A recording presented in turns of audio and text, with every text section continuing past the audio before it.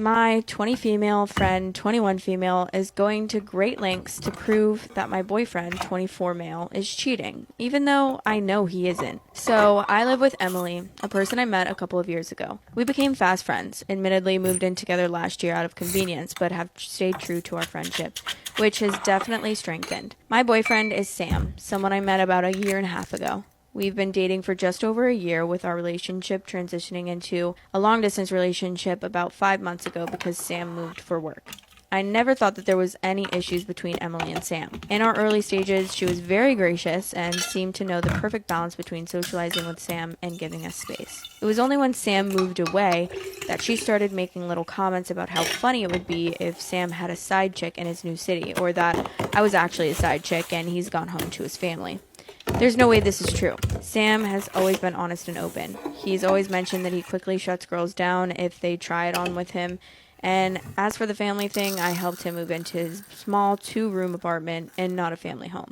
I've always shut this down very quickly whenever Emily starts on with it. However, recently she's been taking extra steps to try and make me believe that my boyfriend is cheating on me. She told me over dinner the other day that she had proof that Sam had slid into the DMs of one of her friends, and showed me a screenshot of Sam's secret Twitter account hitting on her friend about 9 months ago. This account was not Sam's username at all, and just in case it had been a secret account, I searched the username and it came up with a profile of a 15-year-old boy, also called Sam. My 20 female friend, 21 female, is going to great lengths to prove that my boyfriend, 24 male, is cheating, even though I know he isn't. Though I told Emily this, she was insisting that this profile was my Sam, and that he was clearly catfishing using this kid, or that he was Sam's younger brother. Sam has no younger siblings. Last night she sent me an SOS message saying there was an emergency. But after rushing home to see what was happening, she said that the emergency was that Sam doesn't have his Facebook relationship on his profile, and that it was obvious he's trying to appear single. The reason his relationship isn't public is because I asked for it not to be. Since I don't believe that my relationship status is everyone's business, we are in a relationship on Facebook, but only privately. Yet again, I explained this to Emily, and she still tried to argue that he could still be cheating, and that I was subconsciously manipulated to keep the status private by him. I really wasn't. I'll clarify here that I've never said to Emily that I think Sam will cheat on me in his new city, because I don't, simply enough. It may have been that she was just jealous or wanted him for herself, but she's in a relationship of her own. Her boyfriend of 2 years is over usually 2 to 3 nights a week. I'm definitely going to put her on an information diet regarding my relationship, but should I consider going further? I wonder what her obsession with that is. Like, if she knows something and she's trying to convince you without actually trying to tell you, or if she's just kind of going a little bit crazy and trying to convince you because she doesn't want you to be with him and she doesn't like him. I feel like she just secretly hates Sam. Am I the asshole for not acting like my mom's husband is my dad? My dad died unexpectedly 7 years ago when I was 19. I was already out of the house and in college. Now I'm 26, living with my fiance in my parents' house that was gifted to me by my mom, and we're getting married next April. My mom got remarried last year to this dude, Sean, and wait, go back. Your mom got remarried last year. You're 26 years old. Your mom married this man last year, and she's upset that you won't act like he's your dad? Get the fuck out of here, really? My mom got remarried last year to this dude, Sean, and she moved in with him. He has 3 kids under 15, and he was a widower, so they're with them now all the time. There's nothing wrong with the dude. He treats my mom great. She's a smart, strong woman, and she calls anyone's bullshit out. And she loves him, which, good for them. Now, being a dad is a really big part of Sean's personality, and he only has girls, and he wants to have a son. They've both decided they're too old to have a new baby, so now he wants me to act like his son. Like he actually wants me calling him dad and pops and stuff. I politely said no, and that my late dad will forever be my only dad, and that I don't need anyone else. He keeps insisting on it. My mom says just to pretend that he's my dad and call him that, and that I don't have to mean it. Then why do it? If I don't mean it, why am I going to go out of my way to lie to him? No, your mom fucking sucks. You're not the asshole. You weren't the asshole before, but no, that's weird. That's fucking weird. Your mom sucks for not stepping in and telling him to back off, that you are grown as fuck. How old were you when you met this man? I really don't want to do that, because to me, he's just my mom's husband. It all blew up over Christmas because I went on a 2-week holiday vacation with my fiance's family. Her dad paid for everyone, including me. He even refused to let me pay my own way. He told me to just shut up and come and celebrate. My mom's husband, Sean, was pissed because I was disrespecting my family by missing out on both holidays and celebrating them both with others. I told him my fiance's family is also my family, so I was celebrating with family. And my mom, who's my actual family, had no problem with me going away, so I didn't see the issue. He lost it and called me ungrateful and disrespectful. First of all, projection much? Second of all, what the fuck should this grown-ass man be grateful for? From you? What the fuck could you possibly have done for him in the 2 years that you've known him at most that he should be fucking grateful for? Are you kidding me? Sean says that I should be grateful someone is offering to be my dad because you can't have enough family. I told him, if anything, my father-in-law is more of a father to me than him because he's not forcing anything on me and he still loves me like a son. That made him upset and he hung up on me. Oh no, run away. Am I wrong here for not at least pretending this guy is my dad? No, hell no. This is genuinely so weird and exhausting to deal with every single time I want to talk to or visit my mom. No, baby, you're absolutely not the asshole. And you are 100% correct. It is genuinely weird that someone that you met, 1, 2, how long have you known this man? I'll be right back. I'm back. 2 years. OP said he was 24 and out of college the very first time he met Sean. I don't know about you guys, but me, I think it's fucking weird that this grown man wants another grown man that he met as a grown man to refer to him as dad or pops, even though this grown man has told him, no, I don't want to do that. Sir, you haven't been around long enough to have earned the title of dad. You weren't around when this boy was growing up. You aren't doing shit but stressing him the fuck out now because you refuse to acknowledge and respect his boundaries. Your mother is the problem because she's the only person that can step in and stop this. And instead of nipping this shit in the bud, telling him that this is not okay, shutting that shit down, she comes to you. Well, you should at least pretend that he's your dad to make him feel better. Fuck how you feel about it. Make him feel better. Your mom's the fucking problem. The part that really chaps my ass is the fact that this man is a girl dad. He's got 3 daughters. 3 daughters. He knows he's not having any more fucking children, but he wants a son so goddamn bad that he's willing to try to force his parenting on a grown-ass man. If I was one of his daughters, my feelings would be so fucking hurt. That's just me. My feelings would be so fucking hurt. Like, how come having 3 daughters is not enough? You're trying to force yourself on someone else's son because you want a son so goddamn bad, but you've got 3 daughters right here that need you. This man needs to get his shit together. I'm so sorry, OP baby, but you're not wrong. Nobody talks enough about the abuse and trauma that women endure in the industry. Because when you're trying to become an actress and you have that delusional belief that you will make it, some of us are willing to do practically anything to make that happen. When I was 20, I moved to LA with my boyfriend at the time. I was so driven by conviction that I did everything in my power to make it happen. If a director and producer tried to befriend me, I would most likely accept. But without fail, and I'm not even exaggerating, they would always try to make it inappropriate. And the moment that I said no, because I did say no, they would retaliate by insulting my intelligence, that I was some sort of evil woman for trying to take advantage of their power. The way that men victimize themselves in my presence, simply because I was not interested in them, is so base that they might as well be crawling on their bellies, because these men are going straight to hell. To the Thomas McKnowns of the world, you're diabolical. To the women chasing their dreams and their careers, don't be afraid to say no. As I promise, the alternative is a cruel reality. You don't want to find yourself there. More than ever, women have to support each other and they have to listen to their instincts, because your gut instinct is probably right. Am I the asshole for not including my niece and nephews in our holidays? I, 27 female, and my husband, 32 male, are on holidays with our kids. 4, 3, and I'm 6 months pregnant with twins. Bless. So, as my dad and stepmom live in a small 2-bedroom unit, we're choosing to get a townhouse for the week from a friend and family. So we got a really good deal on it for the week. And while here, we're planning on taking our kids to the zoo, little adventure parks, doing some fun things. And also it's like school holiday programs with my friends and family so that we can catch up. Great. Sounds like y'all got it planned out. So my stepsister, 28 female, is a single mom. She lives about a half an hour away with her kids, 10, 6, and 3. 3 kids. Upon hearing we're coming to town, stepsister automatically assumed she could dump her kids on us. First, hell no. Hell no. Don't nobody dump nothing on me without asking first. Ask. I don't care what the situation is, ask.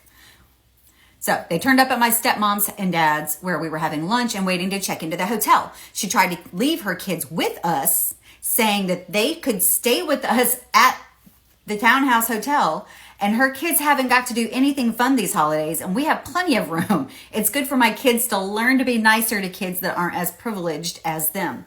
Yeah, kids should learn that, but not by forcing them into a situation. I mean, like, who does this? Who does this? So we refused, and my stepsister then started yelling about how we were selfish for not including them, how it's unfair that we can afford to go on holidays and do fun things that our kids probably won't remember. How does she know they won't remember? But we should be supportive of her and more sympathetic to how hard it is for her being a single mom. And it's time I step up as her stepsister and pull my weight instead of expecting my dad and stepmom to pick up the slack with helping out with her kids. What kind of slack are they picking up for you? Don't get me wrong. Don't get me wrong. It takes a village. It takes a village. For sure. However, like, you're dumping your kids on her and being like, hey, they should just stay with you while you're here visiting. No biggie, right? It can be. And especially if they have other plans that they're wanting to do. Like, no. Anyhow, I digress. Let me keep going. I digress. So I ended up getting really pissed off, as one would, and yelling back at her that her kids aren't our responsibility. Bam, point blank, mic drop, all the things. Her kids aren't our responsibility, and we have our own kids to worry about. And here's the kicker. And it's not my fault that she can't be bothered to get a job. And it's not my fault that she keeps having kids she can't afford or take care of. That's going to cause some problems in the future, but that is harsh. But it sounds like it's maybe true. Like, if you got 3 kids, like, you couldn't afford the one, but you're still having 3. Don't get me wrong. Things happen. They do. Things happen. You know, you pregnant. Yeah, I mean, you know. But not getting a job. I mean, I couldn't afford to live. I got it all the time. Me, myself, I got like 2 jobs at all times and sometimes 3. Plus I hustle and paint on the side. I paint.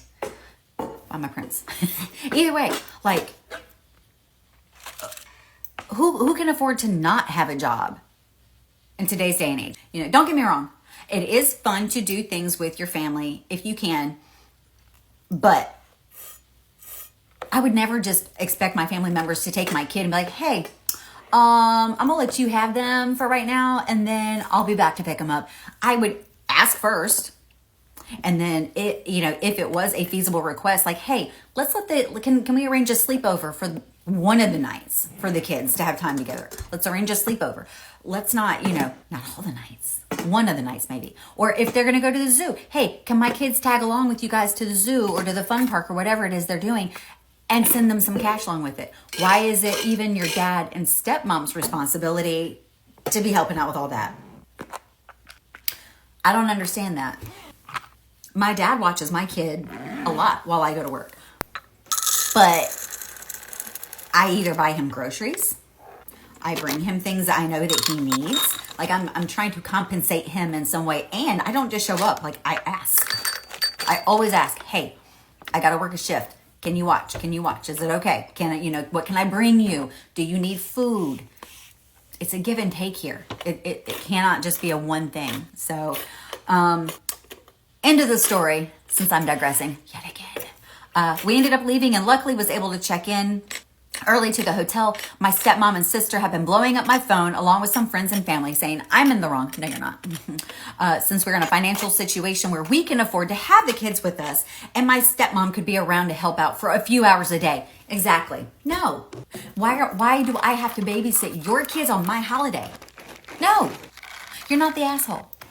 Storytime about how my boyfriend got myself and another girl pregnant at the same time. So a little background information. I was 18 and a senior in high school whenever this all happened. And I've been dating my boyfriend, who we're going to call Ivan, since I was 15 years old. and he was truly my first love, and everything was going great until our senior year. Ivan started acting super weird out of nowhere, ignoring my calls and going out way more than usual without me. And then one day, another girl answers his phone whenever I called, and when I confronted him about it, he said that it was his sister playing a prank, and I ignored these red flags, of course, because what are we? Colorblind. Anyway, soon after this, I realized that I'm pregnant, and Ivan was thrilled about this. Well, fast forward a little bit after I find out that I'm pregnant, he casually admits to me one day that he did it on purpose because he was afraid that I would leave him whenever I went off to college. Fast forward, things got worse when I found out that he had got another girl pregnant, but she was 7 months along. Not only that, but his mom thought that we had been broken up, so I end things with him. Like for part 2. Part 2 about how my boyfriend got myself and another girl pregnant at the same time. So like I said, he admitted that he got me pregnant so that way I wouldn't leave him whenever I went to college. So I broke up with him, and while I'm dealing with my pregnancy, I lost one of my closest friends, and then I lost my baby 6.5 months in. But despite all of this, I finished high school and got into college and started volunteering at a hospital. And y'all will not believe this shit. The one day, I run into Ivan at the hospital that his girlfriend is giving labor in. And he has the nerve to sit there and apologize and say that he wanted our family back. And that's whenever I told him, sir, our baby's gone. Like, I lost that shit. So then later, he called me and he asked if I was pregnant again. But I just blocked him and his whole family after they kept trying to guilt trip me into getting back with him, even though he literally had a baby with another girl. Fast forward, over a decade later, I've graduated, I have a great job, a house, and I'm engaged to the love of my life, and we're planning to start a family, and I've healed through a lot of therapy. Ivan's married and has kids, but he's still living this drama-filled life. Would I be the asshole if I skipped Christmas over the movie A Christmas Story? You all know the movie, the leg lamp, the Ralphie, the rabbit, the bunny outfit. You know what I'm talking about. So this started maybe 10 years ago when I was still a teenager. The first couple years, my mom and stepdad would put A Christmas Story once, like on in the evening. My stepdad said that it was his favorite movie, and we really had to watch it to get into the Christmas spirit. We all have something we like to do to get in the Christmas spirit. You know, there's all the little fun things. So I didn't mind it. I'm not a fan of the movie, but it's fine. It's like 2 hours of my life. So not a big deal. But the next year, my parents discovered that back when everybody still watched, you know, regular TV, that TBS plays A Christmas Story all 24 hours of Christmas. Fun. So from the moment we woke up till the moment we went to bed, A Christmas Story was playing in the background. Okay. I can see where you might be a little bit not happy about that. I thought that this was maybe some kind of gag or a joke and went along with it. But then the next year on Christmas Eve, they mentioned being excited to watch A Christmas Story marathon again. Okay. I asked if they were joking and asked if we could not do that because I didn't really like the movie and I got a little bit of sensory overload and I would prefer to have just some quiet time while we unwrapped gifts, ate, or whatever. They insisted that it was now a family tradition and I needed to just deal with it. I don't know how bad the sensory overload thing is because that is for sure a real thing. I can get it myself. Like it can be a lot, right? Certain places, certain people, certain sounds, certain shows. So I get it. If this was the thing that triggered, if this was the thing that triggered OP, then great. So this has not happened every single year since. It's on at every waking moment. I, as a teen, walked out of Christmas sometimes and kind of honestly threw a fit over it. As an adult, I've tried negotiating them to stop watching it and have turned it off when they left the house and gotten an earful for that. Needs to stay on, apparently, at all times, and suggested other movies or asked to only watch it once or twice, all to no avail. I'm going crazy every Christmas, and if I hear that kid say he can't move his arms one more time, I'm going to lose it. I'm headed up to my parents with my partner for the day, and I got a message from my parents telling me not to ruin the day by asking them to not watch the movie. I'm sorry. So my partner and extended family think my parents do this just to antagonize me since they know I easily get sensory overload. We don't have the best relationship even outside of the Christmas situation. It's just one day, but it also feels like it makes me a little bit crazy every time Christmas rolls around, and I dread the day, even though it's my favorite holiday. So would I be the asshole if I just skipped Christmas altogether this year or told them it was my last year doing Christmas with them as long as they keep the movie on all day, My partner's family has made it more than clear that I am always welcome. We can just fly there and spend Christmas with them. So I think I might be the asshole because I'm pulling kind of a nuclear option over something as trivial as a movie playing in the background while we're doing whatever. But my mom especially really values having the family time and the family over, and my siblings don't really care about the movie. So am I the asshole? No, I don't think you are. The marathon can seem a bit excessive. Don't get me wrong, that particular marathon does not trigger me, but there are some other movies that if I had to listen to them 24/7, oh my gosh, I might pull my eyelashes out one at a time. I get it. And I think you've offered different solutions. I think you've said, hey, can we just, watch it once or twice? Or, for me, if they want to keep it on all day, sure, keep it on all day, but turn the volume all the way down. Make it so that I don't have to sit there and listen to all of it in my ears, my ear holes, the whole time I'm there. Especially if they know this. And if you're being sincere and saying, this really bothers me, I would really prefer it if we could not do it the whole time. I get it. It's his favorite movie. It comes on once a year. So there has to be a compromise. If there's no compromise, I don't know. I agree that just skipping Christmas is a little drastic, but maybe if you guys don't, commit to not doing it there every year, but just say, look, I asked you about it this year. You did not take this into consideration. So next year we will be going to my partner's parents. Maybe not forever, but maybe just for a year and see what happens, maybe they'll reconsider after that. I don't know. Not the asshole. Story time about how my dad cheated on my stepmom with my stepsister. Yeah. So a little background information. I was 14 years old and in 8th grade, and my mom and dad had gotten divorced after 15 years of being together. And by the title of this story time, you guys probably aren't surprised at this, but he did not take long to remarry at all.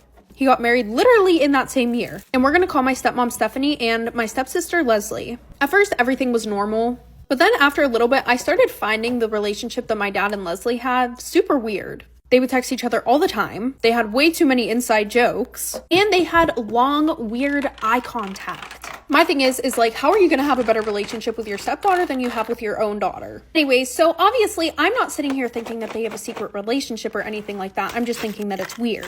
But the one night, Leslie Snapchats me and she's like, I effed up really bad. And I respond and I'm like, what do you mean? And she just left me on red. I go to my dad's room because I need his charger, and that's whenever I see Leslie's jacket laying on the bed, which is weird because Leslie and I don't ever go into our parents' room. So obviously I just think it's weird. I brush it off again. Well then, not that long later, I went into our room and I saw Leslie's phone open on our nightstand with text between her and my dad. And y'all, I felt like I was going to projectile vomit whenever I saw these text messages. It was my dad saying, I can't stop thinking about you. And Leslie I wish we didn't have to sneak around, blah, blah, blah. So me, I screenshot all this and I sent it to my mom. And my mom did not hesitate to tell Stephanie what the F was going on. Obviously, at first, Stephanie's no, that can't be, blah, blah, blah. And then my mom sends the receipts. Later on that night, whenever my dad came home, that house exploded. Stephanie was screaming and crying and throwing things at him.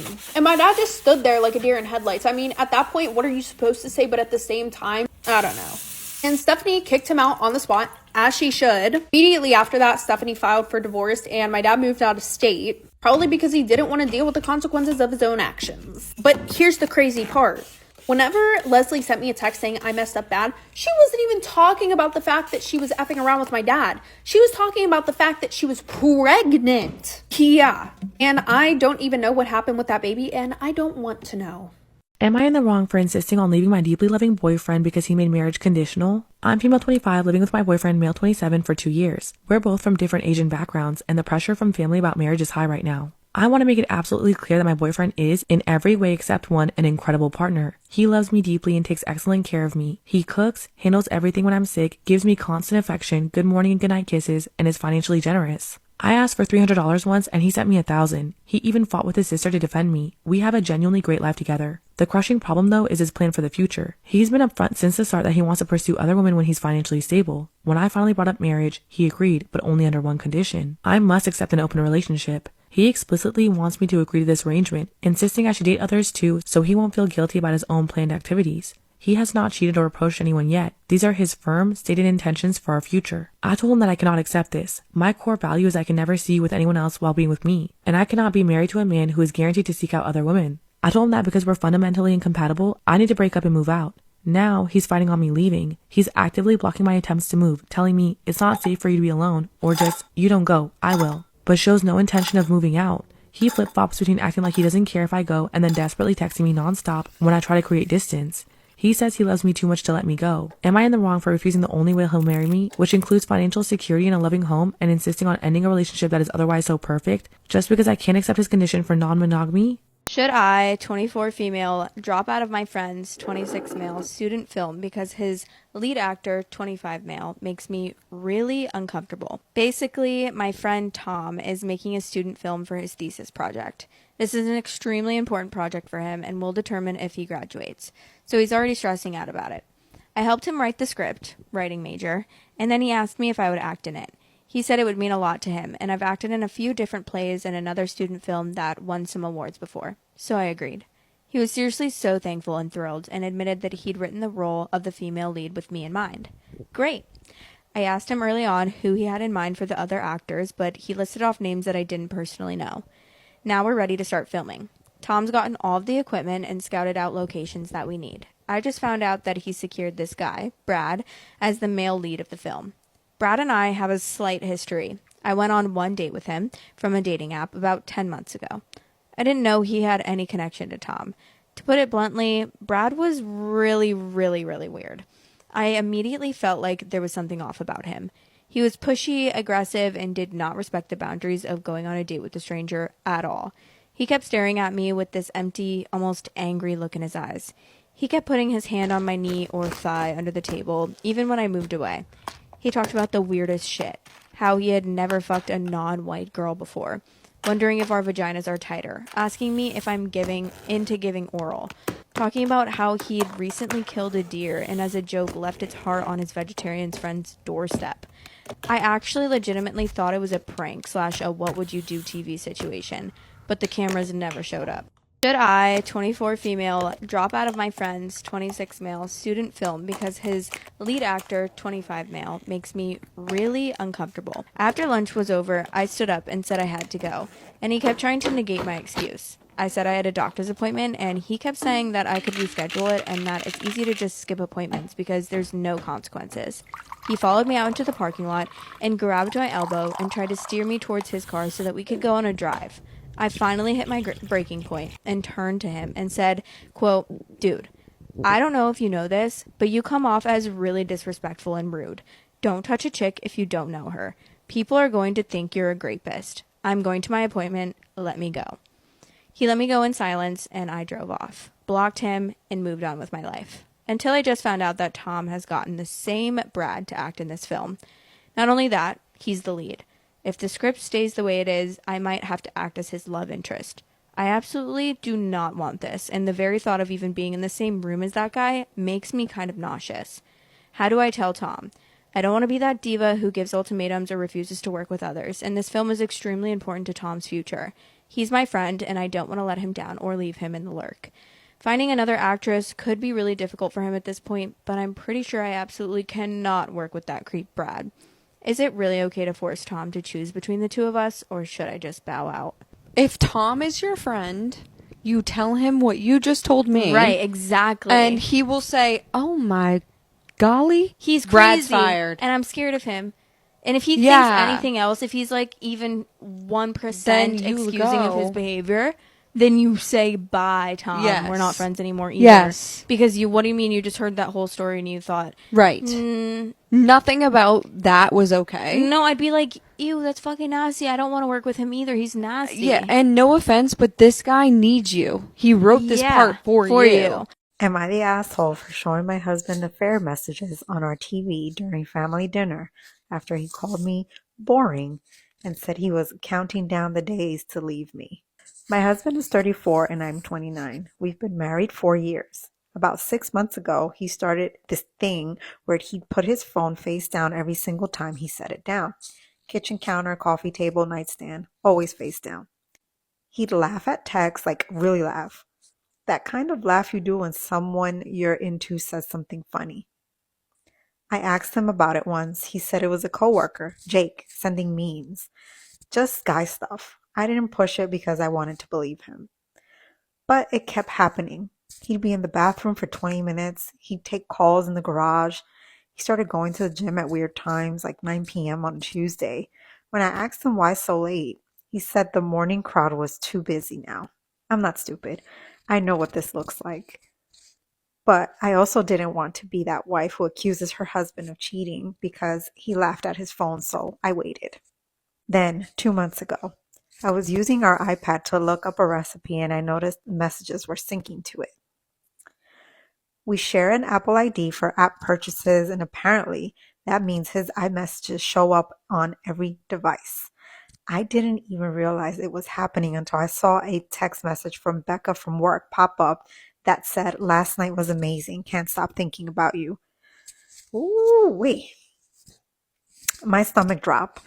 I almost confronted him right there, but something stopped me. Maybe I wanted to be sure. Maybe I wanted proof he couldn't deny. So I just watched. Every text synced into that iPad in real time. I saw everything. Becca worked in his office. They'd been sleeping together for 4 months. The messages were graphic and detailed. She sent photos I will never be able to unsee. He sent them back. They talked about leaving their spouses. Yes, she was married too. They had hotel receipts in the text, dates and times.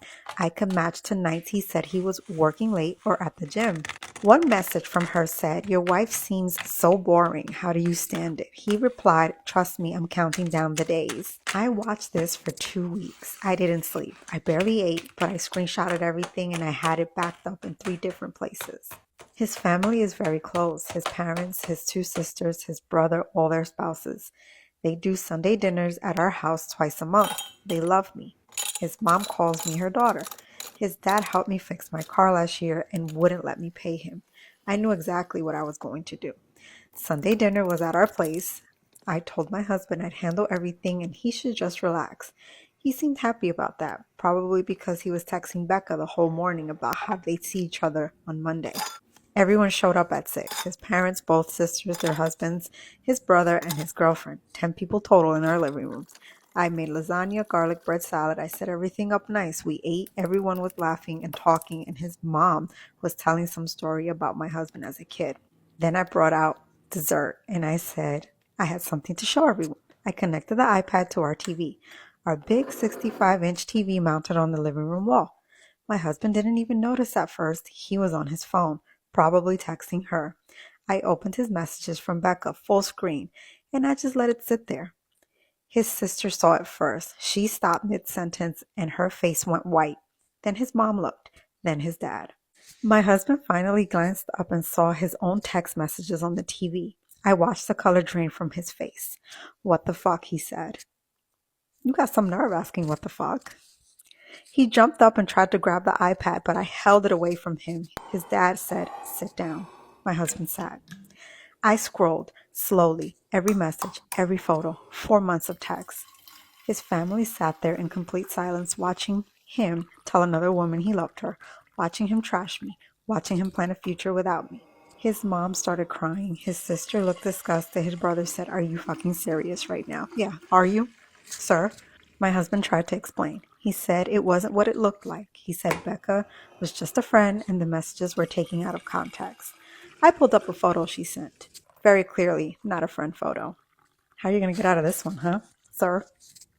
His dad stood up and told him to get out. His own father told him to get out of our house. My husband looked at me like I betrayed him. He actually said, "How could you do this?" I said, "How could I? You've been fucking someone else for 4 months." His younger sister called him pathetic. His brother called him worse. His mom couldn't even look at him. He grabbed his keys and left and just walked out. The whole family stayed. His mom hugged me and apologized like it was her fault. His dad said I could call him anytime if my husband came back and gave me trouble. His sisters said they'd testify in the divorce if I needed them to.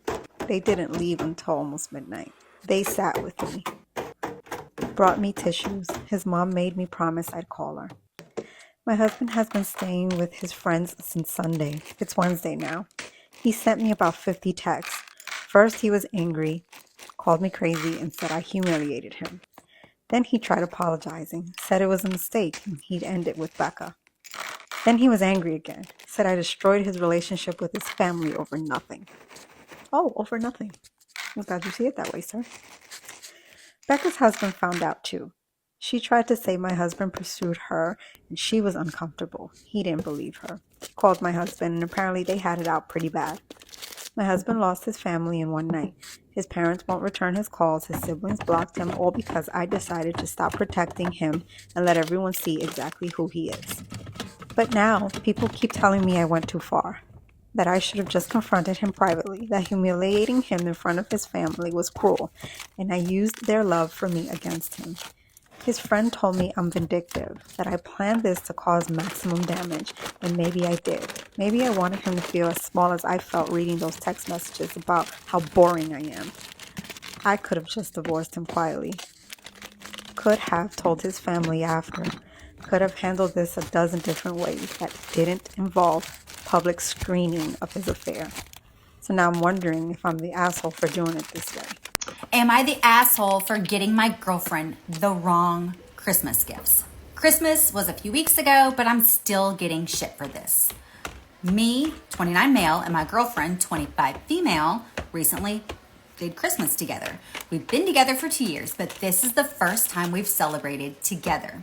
We both decided to exchange lists, and we each got a couple things from the list. My girlfriend's list was very descriptive. A couple of the items were NARS foundation with her color, a Lush bath bomb, Puma running shoes, just to name a few. I was happy to get her these things, but I didn't. And I still don't get the obsession with the brands. Okay. For Christmas, I did most of the shopping at Target for everyone, not just her.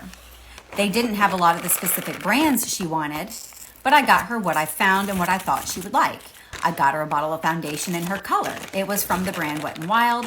I got her a big bag of Dr. Teal's bath bombs, which I know are a good brand since I use the salts too. I also got her a pair of running shoes. I just can't remember the brand name, but they looked fine to me and were in her size. I also got her a couple other things, but I just listed these to save time. On Christmas Day, she seemed a bit confused opening the presents, but thanked me nonetheless. Later that night, she asked if I had trouble reading her handwriting or if I was confused about the list. I picked up on her talking about the brands, and I just told her I don't think we should buy brands just for the name, rather the quality and price of their products, since these products are cheaper and she got more bang for her buck, like with the bath bombs. I didn't see an issue. The price I paid for a whole bag would have only gotten me one bath bomb from the company she wanted to buy. She got a bit cold after that and said next year we just shouldn't do lists since I don't want to give her what she wanted. We argued a bit more, and more or less the situation got dropped until a couple days ago. However, I'm still getting a comment or two, and now I'm wondering if I was in the wrong. Am I the asshole? First impression, I was going to say no, because generosity of any kind should not be overlooked or taken for granted. And if you were kind enough to get a gift, she should have been grateful for it. However, I have some points to make with you, sir. So if you could not get her these specific items because it was a financial burden, if it was too much, I understand that. And you should have just said to her, hey, look, financially, I can't afford all these things. Maybe pick one or two, and I will get those. So I see where you were. Yes, okay, you go and you get the more affordable items that are similar, but not quite the same thing for her. However, you have to be so careful, especially makeup and things like this. Some people, not even just women, people in general, have sensitive skin. I have extremely sensitive, reactive skin. If I wear certain types, I break out, and it's nothing wrong with the makeup itself. It's just the formula doesn't agree with me. So that may have been why she was very super specific with that. Same thing with the Puma running shoes. I really love Pumas. I don't have a lot of them because they're expensive, but I really love them. So maybe that was just, I do I don't have tons of money, so I tend to window shop throughout the year, and I'll find specific things that I want, and I will ask for those specific things if it's something I've had my eye on. And if I've had my eye on it all year, no, I would prefer you didn't get me, not the thing I had my eye on. But again, I don't have tons of money, so I don't get to say. But I do understand about the NARS Foundation, and even the bath bombs. Maybe she doesn't get them very often for herself, and that is just her absolute favorite scent and company, and she just wanted that. It wasn't that she wanted more of the bath salts, she just wanted that specific one. So you are kind of the asshole for just getting her what you thought she would want versus what she told you she wanted.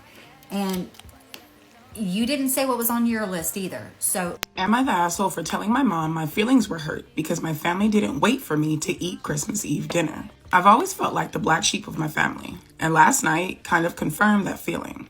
For as long as I can remember, our family tradition on Christmas Eve has been gumbo. My daughter, niece, and nephew don't like gumbo, so every year we usually make them something simple like mac and cheese, quesadillas, chicken nuggets, whatever we already have at the house. Before dinner, I asked my mom what we were going to make the kids since there was plenty of food at her house.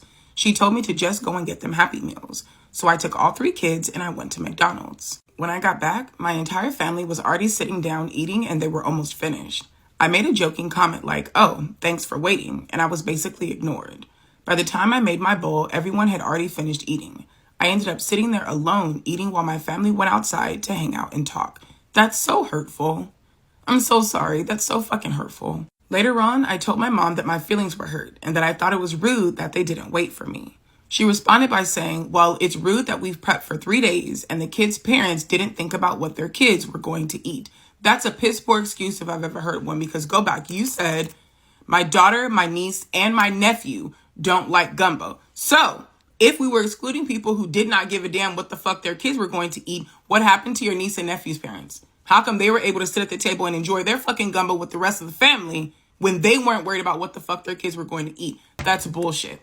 That's a piss poor excuse if I've ever heard one. That really upset me because I did ask ahead of time and there was plenty of food at the house that could have been fixed. She specifically told me to go and get them McDonald's. So am I the asshole for expressing that my feelings were hurt because no one waited for me to eat Christmas Eve dinner? No, baby, I don't think you're the asshole. You were specifically sent away for this reason. They wanted to sit down and eat with you. This was done purposely. You're not wrong. I know it hurts because you were forced to eat alone at a family event.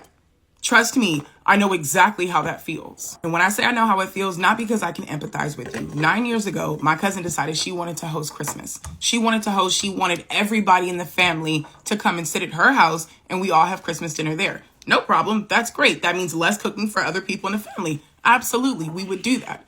She waited, didn't tell anybody what we were eating. Waited until we all got there. My family traveled 2 hours to her house. When we got there, she told us that she made seafood gumbo.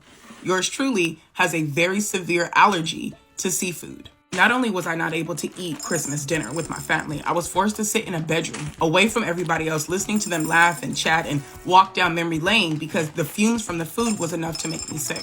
So trust me when I say from one stranger to another that I completely understand how much it hurts. How much it hurts to have to sit by yourself and eat alone at a family event. I'm so sorry that you know how that feels. I came down to the comment section because this story is relatively short and I wanted to see if there was more information in the comments, and there was. So OP states that she was going to make her daughter macaroni and cheese, but then didn't and went and asked her golden child's sister what her kids were going to eat. The sister couldn't give 3 fucks and told her to just go and ask their mom. Mom was the one that made the decision for her to go to McDonald's. They went through the drive-thru. They were not gone that long at all. OP's mom did this on purpose. They did not want her to sit down and eat with them. They did this on fucking purpose. Also, her comment about prepping for 3 days, all she did was bake fucking cookies. The gumbo was takeout from a different restaurant. This was all done on purpose. Imagine your bestie tries to ruin your life because you fell in love. Disclaimer, this is not my story time. My best friend and I are completely different people. We don't like the same foods or the same music. I love to travel and she doesn't. And she hates meeting new people. From the inception of our friendship, I knew that I was the outgoing one. I made friends easier. And other than me, she didn't really want to have any other friendships. Which means that she invested so much into our friendship that I knew I had a big responsibility. Because if she didn't talk to me, she had nobody to talk to. Neither one of us had any serious relationships until one of my coworkers decided to ask me out. Now, I didn't have a crush on him or anything, but we did get along. When I told my bestie that I was going on a date, not only was she envious, but I could tell just how jealous she was, and she reproached me for going out on a Saturday without her. And that Saturdays were our thing, which up until that point, yes, they had been. But goddamn, I'm not trying to live my life with her. You're never gonna guess what she did. But while I was on the date, she began to text me every 20 minutes asking if I was okay, asking why I didn't respond. And then the phone calls started. I'm sorry to do this, but you have to go to part 2.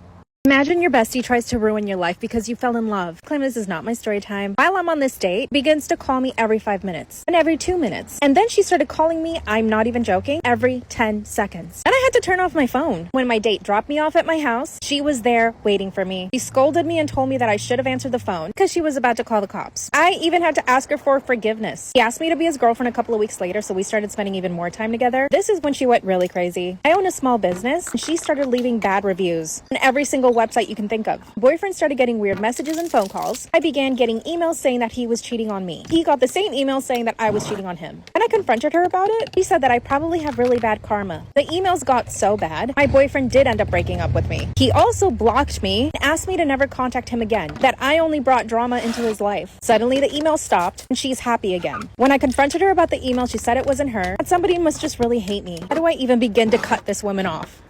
Am I the asshole for not cooking Thanksgiving dinner and going to the beach instead? I mean, it sounds good to me. I love to eat Thanksgiving food. I don't even mind cooking it, but day at the beach. So, I have been solely responsible for cooking Thanksgiving dinner for 20 plus people for the last 8 years. It's almost a decade. 20 plus. If you didn't hear it again, 20 plus. That's too many people. Anyhow, I do all the shopping, cooking, and setup. No. I'm going to say no. I'm going to say preliminarily no. Months before Thanksgiving, I start looking at grocery prices and tweaking recipes to fit dietary restrictions. We have a Caribbean family, vegans and pescatarians, meat eaters. I also make enough for the college kids to have leftovers. I usually make 3 turkeys, 2 party pans of mac and cheese, and a party pan of mashed potatoes, stuffing, green bean casserole, collard greens, yams, mini seafood quiches, stuffed mushrooms, rolls, and a salad from scratch. Ma'am, don't get me wrong, all of that sounds amazing. I would love to eat any of that. But I mean, that's a lot of food for one person. They have essentially hired a caterer. Only, did they hire you? Doesn't sound like it. Let's read on. Oh, plus all the desserts, apple pie, sweet potato pie, cheesecake, homemade ice cream, and breads also from scratch. I start making stocks and doughs Tuesday night. I bake my bread for stuffing and make my cheesecake and pies Wednesday after work.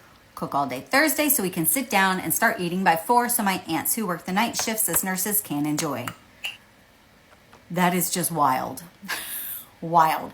And from scratch? Like one person from scratch, 20 plus people? Absolutely not. Absolutely not. Every year people invite unexpected guests and it becomes 30 plus. Oh, hell no. Hell no. I would be okay if it were like plus ones, but my mom invites her friends and their kids. My mom and aunt asked me to make additional turkeys and some sides for their units. I never feel appreciated for everything I do to make it special and accommodate everyone. This seems like a completely unreasonable amount of work for any one person. I don't understand. This year I'm separated from my husband and I really don't feel like bending over backwards cooking for people who don't even leave me leftovers to make a sandwich with the next day. Excuse me. Absolutely. Absolutely. I do all the cooking. I better not have a single dish to clean up. I better not have a single crumb left on my floor. And you dang sure better leave me at least 3 days worth of leftovers to eat on. Like minimum. Like somebody. This year I decided not to cook and just spend my day at the beach. The only bonus to living in Florida. Good for you. I was asked how much the adults should Zelle me for Thanksgiving groceries at the beginning of the month, and I told them I'm not cooking. Today, I received a Zelle from my uncle, and when I returned it, he asked why. I reminded him and the entire family group chat that I was not cooking. Hard boundary set. Now they want me to cancel my plans and cook. Of course they do. Of course they do. Who else are they going to get to cook all that for the entire family for the free?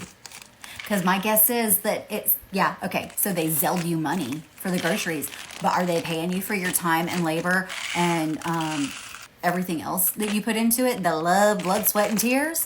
My guess is no. No.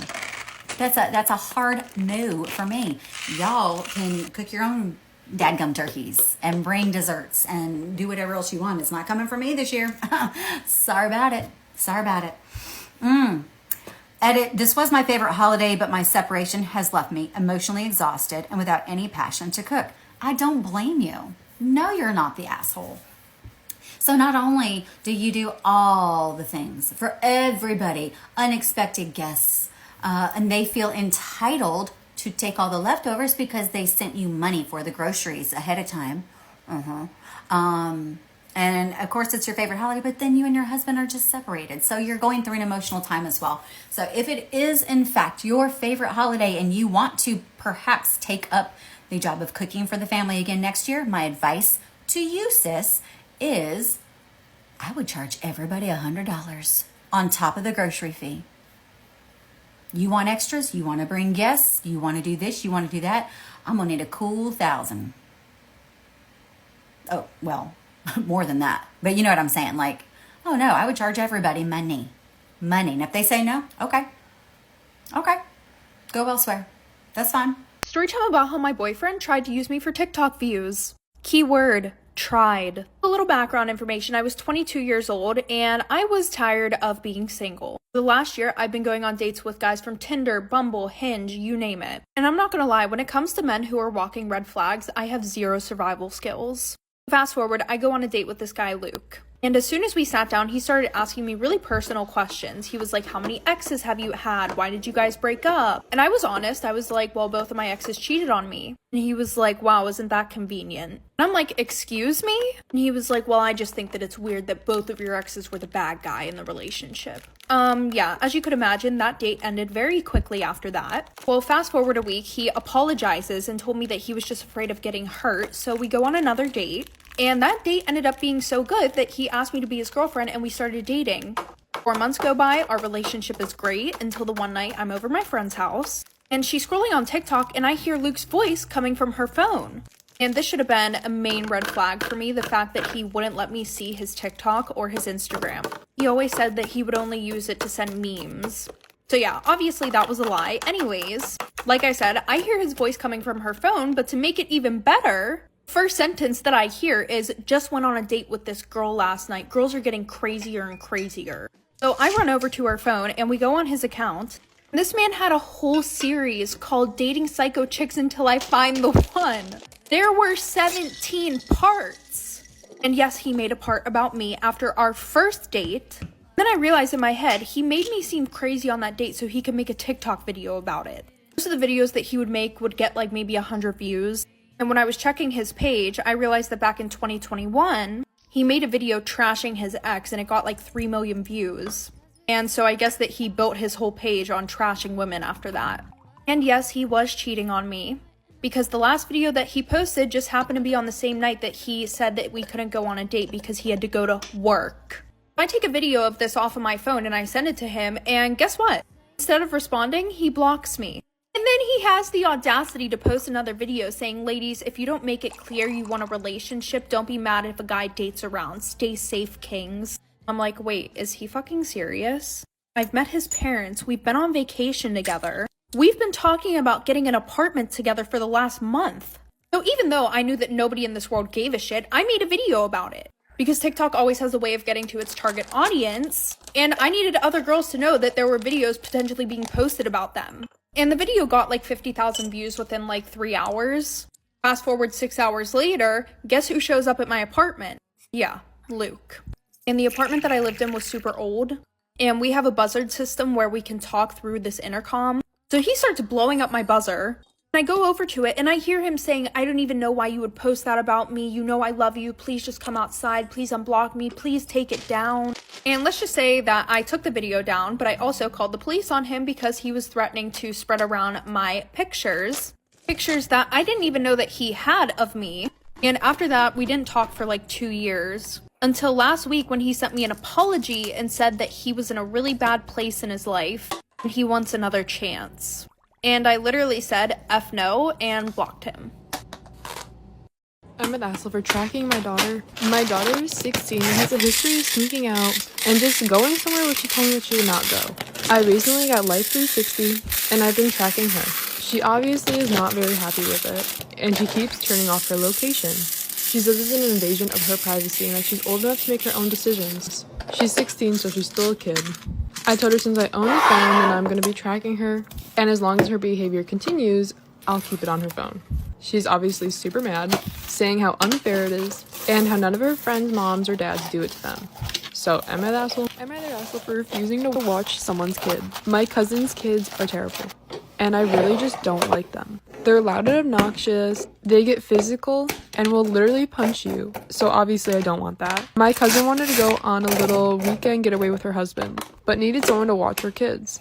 She asked me and I refused. Since I'm the only one in the family without kids, everyone thinks that I should do it. Her kids are absolutely terrible though. I caught my dad cheating with my best friend and he doesn't want me to tell my mom. Disclaimer is not my story time, it's me on Instagram. My dad and I have never gotten along. He's the type of dad that whenever I bring my friends over, he's literally always flirting with them. He'll make sure to be home when he knows my friends are coming. He's really into bodybuilding, so he's pretty fit. So he'll just walk out shirtless into the kitchen while my friends and I are having lunch. I'm constantly telling him to cover up because it's totally embarrassing. 2 weeks ago, I noticed something weird. My best friend was drinking a Starbucks in the kitchen, and when I came into the kitchen, I saw her and my dad quickly let go of their hands, like they were holding hands. Of course, they played it off and I didn't say anything. Our backyard has a pool house and that's usually where my dad hangs out. By the way, my mom is an amazing woman, owns a Pilates studio and basically pays for everything. Go to the pool house and that's when I find my dad going down on my best friend. His head was up underneath her skirt. I literally vomited as soon as I saw it. Part 2, that's when I see my dad's head underneath my friend's skirt, because he was going down on her. I actually vomited right then and there. As I'm vomiting outside of the pool house, my dad runs over to me and says, "What you saw is a mistake." And I say, "Of course it was a mistake, because you're gonna go rectify this right now." I handed him my cell phone so that he could call my mom. He grabbed my cell phone and threw it into the pool. Then my best friend comes out like nothing happened. He looks at me and says, "Will you please just stop overreacting? It's not that big a deal." I grabbed her by her hair and threw her down on the floor. And then I just started attacking her. So angry at my dad, I was even angrier with her. How could she? My dad pulls me off of her and she starts confessing to everything. Apparently, they've been doing it for a month. Whenever she comes to hang out with me, she'll stay in the pool house, hide in there for hours, and wait for my dad to come home. He was never my best friend. By the way, my best friend and I are both 22. My dad is 47. Here's the worst part. He swore me to secrecy and I agreed. Now they just make out in front of me. Part 3 is up. My dad will just start making out with my best friend in front of me. At this point, he doesn't care. Disclaimer is not my story time, send me on Instagram. My mom has had a hard time. This would tear my mom apart. I told my dad that if he doesn't stop this, I'm gonna have to move out of the house. This really woke him up though. He told my best friend that he couldn't keep seeing her. And now she's going crazy. She won't stop calling his cell phone or mine. She'll just show up to our house. Then I caught them doing it again. Of course I threatened to move out again. Don't know how to handle this situation. What should I do?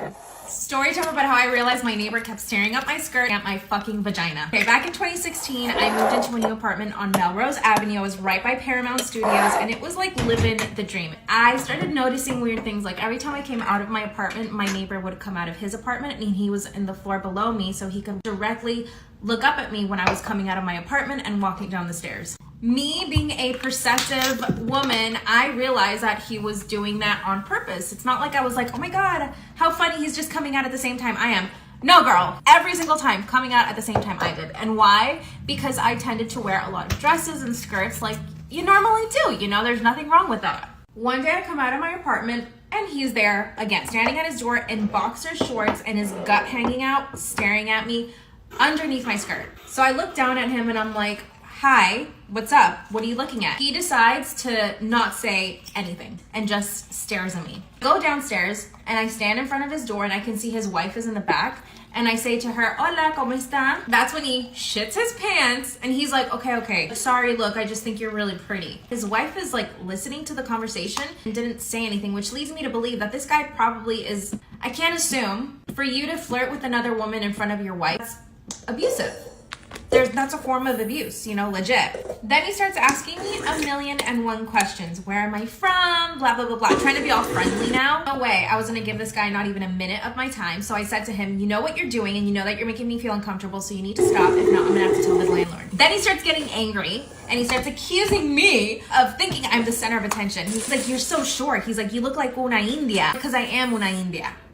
Motherfucker. Long story short, I ended up moving out because I was just too uncomfortable. Like, who wants to live in a situation like that? And the biggest lesson that I learned was that I can't just be nice to people just because they're my neighbor, because you never know what their intentions are. People have always ulterior motives, especially if it's a male and you're a female living by yourself. You don't have to be nice. You don't have to be nice to anybody just because. Like, be nice, but don't make yourself available for conversation to somebody that you don't know. Am I the asshole for giving my mother-in-law a fake copy of my house key and exposing her on Christmas dinner? I want to preface this by saying that I, female 34, married my husband, male 37, a year ago. His mom is Snoopy and annoying as fuck. She can't help it that this is just how she is, as my dear in-laws say. My husband and I purchased a new house recently. My mother-in-law kept pushing to get an emergency key. She promised that she would only use it in an emergency, but given the fact that she had an emergency key to our old apartment and just walked in on us being intimate twice. But my husband didn't think it was a big deal. I just couldn't trust her, so I just sent her a fake key after she kept pushing, and she had a smug on her face after I hand-delivered it to her. Days gone by, and on Christmas dinner, mother-in-law angrily called me out on the fact that I gave her a fake copy of the house key. She shamed me for doing this in front of everyone, but in my defense, I asked her how she found out, and she said days ago when she came over at 4 while my husband and I were out.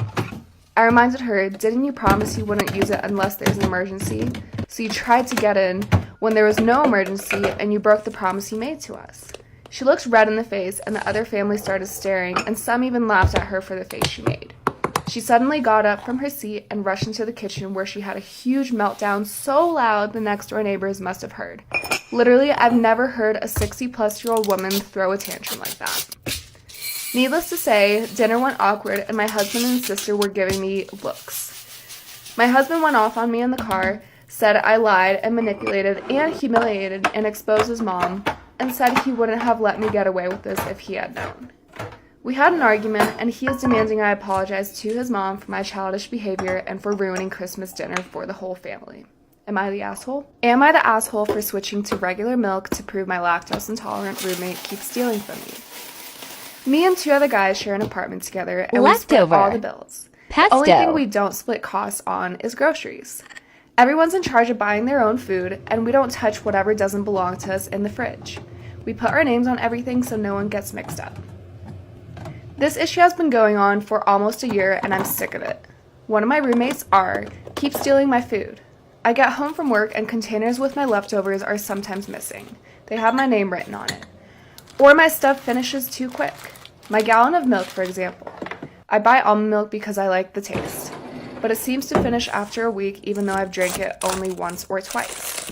I confronted R about this lots of times, and that's caused a lot of arguments. He outright denies it and tells me I'm crazy even though it's so obvious. My other roommate and I carpool together because we both work the same early morning shifts around the same area, so I know it's not him. It's always after we get back home and R is already left for work, so that I notice my food is gone. My roommates also had a similar problem, but not as often as I do. I'm guessing because R doesn't like what he buys. The funny thing is, R buys a lot for himself and is even more stingy about his food. He will literally point out what's his when he comes back from grocery shopping and tells us to not touch it. Last week, my milk was nearly empty again, and I got fed up. I went to the liquor store and bought regular dairy milk. I drank what was left of my almond milk and refilled the gallon with the one I bought. This was to catch/prove R is the one stealing since he's lactose intolerant. The next day, Saturday, we get back from work and R is pissed. He yelled at me that he was stuck in the bathroom for 40 minutes with diarrhea because of my milk. He was using it to make a shake. I only responded with, so then you're the one who's been stealing. He freaking exploded. Yeah, he admitted he was sometimes drinking my milk and eating my food, but he was even more mad that I switched milks than the fact that he was caught. I told him I wouldn't have done that if he just stopped taking my stuff from the fridge, or at least told the truth instead of trying to make it seem like I was making it up. My roommate backed me up and thought it was kind of funny he got payback for stealing from us. It's a little tense right now, and my room told me R is trying to convince him to agree to kick me out. Little does he know, we're both looking to move somewhere else together because we are sick of his shit. I told somebodies what happened, and a few think that I was an asshole for that. I feel like I'm not in the wrong here. He was taking my food and not even owning up to it, and I want to prove it. Does that make me the asshole? Am I the asshole for sleeping naked on top of the covers to teach my flatmate's girlfriend a lesson? So I, 21 male, live with my childhood best friend, 22 male, and I've done so for 2 years now. Up until last week, things have been perfect between us. However, he recently got a new girlfriend, 23 female, and she honestly seems absolutely great except for one thing. She seemingly has a complete aversion to knocking. She and I have quite a lot in common, and I actually like spending time with her. However, it bugs the hell out of me when she just barges into my room without knocking first. Now, she's never walked in on me doing anything. I'm usually just chilling on my bed or studying at my desk. However, on at least 7 separate occasions, now she's done it first thing in the morning to ask if I want coffee. I sleep naked. Every time prior to the last one, I've been under the covers and she hasn't seen anything. I always point out that she could have, and she just giggles and says, but I didn't. When she stayed over last week, in order to make my point, I intentionally slept on top of the covers. Sure enough, she barges in at 7 a.m., begins to ask if I want coffee, and sees my you-know-what. She immediately backs out of the room and didn't speak to me for the rest of the day. My mate later pulled me aside and said I was baying out of order, accused me of deliberately exposing myself, and pointed out that I'd threatened to do it before. I literally just said, okay, but what if I had no covers and you saw everything before? Now they're framing this to others that I'm some sort of sick creep who intentionally got naked and lay in wait of her because that's how I get my rocks off. And I'm kind of seeing how it came off that way. Am I the asshole for doing this? Storytime. I cheated because I thought my husband cheated. He left and has not said a single word. I, 28 female, have been with my husband, 33 male, for over 6 years. We've been married for 4 and have a 20-month-old son together. We met through friends at a house party and connected almost immediately. We started dating a few days after that, and the more time we spent together, the more I started to fall for him. I always had the feeling of him being out of my league, but he never made me feel that way. After 2 years, we ended up getting married. We tried for a child and got a beautiful son. I always loved my husband more than anyone can imagine, but after giving birth, I gained a bit of weight. He always told me that he didn't care, that he loved me no matter what. He suggested I could start training with him at the gym. He goes 4 or 5 times a week, and that we could start this as an activity together. I said yes, but we never ended up going together for several different reasons. As time moved on and the baby started taking up more of our time, our sex life became less and less, but he always assured me that he was still attracted to me. Most of the time he would try to initiate, but I would turn him down, mostly because of myself and because I was insecure about my body. This is still a huge regret for me. He even told me we could leave the baby at our parents' house to get alone time, but for some reason I kept neglecting him. My self-esteem became worse and worse, and he tried to cheer me up and encourage me. When we would go out somewhere, I could see other women looking at him or keep trying to make eye contact with him, and it would bother me. One day he came home from work and he went straight to bed telling me he was exhausted. I started looking through his phone. Part 2. I cheated because I thought my husband cheated. He left and hasn't said a single word to me. I started looking at his phone and looking at his Instagram. I could see several chats from different women. He's been asked to go meet up for coffee, or they could just meet up as friends. He always turned them down. I even saw an archived message from an ex who had messaged him out of the blue and asked if he wanted to meet up for a good time. I really don't know why, but my head started making up that he must be cheating on me with at least one of these girls. I ended up contacting an ex who I hadn't talked to in years. One thing led to another, and we met at a hotel close by. At first, I just wanted some sort of payback, but we ended up having sex and I was filled with incredible regret. All of this happened during the day and my husband was at work and had no idea and never had a suspicion. It took me 3 days, and he came home one day. We were in front of a television. I started crying and told him everything. He just kept looking at me, didn't say a single word, went upstairs, locked the door to our bedroom. I followed him and I was crying at the door, but he didn't say a single word to me. When he finally came out, he immediately left the house. I haven't heard a single word from him. I have tried to call him at least 100 times, but he still hasn't responded, and I have no idea where he is. All of this happened yesterday and I haven't heard a word from him. I'm scared of contacting his or my family because I don't want them to find out. I'm filled with regret and disgust, and I don't even know why I didn't trust him. I know most of it roots down to my own insecurities, but I just want my husband back. He left me alone with our baby. What can I do to save my marriage? I remember when I was little, my grandpa had this pet crow that he found in the wild and brought home one day, and it just never really left. So we wouldn't really go over to my grandpa's house a lot because he was a little cuckoo, he was a little crazy, okay? But when we would go over there, he would always have something new that the crow could do, a new trick or whatever. And let me tell you, my grandfather is country, is all hell, okay? So he just would have farms and he would have animals and he just knew a lot about like the wilderness and how to survive or whatever.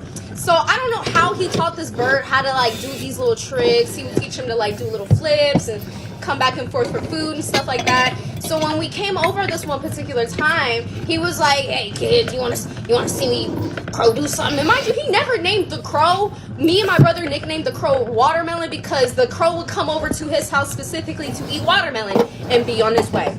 So we would nickname the bird Watermelon. So he was like, "You want to see him do something?" And me and my brother were like,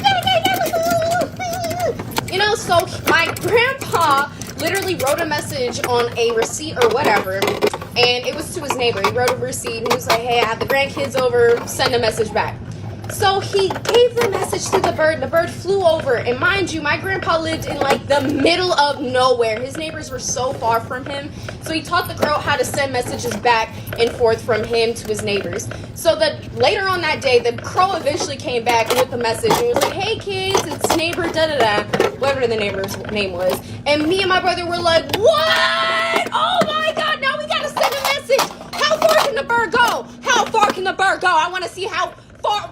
I want to send a message." So me and my brother are asking my grandpa, we're like, "How far can we send the message? Like, can he come back? Like, we don't know." So my grandpa just entertaining us is like, "Well, you can send a message all the way to China and he'll come right back because he knows his way home." And so we're like, so I had my dad sit down with us and write a message, and I can't remember verbatim what we wrote, but it was along the lines of like, "Hey, my name is Monet, and this is my grandpa's crow. Send a message back. He knows his way home," right? So we had the crow take the letter and just fly away. It flew away into the night. And I was assuming like, oh, it's going to take maybe a whole day for it to fly to China and back.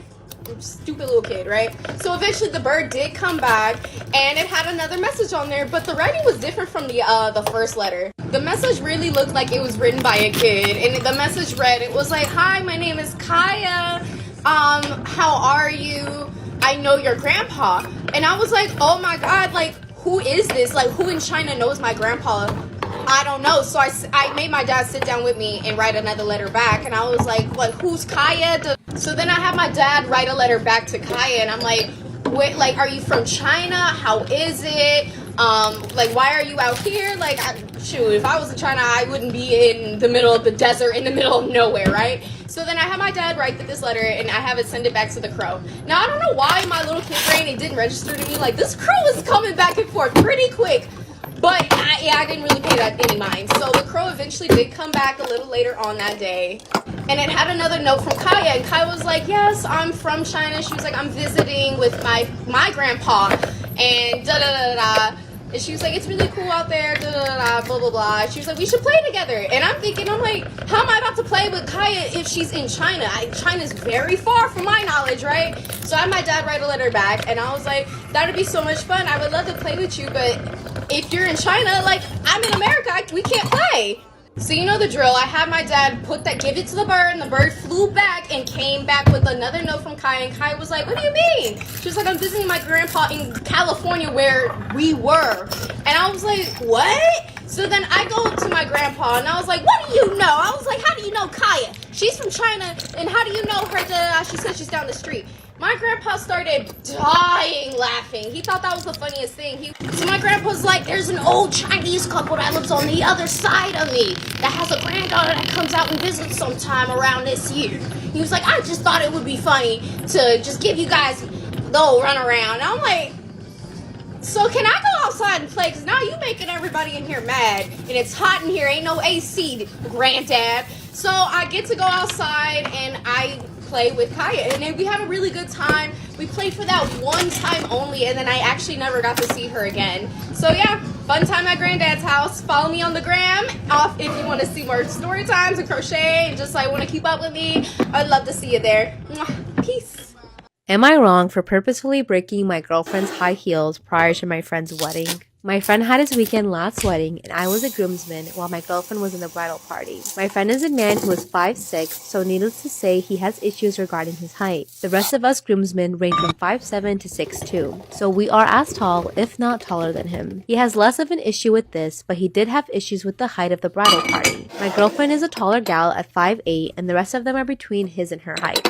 I'm 5'8" too, sissy. During his wedding, he decided he wanted to look a bit taller, so he brought shoe and soles that made him 2 inches taller. This was partially driven by the desire to not be shorter than any woman up in front. He also wanted for none of the bridesmaids to be in heels. He wanted them all in flats, and that would keep them all shorter than him. His wife didn't necessarily agree with this, so she didn't make it a requirement in their outfits to wear flats. So he tasked the groomsmen with talking to the ladies and getting them to wear flats. All of them agreed except my girlfriend. She said she picked out heels to wear just for this day and she was going to wear them. I tried to point out that there will be other chances, but this guy only has one wedding and the nice thing to do is to just appease him. She said that she listens to the bride and the bride says she can wear heels, so she will. I tried my best to convince her to just wear some flats, but she wouldn't listen. Eventually, it got too close to the day, and while my girlfriend was practicing and one of the heels mysteriously broke, it was too close to the day to get an exact replacement, so she was stuck in flats. So, you may have guessed it was me. And I know it was fucked up, but I'll pay to replace it for her. She didn't find out until I told her after the wedding, and she of course was not happy. She said I was policing her outfit for my insecure friend and that she wanted to look good that day. I don't think I did anything wrong as I stopped her from ruining his wedding for him. So, am I the asshole? What a baby! How fragile is his ego? I had to treat my own daughter after a car accident last night because of a drunk driver. I, 39 male, am a paramedic. I've seen some crazy as well as scary stuff working as a paramedic. Last night was for sure the worst. It was 10 p.m. getting close to the end of my shift. We got a 911 call about a car accident. When we got the call, I had a bad feeling and I didn't know why. Then when we got to the scene, I found out it was my daughter's 16 car that got hit. She was in critical condition and we had to take her ASAP. All of her vitals were low and then her heart stopped and we had to revive her. She made it to the hospital. She had 8 broken ribs, which caused a collapsed lung and broken blood vessels, causing her heart to go into sudden cardiac arrest. She also suffered a spinal injury, and doctors aren't sure if she'll be able to walk again. They put her in a medically induced coma to give her body rest. The man who hit her was driving drunk. The only injuries he suffered were a broken wrist and some bruises. It is so unfair that my sweet 16-year-old daughter, who is just on her way home from work, has to suffer when the drunk driver suffers from only minor injuries. I see it all the time and it's so unfair. I just needed to get this rant off my chest. Accidentally broke my husband's penis and now he wants to divorce me. Disclaimer is not my story time, it's on my Instagram. My husband and I have been married for 5 years. He's in the army, so he travels a lot for work. Most of the time, I'm home alone. And because of this, every time he comes home, I want to be with him. You know, like, do the dirty. But this man tries to avoid it. Now, when we first got married, we lived together for about a year. Everything was, I guess, normal. I've always been the one trying to initiate, but he never really does. So back then, it wasn't like a weird thing. But now that he travels so much for work, I would assume that he would want to have sex with me. And therefore, he would initiate. Every time he comes home from traveling, all he does is lock himself in his office and try to play video games. He says that he needs to escape and that he really doesn't want to face his responsibilities when he comes home. So I'm left to do everything for him when he gets home. Like, I even have to set out his clothes on the bed, I have to make and serve all his meals, and I still have a 9-to-5 job. So I'm pretty much working year round. And I've even started paying for the bills because he asked me to. So the least he could do is treat me right and give me some sex. When I brought it up to him, he got mad. Part 2 is broke my husband's penis and now he wants to divorce me. Disclaimer is not my story time, it's on my Instagram. So after I brought it up that he never wants to have sex with me, he got furious. He told me that I was always breathing down his neck, that the happiest time in his life is when he's at work in the army. Now my husband's never been the super affectionate type, but he's never been like that. So I asked him again why he's being so distant and cold. He told me that I was being too clingy, and that after years of marriage, I should have been over him. Over him? So I asked him if he was over me. He looks me straight in the eyes and says, well, it's kind of hard to be attracted to you when you're not in good shape. My husband's in the army, so as you can imagine, he is in very good shape. He's got an 8-pack and is pure muscle. But I didn't know it was a requirement to be in really good shape to be married to him. When he saw the look on my face, he quickly apologized and said that he was just upset. I asked him what was going on at work and he told me that he was just having a hard time. Then I asked him if he was interested in someone at work. Of course he said no though. Told me that I was being too sensitive. So I asked him, fine, have sex with me right now. Part 3 is up. Accidentally broke my husband's penis and now he wants to divorce me. Disclaimer is not my story time with me on Instagram. So I demanded the sex. I mean, I needed proof that he at least still loved me. So he takes off his pants and we start going at it. But he wasn't getting, And I tried. But the more I tried, the more he complained. Then he said it was hurting. So I just went ahead and tried to sit on it. And that's when we both heard a snap. He screamed in pain and immediately said, "You broke it." So we put on our clothes and headed to the ER. The doctor said that he had never seen anything like that before and that I really needed to be careful next time. So on top of my husband not giving it to me and me being totally sex deprived, the doctor's telling me that I need to be careful. My husband basically gave me the cold shoulder for 2 weeks. Then he told me that he was no longer attracted to me and that he wanted a divorce. Come to find out, he's gay. Not only is he gay, but he has a boyfriend. And he's been with this guy for over a year. While I'm working my ass off paying for the bills, doing everything for him. So he asked me to get a divorce, but how are we going to split all our money? So I said no. I refused to let him be happy with this man while he wasted my boyfriend tricked me into having sex with his twin brother. Disclaimer, it's not my story time, it's on my Instagram. My boyfriend is the most obnoxious man I've ever met. We started dating 3 months ago. When I met him, I really wasn't into him at all. I met him through friends, and when we would all hang out, he was always the loudest one. He was always making the most inappropriate jokes and was always seeking attention from everyone else. I'm the complete opposite. I like to listen to people speak.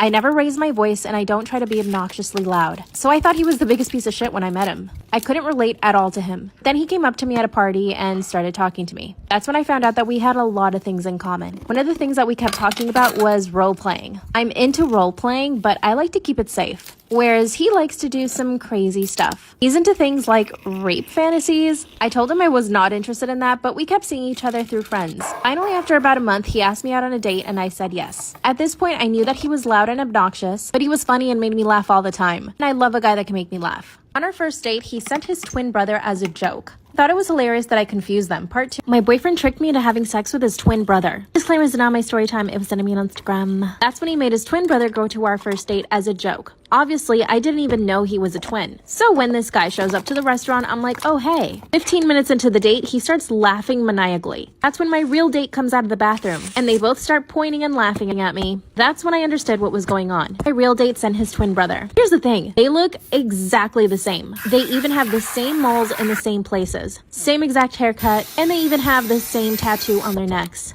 And they're both really hot. Their bodies are sculpted to a T, and their faces look like Greek gods. Finally, his brother left, and it was just me and my date. We hit it off and had a great time.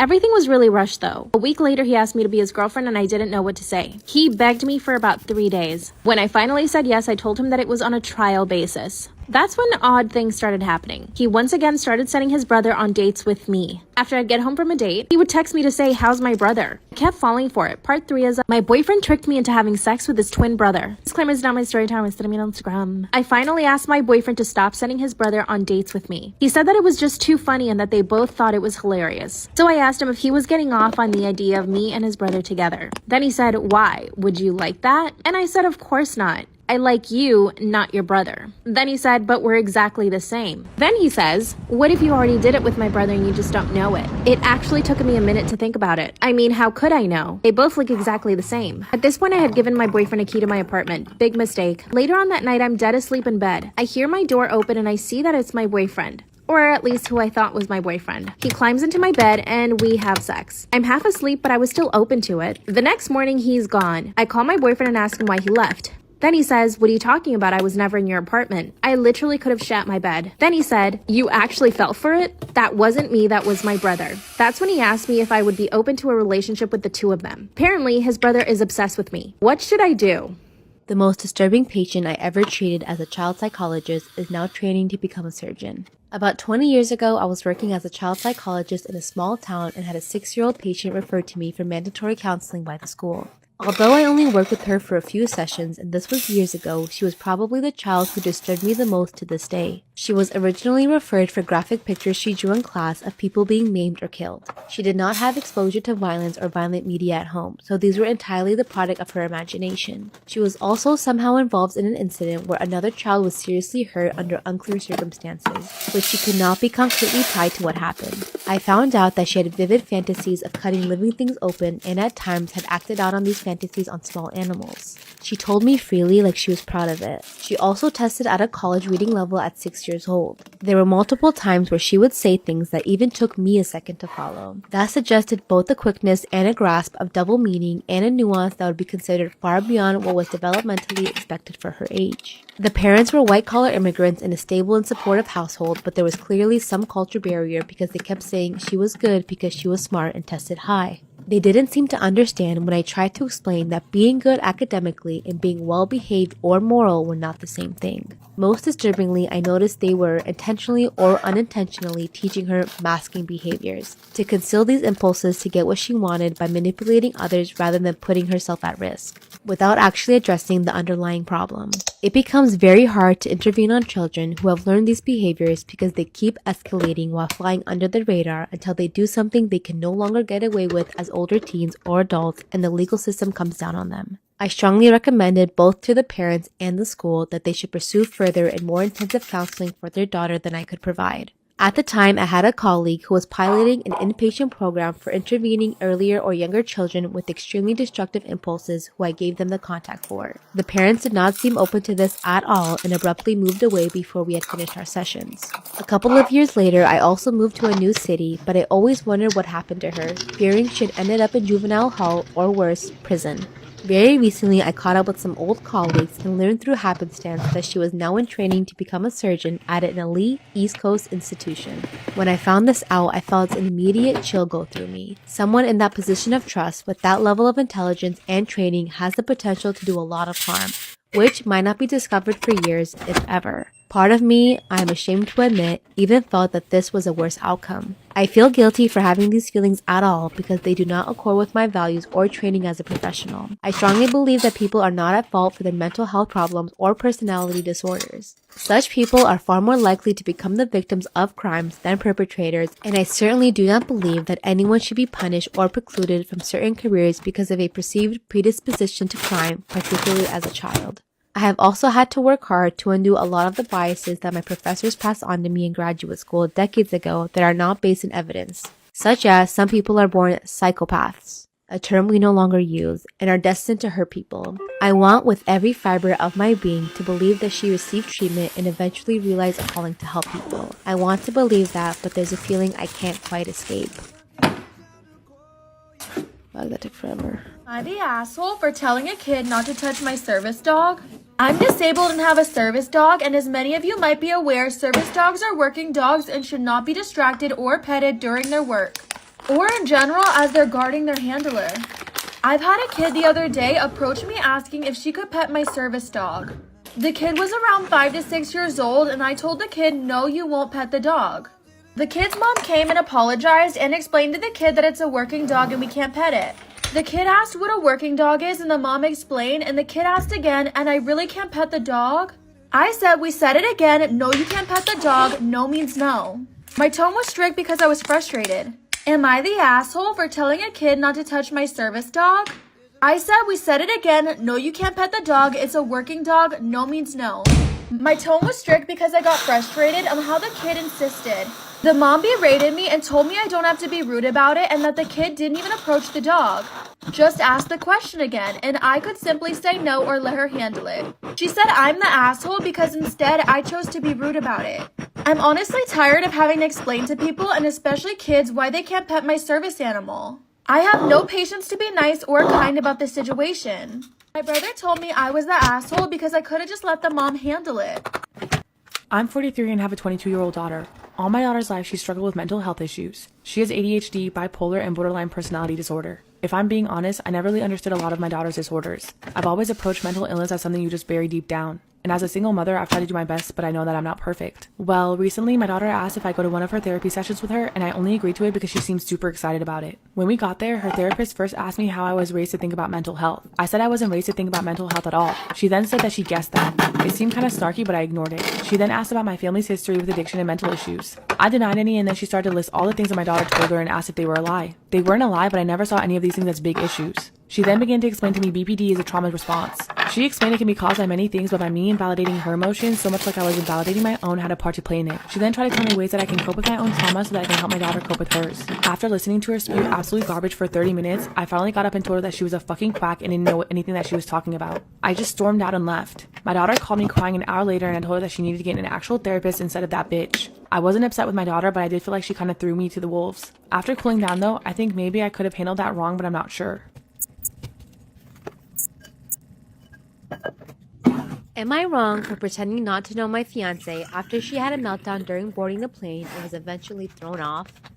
I imagine I'm going to get raked over the coals for this one. So my fiance, maybe not for much longer, and I were on our way back from a vacation recently. It was a great time and everything went off without an issue. That is, until we started boarding the plane. Now I know better. I only bring a small backpack with essentials in case I don't get my checked bags. I can survive out of this backpack and it will always pass baggage check for size and weight. I've done a lot of traveling, so why fight the system? My fiance didn't want to listen to my advice and chose to bring basically a regular full-size bag that barely fits the standards of a carry-on. But generally speaking, the airline worker doesn't want to deal with the trouble and allows it through. But this time, the airline worker was not having it. It was a packed flight, we were boarding last in economy, and it was just a shit show. I got through just fine first with my little backpack, but I could hear the argument from the boarding tunnel thing and it was getting heated.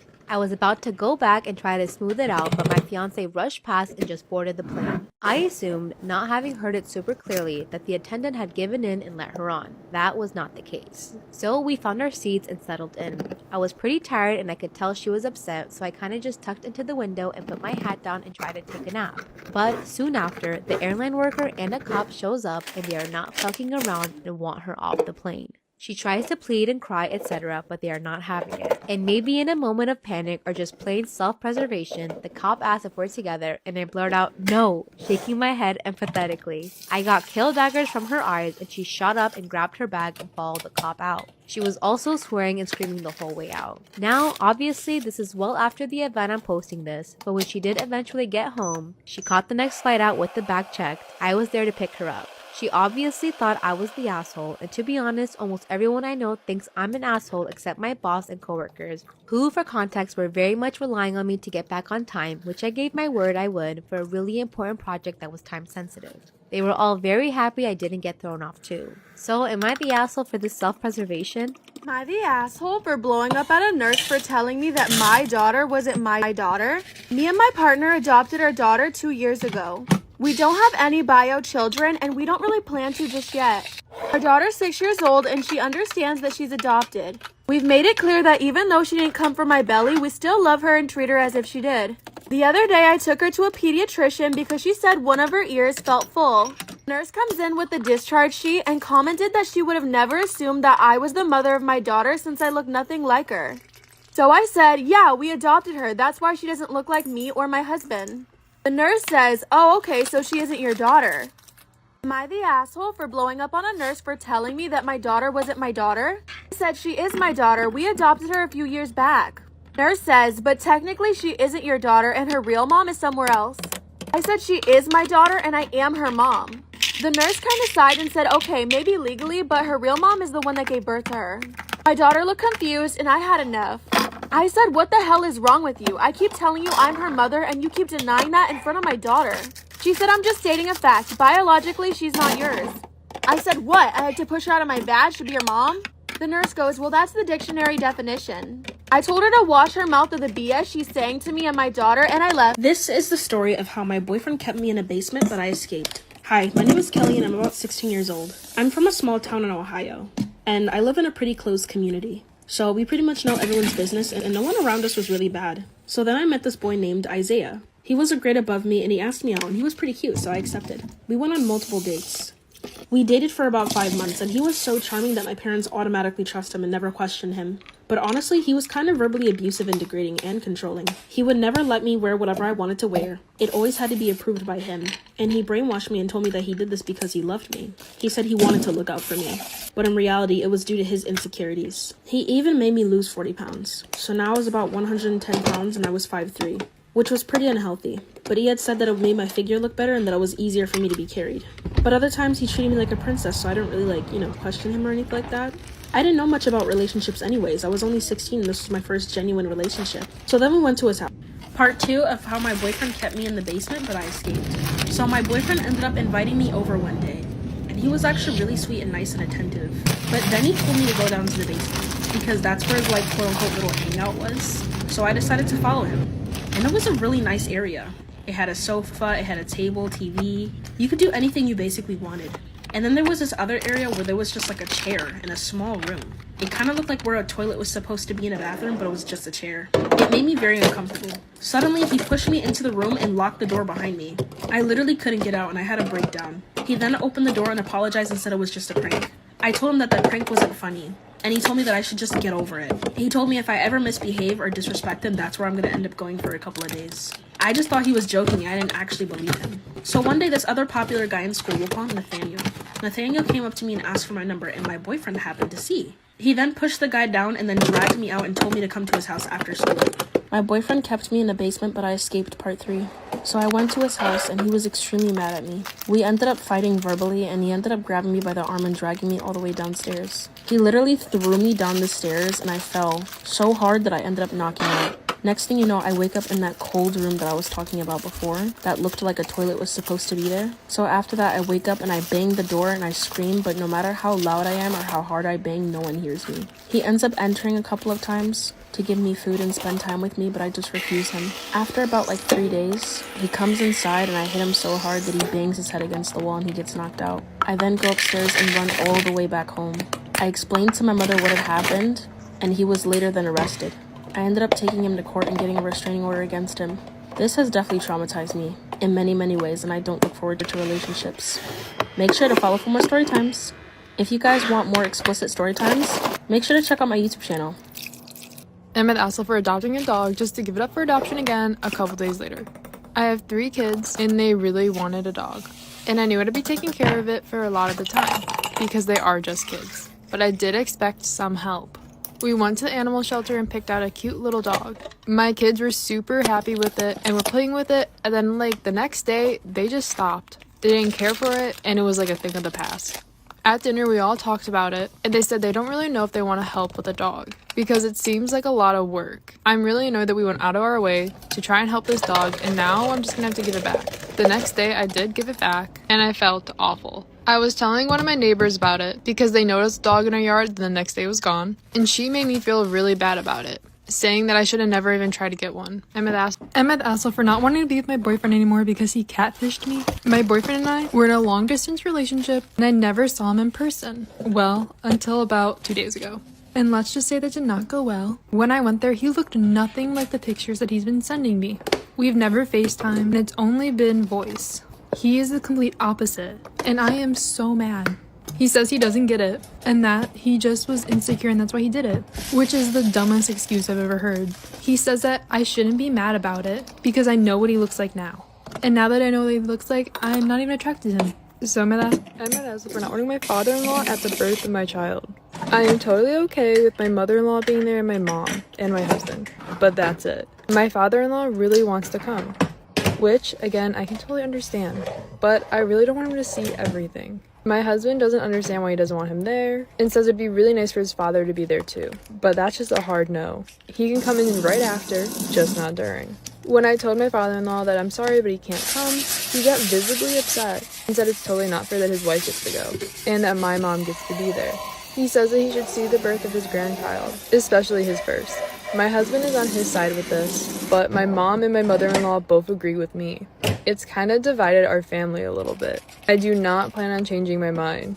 I am starting now to feel bad as they've both been kind of guilting me a little. But at the same time, I feel like this is what's best for me. So I'm just wondering, am I the asshole for not wanting him there for the birth? My brother-in-law keeps trying to hook up with me. Should I tell my husband? My husband is a very, very jealous man. He can't stand it when I get hit on or even stared at. The few times that I've gotten hit on in front of him, he actually started a fight with the guy. So I basically live in fear of anybody hitting on me in front of him. He's also very jealous with our friends. We have a really big group of friends and a lot of them are males. He's outright told our male friends to not touch me or ever even hug me or kiss me when they see me. By the way, a lot of these guys are already married and in relationships. So the fact that my husband does that is just ridiculous. It's obviously humiliating to me. The only person my husband is not not jealous of is his own brother. And at first I thought this was a good thing. His brother offered to move in with us while we were renovating our house. My husband and him basically work all day on the house. I get to work from home, so I'm usually in my own office. A few weeks ago, my brother-in-law started coming into my office. First, he would just talk to me, and then it turned into flirting. Then he started insinuating how good-looking I was, how lucky my husband is. Part 2 is up. My brother-in-law keeps trying to hook up with me. Should I tell my jealous husband? That's when he started coming into my office to flirt with me. He would compliment everything about me. He would tell me that I had a great body, that I had a beautiful face. I know that he could visibly see how uncomfortable it made me, but he kept going. Of course, it never occurred to me to tell my husband because of how violent he gets when he's jealous. And he knew that, which is why he kept pushing it. One day, my husband and him went to a local bar after finishing up work at home. When they came home, my husband was completely wasted. Brother-in-law put my husband in our bed and told me that I should get him some water. I went down to the kitchen to grab my husband a bottle of water, but my brother-in-law followed me into the kitchen, cornered me up against the fridge, and tried to kiss me. By the way, I could smell the alcohol on him, so I knew he was drunk. I pushed him away and told him not to touch me. That's when he started apologizing. He said, "I thought you wanted it." As I started walking away, he grabbed my arm and kissed me. But the truth is, part of me liked it. Truthfully, I always found my brother-in-law very attractive. By the way, it's not like I just let him kiss me. I was trying to fight him off. When he let me go, I slapped him and I ran upstairs. Of course, I avoided him after that. A few days later, I was having dinner with my friends when my brother-in-law shows up at the restaurant and sits at a table right across from us. He proceeded to just stare at me the whole time. Finally got up to the bathroom and he followed me. That's when he grabbed me and kissed me again. Part 3 is up. My brother-in-law keeps trying to hook up with me. Should I tell my jealous husband? When I saw him at the restaurant, I got up to go to the bathroom. He followed me, grabbed me, and kissed me again. Part of me really liked it. The other part of me knew this was totally wrong. I told him to leave the restaurant and he did. When I got back home from the restaurant, my husband wasn't home. That's when my brother-in-law confesses that he thinks my husband is having an affair. And that's why he thinks that he and I should just do whatever we want because my husband is already cheating on me. Now here's the thing. I have caught my husband cheating on me twice in the past. He told me that he'd never do it again and I believed him. So we began kissing. But I came to my senses when I realized what this could mean. Now I just want to say, what I feel for my brother-in-law is passion, but what I feel for my husband is love and passion. My husband has always fulfilled me in every single possible way, and I'm not about to leave my husband or ruin what we have for his brother. This has now been happening for months. Brother-in-law continues to get me alone and kiss me. To be honest, it's kind of fun. Part of me has come to accept that my husband might be cheating on me. I haven't found concrete proof, but I feel like I will soon. But part of me doesn't care. I'm super attracted to my husband, but I'm also attracted to his brother. But I love my husband. I don't know what to do. Help me. Story time on how my boyfriend married my mom and got her pregnant. It's giving stepdaddy. It's giving betrayal. Anyways, so boom. I was 17 at the time, my boyfriend was 20, and my mom was 35. So me and my boyfriend were together for 2 years, but it was very rocky because he couldn't keep his third leg in his pants. I would go to my mom for advice, but she was always on his side. You know that one family member or friend you go to for advice, and instead of hearing you out, they say, "What did you do?" Yeah, that was my mom. I would be like, "Hey mom, George cheated on me." Let's call him George. And she would say, "Well, honey, what did you do to cause George to cheat on you?" Like, what? Anyways, one day I decided I no longer wanted to be treated like crap, so I left George, and I left George for good. But guess what? He was always still around because my mom would always invite him to dinners and movies, and that was just the beginning. Like for part 2. Part 2 on how my boyfriend married my mom and got her pregnant. Yes, it was giving stepdaddy. So like I said, I broke up with my boyfriend because he was a serial cheater, but my mom was still inviting him over. I would tell my mom to stop, but she kept saying that he was family. I was so pissed at my mom that I literally always stayed in my room, and when he would come over, I would hear them downstairs watching movies and laughing. I thought it was weird, but I definitely didn't think they would have gotten married, let alone have my little sister. Well, 2 weeks after our breakup, yes, just 2 weeks, one night when my ex-boyfriend George was over, I all of a sudden didn't hear them downstairs watching a movie, but I did hear my mom's room door slam shut. Then I heard thumping, and that wasn't about to happen on my watch. I ran to open the door, but the door was locked, so I started knocking. My mom opened the door, and I seen her hair in shambles and my ex on her bed. Like for part 3. Part 3 on how my boyfriend married my mom and got her pregnant. Yes, stepdaddy, we get it. So like I said, I heard thumping in my mom's room, so I ran and opened the door, but it was locked. So I knocked. She opened the door, and her hair was in shambles with my ex on her bed. And might I add, he was naked.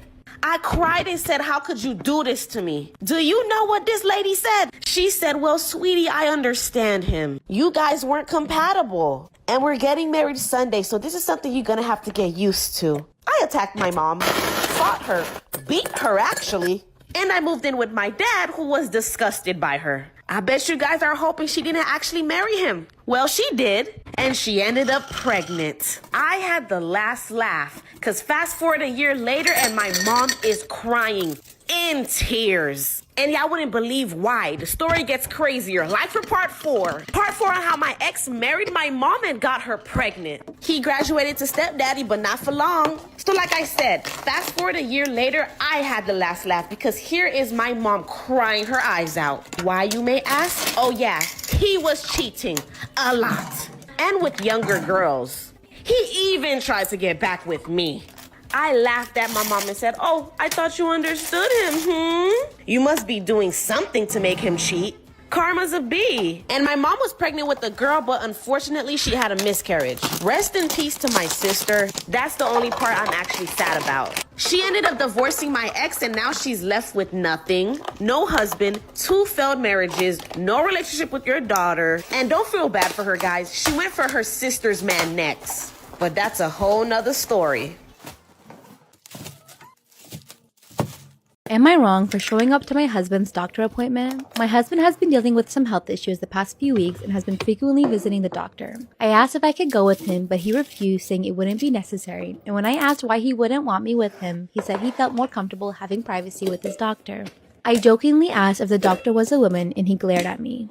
I anticipated his next doctor appointment and decided to go meet him there. He went, and 10 minutes later, I entered the office. I identified myself as his wife, and he was shocked when he saw me. I greeted his doctor, a man, LOL, and we talked, but my husband refused to even look my way and refused to speak to me as well. He stated he didn't want you there, and you thought you can go prancing into the office being like, I'm his wife, can I come in? Like, you basically went like this and said, screw your boundaries.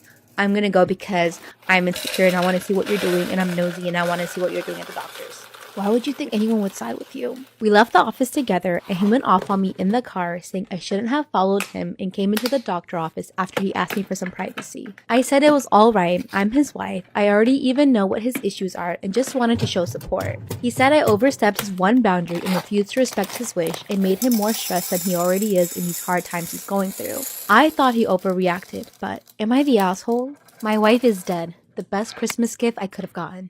At the beginning of 2022, I caught my wife having an affair with one of her exes. Our marriage wasn't perfect. I was not the perfect husband, I will admit, but I did my best. I put effort into the entire 5 years we were together. I put my all into the relationship. Her, I could not say the same. I was forced to confront the reality of who she truly was shortly after I caught her. She illegally evicted me from our shared home, lied to the police to try and get me arrested, tried to get me fired from my job, and tried to turn all of my friends against me. Some of these succeeded, while others did not. She made my life a living hell since the day I asked her for the divorce, and has planted her heels into the ground over our separation to try and drain all of my finances and emotional strength from me. The only upside is that we have no kids for her to use as weapons, but I soon found out that her policy of strict birth control with me did not extend to her suitor, as he got her pregnant 5 months ago. I thought maybe this would help speed along the divorce, but it only railed her in efforts to destroy me.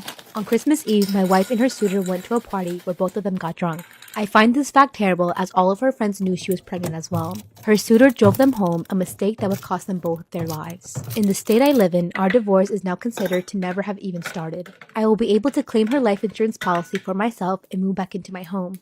Her parents called me up distraught yesterday, acting as if the last year had never happened, and offered their full support to my funeral preparations for her. My confusion here was beyond belief, but the apple does not fall far from the tree when it comes to my wife. I told them if they want a funeral, it was coming out of their pockets. I will pay for her to be cremated and deliver her ashes to them in the cheapest urn offered if they desired. They called me horrible and tried to guilt me about her life insurance, but only after 4 minutes on the phone with them, I hung up and blocked every one of her family members. I'm going to be taking a few extra days off work to move back into my house over the next week. I've already made arrangements to have her stuff hauled off, so my home will be an empty canvas to start my life anew. I don't know if there is a God or this was just karma, but I truly believe now that I have come out on the other side of the storm. Am I the asshole for wanting a trip to myself? I am 31 female and my husband is 29 male. He's just out of the military this year and a full-time student. I'm a small business owner of 20 employees and I also have a full-time job. These last few years have been crazy. I bought a house for us to transition into while my husband was moving back to the States. My business is exploding and I'm busier than ever. The last few years I've been a single mom while my husband was serving overseas. He traveled as much as he could to pass the time alone. I was building my business so that my husband could live comfortably while going to school and not worry about returning returning to work after coming home. My 10-year-old requires a lot of activity and attention, and I'm often busy with him. Living with my husband after returning has been a struggle as well. We recently lost a second-term pregnancy. I got cancer and was in the hospital on and off for 3 months. We are struggling a little. No fighting, just getting used to living with another human. Most days I work 8 to 20 hours a day. I bring in about $13,000 a month. I also work so much. Part 2. Am I the asshole for wanting a trip for myself? I bring in about $13,000 a month. I work so much, a lot at night, and I sacrifice a lot of sleep so I can take afternoons off and spend with my son and husband. I need a break. I asked my husband today if he would mind if I went on vacation with a girlfriend or just by myself, like Hawaii or somewhere warm, maybe as a Christmas present to myself, maybe around New Year's Eve. He got so mad. His feelings were hurt. He felt betrayed by me because he says he requires little to none of my time, and talking about how terrible and hard it is to be married to me because I work too much, that I ignore him all the time for work. I hate that he feels ignored, but I need a break. I want to go on vacation alone or with a friend who requires no effort from me. My body and mind have been through a lot. So, am I the asshole for wanting to go on vacation alone? Let me know your thoughts in the comments. Am I the asshole for deciding not to attend my brother's wedding and go on vacation instead? I, 40 female, have 2 girls, 11 and 6, and I've been dating my boyfriend for almost 6 years now. My brother's getting married in late June 2023, and they have decided they are going to have their wedding 8 hours away from our home. I didn't mind this because I thought it would be a great opportunity to take a mini vacation. I went ahead and booked the hotel room since the places on the lake fill up fast. I texted my brother and told him where I was staying because I was excited for all of this. That's when he asked me who was going to watch my girls, as he knows their father's not in their life. I told him that I was unaware that they were not invited to his wedding, and that's when he dropped the bombshell on me and told me that it's going to be a very small, intimate wedding and no kids are welcome except his daughter from a previous marriage and his friend's daughter. Part 2. Am I the asshole for deciding not to attend my brother's wedding and go on vacation instead? Also told me that it's invite only, so no plus ones, which not only means my kids aren't welcome, but neither is my boyfriend. My sister, who has 5 children and all but 2 are over the age of 18, are not invited either. In a bit of a rage, I told my brother that if I was not able to bring my children nor my boyfriend of almost 6 years, that I would not be attending the wedding or any of his wedding events, as in bridal shower and anything else they had planned. I was upset because my boyfriend and my girls are not welcome, but he's allowing another child that is not his family to attend. So my boyfriend and I decided to keep the reservations as a vacation. So, am I the asshole? Am I the asshole for accidentally upstaging the bride and groom at their wedding? Last weekend, my girlfriend and I went to a friend's wedding. My girlfriend had recently broken her foot, so she was in a boot and crutches for the wedding, which really bummed her out because she loves to dance and would be sitting the whole night. When the newlyweds opened the dance floor to everyone, my girlfriend was noticeably sad, and of course I stayed with her. About 30 minutes in, one of our favorite songs started playing from when we were young. Seeing how bummed she was, I decided to pick her up and dance with her by carrying her. We stayed next to our table, which was in the back. The dance lasted only about 60 seconds as I got tired and put her down. The next day, our phones were getting tons of messages from the bride saying we were terrible friends for stealing her spotlight with my stunt. We had no idea what she was talking about until we checked social media, and there were photos and videos of me carrying my girlfriend and dancing to the song. According to the bride, it was all her family could talk about the next day. I didn't realize how much attention it had drawn in that short amount of time. So, am I the asshole? Let me know your thoughts in the comments. Am I the asshole for wearing an Iron Maiden t-shirt to my first meeting with my girlfriend's parents? I, 28 male, have been dating my girlfriend, 23 female, for a few months. Things have been going well, and I really hope it works out. Anyway, she recently invited me to come over and have dinner with her parents at their home. She still lives with them, and they're getting more serious, and they wanted to meet me. If it's relevant, her parents are Indian immigrants to the US, and I'm white. I thought it was a completely casual meeting and wore an Iron Maiden t-shirt. I do like the band, but it happened to be clean, and that's just how I dress. I thought me and her parents had a good meeting, but my girlfriend was not happy. Am I the asshole for wearing an Iron Maiden t-shirt to my first meeting with my girlfriend's parents? I thought we had a nice meeting, but my girlfriend was not happy with me. She feels as if me dressing in a t-shirt rather than a nice button-up shirt was bad enough. But wearing a t-shirt with skulls on it, in her words, was just obnoxious. I honestly just dressed for the meeting the way I usually do and didn't even think about it. I think if she had certain standards, she should have communicated them to me beforehand. But she thinks that what I did was obviously stupid and inappropriate and that I should have known better. Is she right, or is she being critical? Am I the asshole for ignoring my boyfriend after our vacation because he brought his brother along? I'm male 23, I'm a pharmacy student, and my boyfriend of 4 years, male 32, is a lawyer. Between the stress at school and the stress of his job, we barely see each other or have any intimate time. So we took a vacation where it would be about us regaining that lost intimacy. But day 2 of our vacation in Turks and Caicos, someone's knocking on our door. To my surprise and complete confusion, it's my boyfriend's brother, male 29. I ask what he's doing here, and he says my boyfriend invited him. My boyfriend looks sheepish but says it would be a good time to bond with his brother.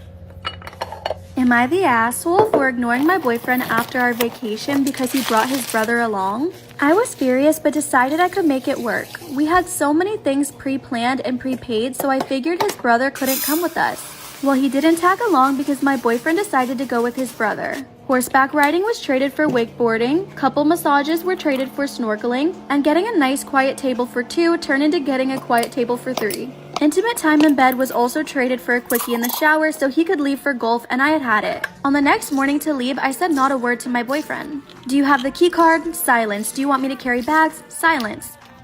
Am I wrong for not wanting to split expenses proportional to income? I live with my boyfriend in a flat he owns, fully paid off. His father gave it to him. The whole building was built 6 years ago and it's in a very popular area. I pay my boyfriend half of the market rate rent, which we update every year by looking at how much the flats are being rented out for in the building complex, which is a lot of money, but I agreed to it. Other than this, we did everything else 50-50 in the past. I got a new job with significant pay increase, and now my boyfriend says we should start splitting expenses proportional to income because that's fair. Ew! Drop him! What the heck? 50-50 is easy. That's like the right moral way to do things. Ew. He got a free flat, he got a free apartment, and he's asking what's fair or not? I told him I don't think it's fair that I should start paying for more just because I got a new job and nothing else changed. I already paid him rent, enough rent that would get me a same size flat a few streets away, so it's more than fair to him. He had some, in my opinion, very weak arguments and accused me of ripping him off. That's when I told him that under no circumstances we will split expenses proportional to income. Now that I've calmed down a bit, I'm worried whether I'm in the wrong, especially since my best friend told me that this is how they do it with her boyfriend too, and my boyfriend owning the flat is irrelevant here. So, am I the asshole? It is not Am I wrong for calling my friend cringe after he asked an exotic dancer on a date? So my friend and I went to the club last night and he seemed to be really into one of the dancers. He kept trying to chat her up during her set and I could tell she was just being polite, but he didn't seem to get the hint. After she finished her set, he asked her if she wanted to go on a date with him sometime and she politely declined. She told him she wasn't interested in dating customers and my friend seemed pretty disappointed but didn't make a big deal of it. But I'm gonna be honest, it bothered me, so later after we left the club, I told him it was cringe. I said it was disrespectful to her and her job and he got super defensive.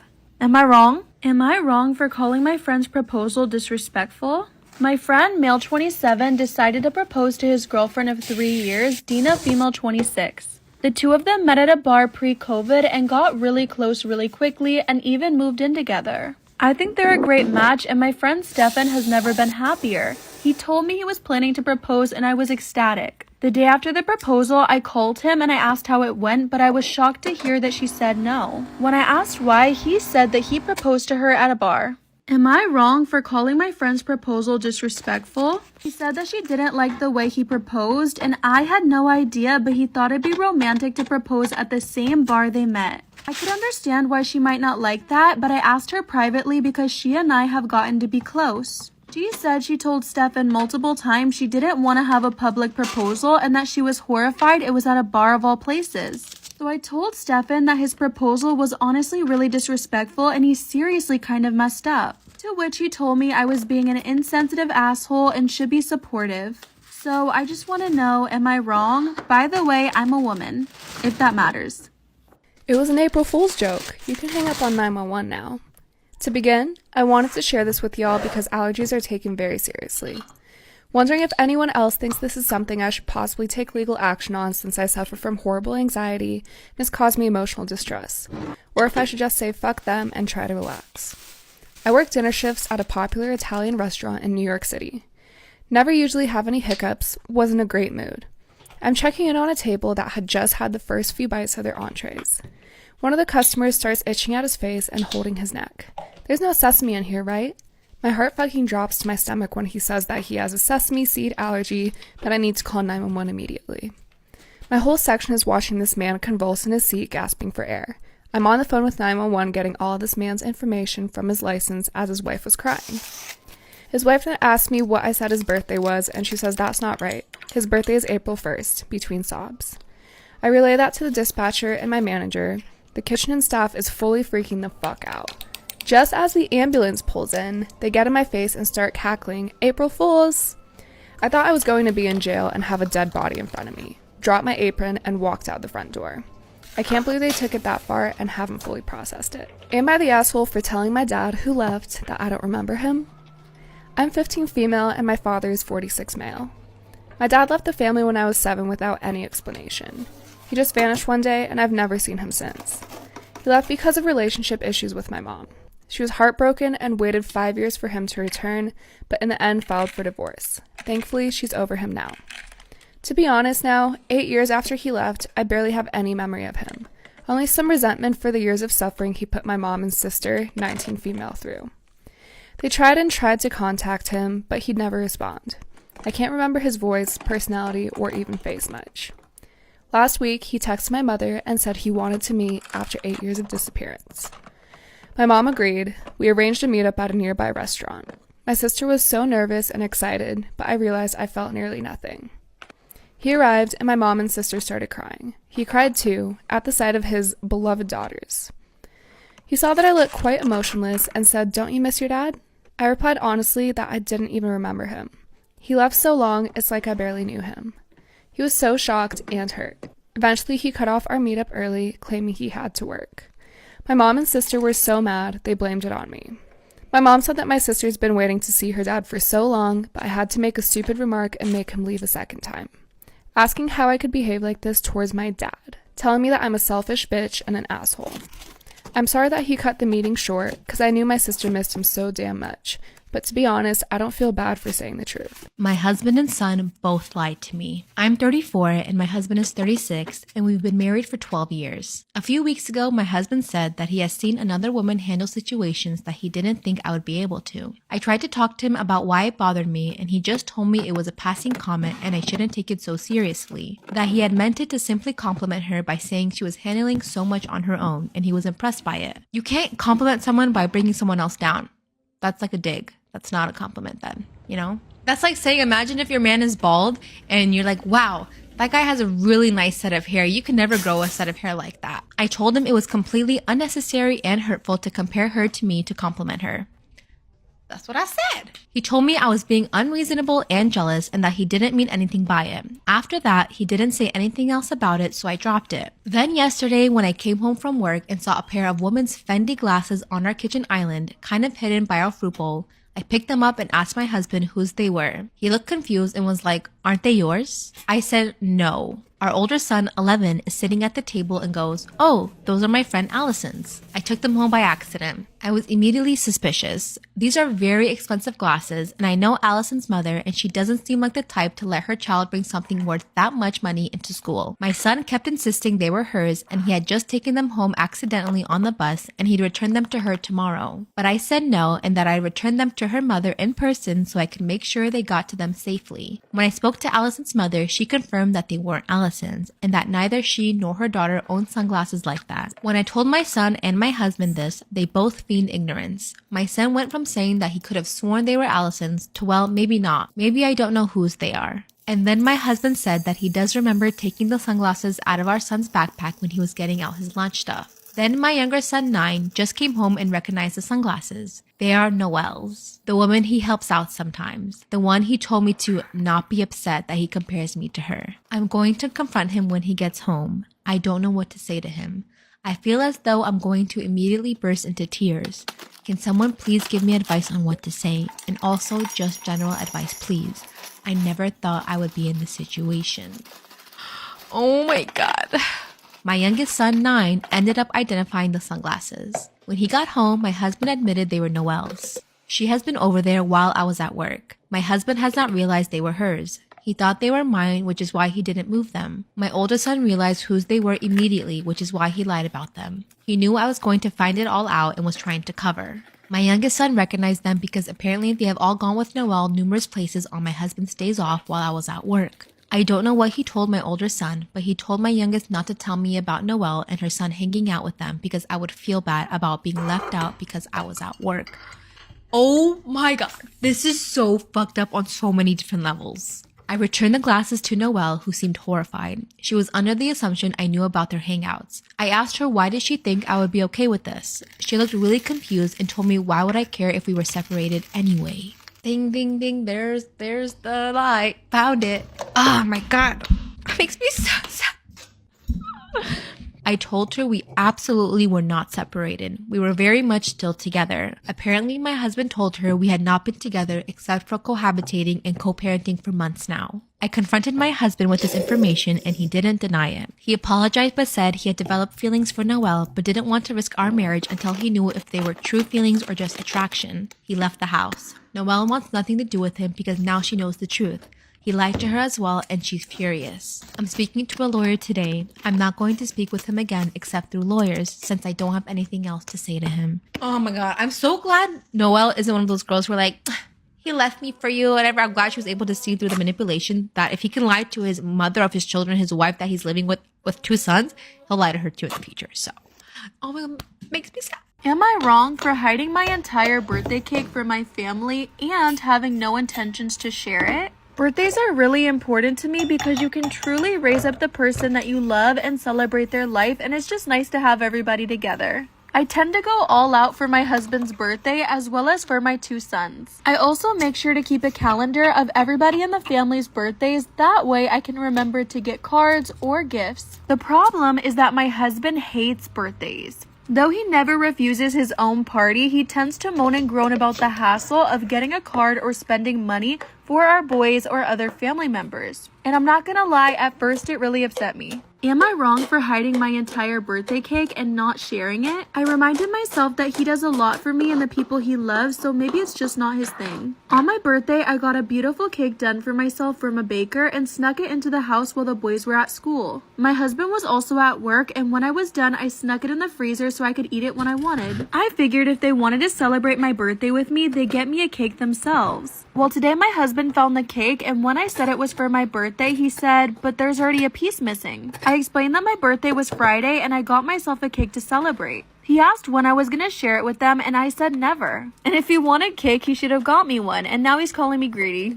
Am I wrong for treating my father-in-law like a fool in public? My hubby and I were on vacation with our 4-year-old son, and my husband's parents came as well. We were all walking around enjoying our time and saw some teens or young adults dancing really well. My son loves music and dancing, so he was excited and practically begged us to watch them perform. They were extremely talented and my son loved it. The song and dance were pretty feminine, but 2 of the dancers were male. My husband and I thought nothing of this, and neither did my son, but my in-laws were put off. My father-in-law looked a little disgusted, for lack of better words, and was especially concerned when he noticed my son mimicking the dance.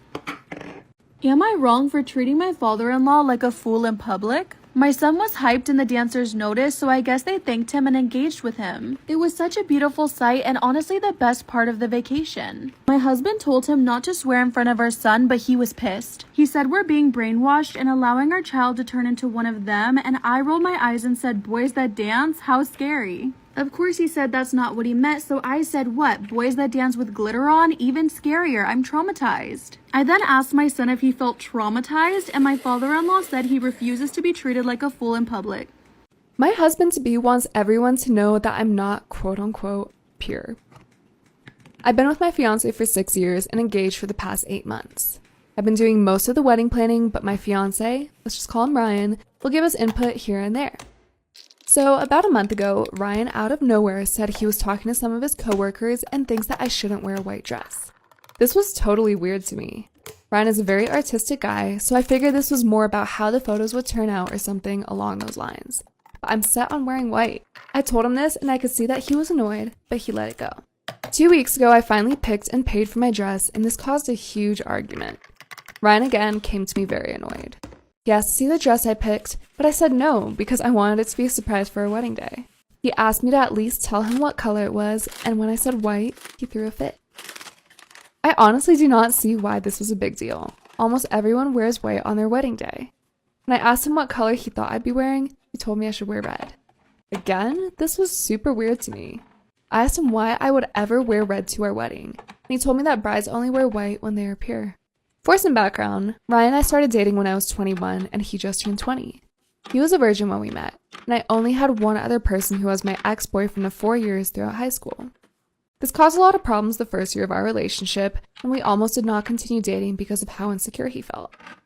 After that first year, it was never a problem again until now, I guess. He went to his mom about all of this thinking that she would convince me, but she's on my side. So 2 nights ago, Ryan, his mom, and I stood in our living room and argued about my sex life being shown in a dress. His mom stated that he is no longer a virgin either, so maybe he should wear red too, and he burst out crying. Ryan is still stating that me wearing white would be deceiving all of the guests and that it is different for guys. This all has honestly made me question even marrying this man. I don't know if it's just because everything is so fresh, but I'm really disgusted by him. He's not even religious, so I know that this is just about him still thinking about me losing my virginity at 18 before I even knew him. My sister sold my wedding ring so that she could pay for her honeymoon. Story time. So my sister and I literally never got along. She was literally always the golden child. She would constantly cry to my parents so that she could get her way, and my parents spoiled her like no other. Growing up, I literally hated the way she acted, but I tried to ignore it and just get on with my life. So one day when my parents were driving to work, they got in a really bad accident and we lost both of my parents. Of course, I was absolutely heartbroken, but in a way, I was kind of glad that there was no one there to spoil my sister anymore. However, sure enough, she found somebody else to leech on and she got a boyfriend. When she said jump, he said how high. And eventually they ended up getting engaged. Poor guy. And as you can probably imagine, my sister had big plans for this wedding. She got the most expensive dress, she got a massive venue, she got a caterer, went wild with the decorations, and she really wanted to cap it off with a honeymoon in Hawaii. With all the spending she'd been doing, she had run out of money. Did she call to bail her out? 10 points if you guessed me. She called me. My sister knew that I was doing okay, my husband was very well off, and she had the audacity to ask me if I would give her the entire honeymoon for her wedding present. And yeah, I could 100% afford it, but was I gonna do it? No. There was absolutely no way I was doing that for her, the way she treated me and my parents growing up. This woman begged and pleaded, but there was no way I was giving in. A few days later, I returned home from work, and you know when you just feel like something is off with your house? Realised that my ground floor window was open, and I literally never opened that window, so it was not me. I was looking around and pretty much everything seemed normal, but then I found my jewellery box and realised that quite a few bits were out of place. And that was when I realised that my wedding band and my engagement ring had gone missing. And let's just say, it didn't take me long to work out who the culprit was as to where it had gone. So I made sure not to confront her right away. I wanted to get evidence. I was taking pictures. I even bought a fingerprint kit. A fingerprint kit, that's hard to say. And I used that to test the area. All this happened a week before her wedding. So 7 days later, I attend the wedding without saying a single word to anyone. Wedding was really nice, but she spent a lot of money, so of course it's gonna be nice. Then, the next day, she got on a flight to Hawaii, her dream honeymoon destination. Who was on the flight out afterwards? Me. So when I got into Hawaii, the first thing I did was get in touch with the police, and I gave them all the evidence that I had collected. They were able to confirm that my sister was in fact the crook based on her fingerprints. And when they asked me where they could find her, of course I told them. She told me everything. She told me where she was going, what dinner reservation she was going to have, what hotel she was going to. So I made sure to arrive at this fancy restaurant at the same time as the police. I sat in the corner with like a proper little detective setup. I had a hat on, sunglasses, and I was snapping all of the pics. Ones of her getting into handcuffs. I got ones of her getting into the cop car. Just as she was looking out the window in the police car, she turned to me and I waved her goodbye. I wanted her to know that I was the one that had ratted her out. And as soon as I got back to my hotel, I sent all of the pictures to our friends and family. And now they no longer want anything to do with this pathetic little girl. Apparently her husband had absolutely no idea that this was going on. He was mortified by her behaviour and has left her already. And from what I know now, she lives in a tiny little apartment somewhere. Am I the asshole for telling my sister she's ridiculous for divorcing her husband over a TikTok prank? My 24 male, sister, 32 female, was married to a guy, 35 male, for 3 years until they separated 2 months ago over a TikTok prank he pulled. Although none of our family cares about social media, I've always thought of her husband as nice, funny man. It's great to be in his company, and I therefore think the divorce is ridiculous over something that was no more than a mistake. To give an account of what happened, my brother-in-law, who is involved in TikTok, pulled a prank on my sister's 15 male son. The prank culminated in my nephew falling over and banging his head, which is why she separated from him. He had to be rushed to the hospital where he underwent treatment, and now he has brain damage. He now needs help eating due to impaired motor control, has limited speech. If you ask him something, he'll stare at you until my sister gets on her knees to ask him calmly what he needs. He is easily irritable, and when I look at him, all I can see is his 7-year-old self masquerading in a 15-year-old's body. Now, these symptoms are likely permanent and are of course awful, but it was a mistake on behalf of the husband. I believe that divorce is way too harsh for a mistake, and instead they should have negotiated boundaries and disallowed TikTok in the house or something. Her husband was the only one who used it. I've tried to keep my dislike of the divorce decisions to myself because I'm secretly mourning the loss of my brother-in-law. We watched football together and everything. However, when discussing the incident with her yesterday, I told her that she was absolutely ridiculous for divorcing her husband over something that is essentially a mistake, and that she should reconsider her options, considering the first one was clearly emotionally driven. My sister told me that I'm free to marry him, and my mother also interjected and, despite liking my brother-in-law before, told me that I have no say in my sister's life, and told me that my precious brother-in-law ruined my nephew's life with his incompetence. I yelled at them and told them that society's inability to forgive mistakes is the reason why we're in this mess, and they eventually kicked me out when the argument ensued for 10 minutes longer. I thought I was being reasonable. However, my girlfriend is also on their side. Am I the asshole? Okay, I feel like this might be one of the hardest ones we've ever done because we need to know the circumstance. I don't. Am I the asshole for kicking my brother-in-law's wife out of my husband's wake?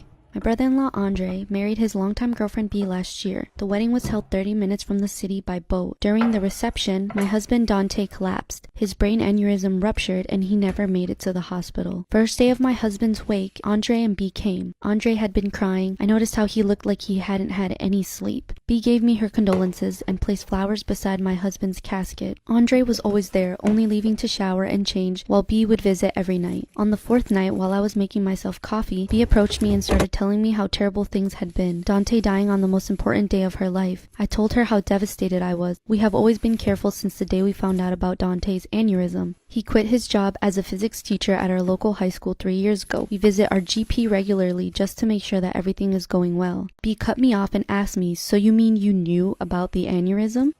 I told her yes, and that he had been taking medication for it. She said Andre never told her about it. She continued saying it was reckless of us to dance and drink when we knew about Dante's condition. He only had a glass of champagne. I asked her what she means, and she basically told me that had she known about my husband's illness, she never would have invited us to her wedding. She said we ruined her wedding, that after we left the island, the reception was cut short. Andre was so worried to even focus on his new wife. I told her to leave before I forget that she was ever my friend. She didn't listen and continued telling me how expensive her wedding was and that by ruining it, I owe her half of the expenses. I shouted at her and told her to get over herself. My in-laws heard us and came to stop everything before it escalated. I told her to leave and never come back unless she apologizes. My in-laws, who still don't understand what's happened, told Andre to take B home. Both mother-in-law and father-in-law were upset with me for causing a scene in their son's wake. I didn't tell them what she said. They only found out after Andre told them. He and B had a fight and they had moved their honeymoon, which was supposed to be a month after we bury my husband. To make the long story short, B didn't apologize. Until now, we still haven't spoken. I don't go to family dinners anymore, but I still have a good relationship with my in-laws. I do believe that I have all the right to be angry at B, but I also want to make my in-laws happy. They have been nothing but good to me, and unless B and I make up, there will always be tension in our family. So am I the asshole for... Am I wrong for leaving my surprise wedding because I felt blindsided? You know, before we even start, I had a dream that I had a surprise wedding, and I cried so hard I left. I was like, no, why would you do this to me? I want to be involved in the process. I would never want a surprise wedding. Ever! Last week, I, 30 female, was invited to a supposedly fancy party by my longtime boyfriend, Mark, 32 male. We had been dating for 5 years, and while we had discussed marriage before, there were no immediate plans for a wedding. Excited about the event, I dressed up in my best attire and arrived at the designated venue. As I entered the grand hall, I was completely taken aback to see all of our friends, family, and acquaintances gathered, eagerly waiting. It turns out Mark had orchestrated an elaborate surprise wedding for us without my knowledge. Everyone erupted into applause as I stood there, shocked and overwhelmed. I just felt a mix of emotions. While I love Mark and had dreamed of our future together, the idea of getting married without any prior discussion or consent felt like a breach of trust. So I pulled Mark aside and tried to express my concerns and reservations about the surprise wedding. I explained that I wanted a say in the planning process, to be part of the decision making, and to have a chance to prepare mentally and emotionally for such a significant milestone in our lives. However, Mark dismissed my concerns, saying he thought it would be a romantic gesture and that I would be thrilled. In that moment, I faced a difficult choice to go along with the surprise wedding, putting a smile on despite feeling unsettled, or stand up for my autonomy and voice my true feelings. I ultimately made the decision not to proceed with the surprise wedding, much to the disappointment and confusion of our guests. Now I find myself at odds with Mark, our families, and even some of our friends who believe I overreacted and spoiled a beautiful moment. However, I firmly believe that a marriage should be a joint decision with open communication and shared expectations. Everyone's excuse for this is I've always talked about marrying Mark, and again, the problem isn't marrying him. The problem is not having say in my wedding. Mark thought I'd appreciate it because I always spoke about how stressful wedding planning must be. Yes, I think it's stressful. It is, but I'd still like planning one. After this whole ordeal, everyone asked if Mark and I were ending things, in which I replied no. I emphasized towards them and Mark that I still wanted to marry him, and most feel like this is making me more of an asshole since I just wanted a perfect fine wedding. So, am I the asshole for refusing to attend my own surprise wedding even though it was intended as a romantic gesture? I want to know how not a single person in your unit, like in your family, in your close circle of friends, no one thought to be like, hey, maybe this isn't a good idea. Maybe we should inform her. That part boggles my mind. That no one, like, I get it. Guys don't understand that. Like, I know in his mind, I don't doubt that he really just did it because he thought it would take less stress off of you and you guys knew you wanted to marry each other. I get that. But I understand your point too of wanting to have this discussion, be like, hey, like, if we get married, it should be on both of our terms that we're both in the right mindset for it. How did no one tell you or tell him, like, hey, Am I the asshole for not letting my husband sit with us during girls' night in? My husband, 35, is disabled. He's in a wheelchair and is home 24/7. Because he needs me around to assist him, I'd have him in his chair nearby while I do laundry, cook, or clean. He's with me most of the time except for when I go to the bathroom, but even then he would complain about me being away for so long. I don't even go out shopping, everything gets delivered to our home. I haven't seen my girlfriends for a while and have arranged to start having girls' night-ins at my place since I can't be away from home, especially at night. I asked my husband for some privacy when my friends come over and he took it badly. He took it as in I was annoyed and bothered by him, but I assured him that it wasn't like that. He said if that's true, then I'd let him sit with us during girls' night in. I absolutely refused and tried explaining that my friends and I need privacy and this is the only time we spend together. I also explained that having him sit with us would ruin the purpose of a girls' night in. He threw a hissy fit and called me selfish and rude for refusing. He started giving me the cold shoulder, saying until I agree to include him, he will not be speaking to me. I haven't gone out in a while or seen my friends or even family in a while because he wouldn't go with me and also refused to stay home with someone else to look after him. He doesn't even let me be out of sight for more than a few minutes. I sometimes have to bring him near the bathroom so he could wait for me with the door open if I'm taking more time. He isn't a sociable person, so he doesn't have friends. The only 2 friends he had showed their true colors after he became disabled and put a distance. But back to the girls' night issue, he said that he would not let my friends in if I continued to exclude him, which caused a huge argument between us. So am I the asshole? Shout out to the lactose freakouts. Discord. He was 19 at the time, and I was only 16. All right, let's stop the clock. Stop it. Nope. Already, probably not the asshole. Yeah, you probably didn't do Stop anything. the clock already. You would have to do a lot of shit to be the asshole in this scenario. High key. So I went on my way to dox him, and Just because I felt like it. We hit it off immediately, sharing special interests. We talked for a while, but I really began to notice he had a little obsession over me. It's alright to have a favorite person, sure, but he would send me inappropriate art and even ended up telling me about a weird sexual dream he had about me, claiming I was quote-unquote aged up in this fantasy of his. Obviously I was weirded out, but I tried to ignore all the signs. he was a bad guy because I thought he was a good friend, and I'm not the best at making friends. I mean, okay. No, there's no excuse to this still. I'm sorry. Eventually, he would start to get jealous if I talked to people besides him, or even joined voice chats with his friends on my own. I was really starting to get annoyed. Oh, no. And he started to say some pretty hurtful things and blame it all on his BPD, which, I mean, I have known and I do know people with BPD, and it's always a different scenario.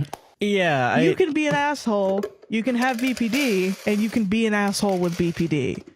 Yes, no, I agree 100%. It's not, yeah, it's not just cause of that. But I feel like I do see a lot. I don't think this guy, BP... I don't think BPD causes fucking pedophilia. I don't think so either, that's no. what I think, I don't honestly. think so either. Okay. Which I can understand in a way, but also he would never take accountability despite the fact he was being a huge asshole. Oh, yeah, he's a Discord mod. Obviously. Good night, kitten. It got to the point where we got into a big argument and I went off on him, telling him how weird he was for crushing on a minor, sending me inappropriate things, being a jerk constantly for no reason. He tried to guilt trip me, but by that time I had decided our friendship was over, said my goodbyes, and blocked him. Yeah, fucking smart. dunked Good. on him. You are such a smart teen. Yeah, you're smart. Congrats, you did it. I have an overly guilty conscience sometimes, and think maybe I could have done something better to keep our friendship. No. Am I the asshole? No, honey. No, because that wasn't going to be a friendship. You were just groomed. My husband named our daughter after his ex-girlfriend. Story time. So when I was pregnant with my daughter, me and my husband had so many discussions about what to name her. And we both only ever wanted one child, so this was really important to us. And one day, my husband suggested the name Amy, and I love this name. And I'm not gonna lie, I had always wondered why he really liked that name and why he chose it in the first place. I always wondered if it was someone he once knew or if it was a relative, but he always just said that he just really liked the name.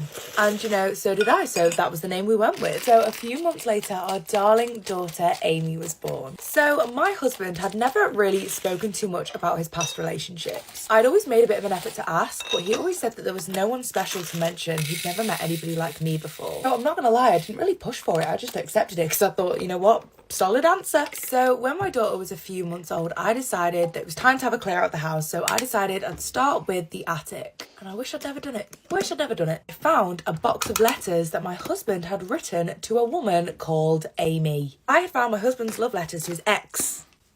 And in this, they're talking about getting married, their future together. Now, I'm a confrontational queen, so I asked him about it and he just blew it off like it was no big deal. He said that he dated Amy back in high school and that he just really liked the name even before dating her. Okay, Steve, whatever you say. He said that he never told me it was obviously his name of his ex because he didn't want me to get mad.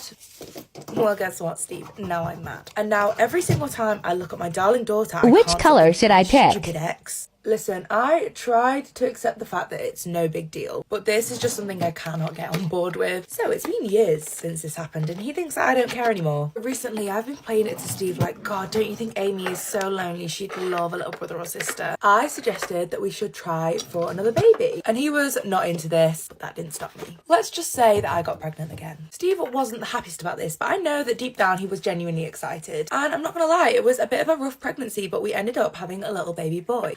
Wonder what we're gonna call it. And my husband said that since he chose our daughter's name, I could choose our son's name. Steve was telling me that he couldn't believe that he didn't want another baby. He loved this baby so much. I decided that we were gonna call this new baby Dave. We were in such a little bubble when we were in the hospital. But as soon as we got back and we were home, I packed my bags and I moved in with Dave. Obviously not the baby Dave, my ex-boyfriend Dave. I had already sorted out all of the divorce papers to hand to my ex. I should be expecting child support anytime soon. Mine and Dave's spark is just as bright as it was back in high school. And I am so glad that we've managed to rekindle all of this after years of texting throughout my marriage. Even though my new Dave doesn't have the biological father that he thinks he does, I'm going to end up changing his name. And my plan is that my ex Steve will have custody of Amy and I will have custody of Dave Jr. I'm sorry, what? This has to be the most over-the-top reaction to this type of thing that I've ever seen. I have 3 questions. 1, why was he keeping the letters from his ex? 2, what the hell did you do to fall pregnant again?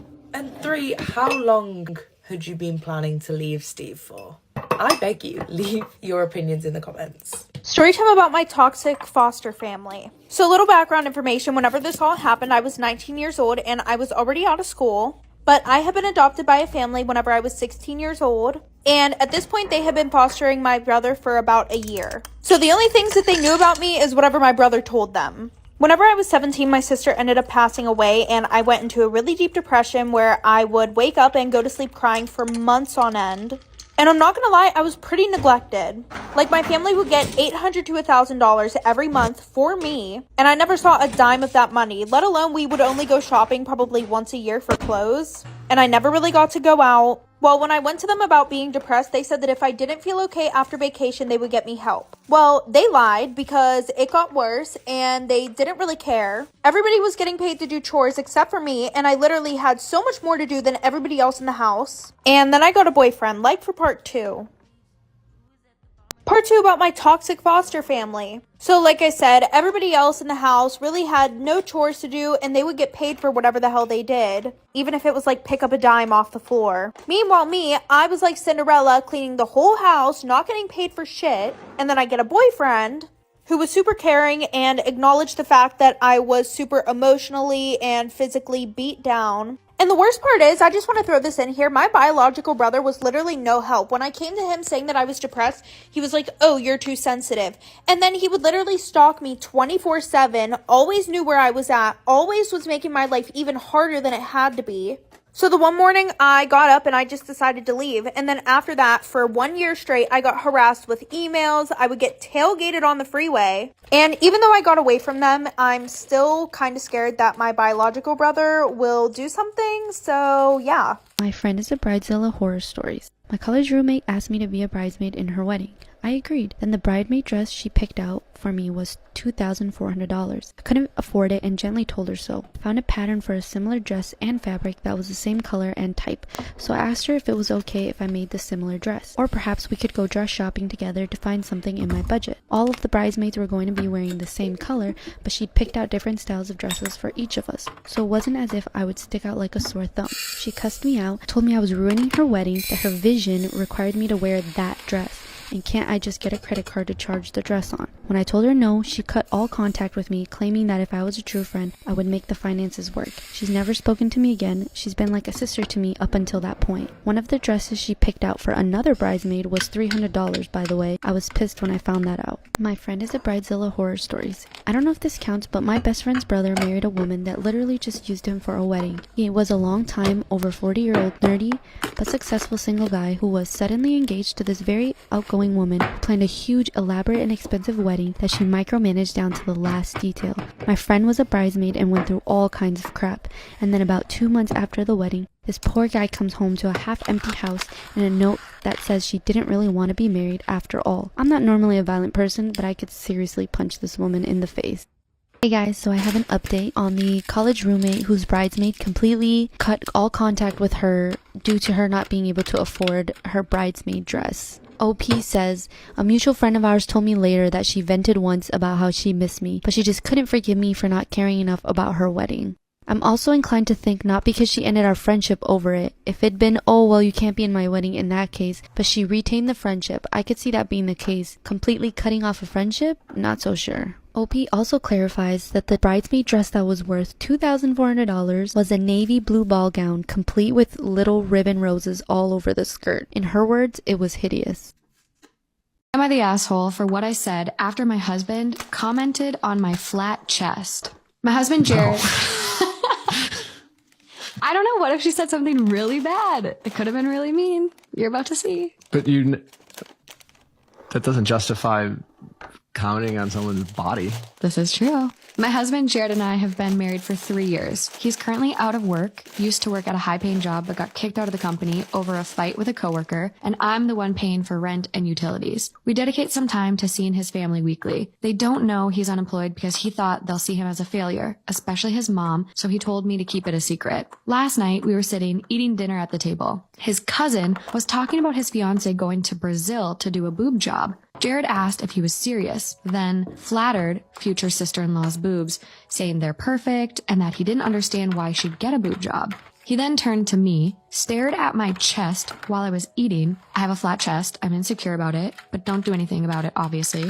And said, quote, "Hey, why don't you get a boob job? You're the one who needs it the most."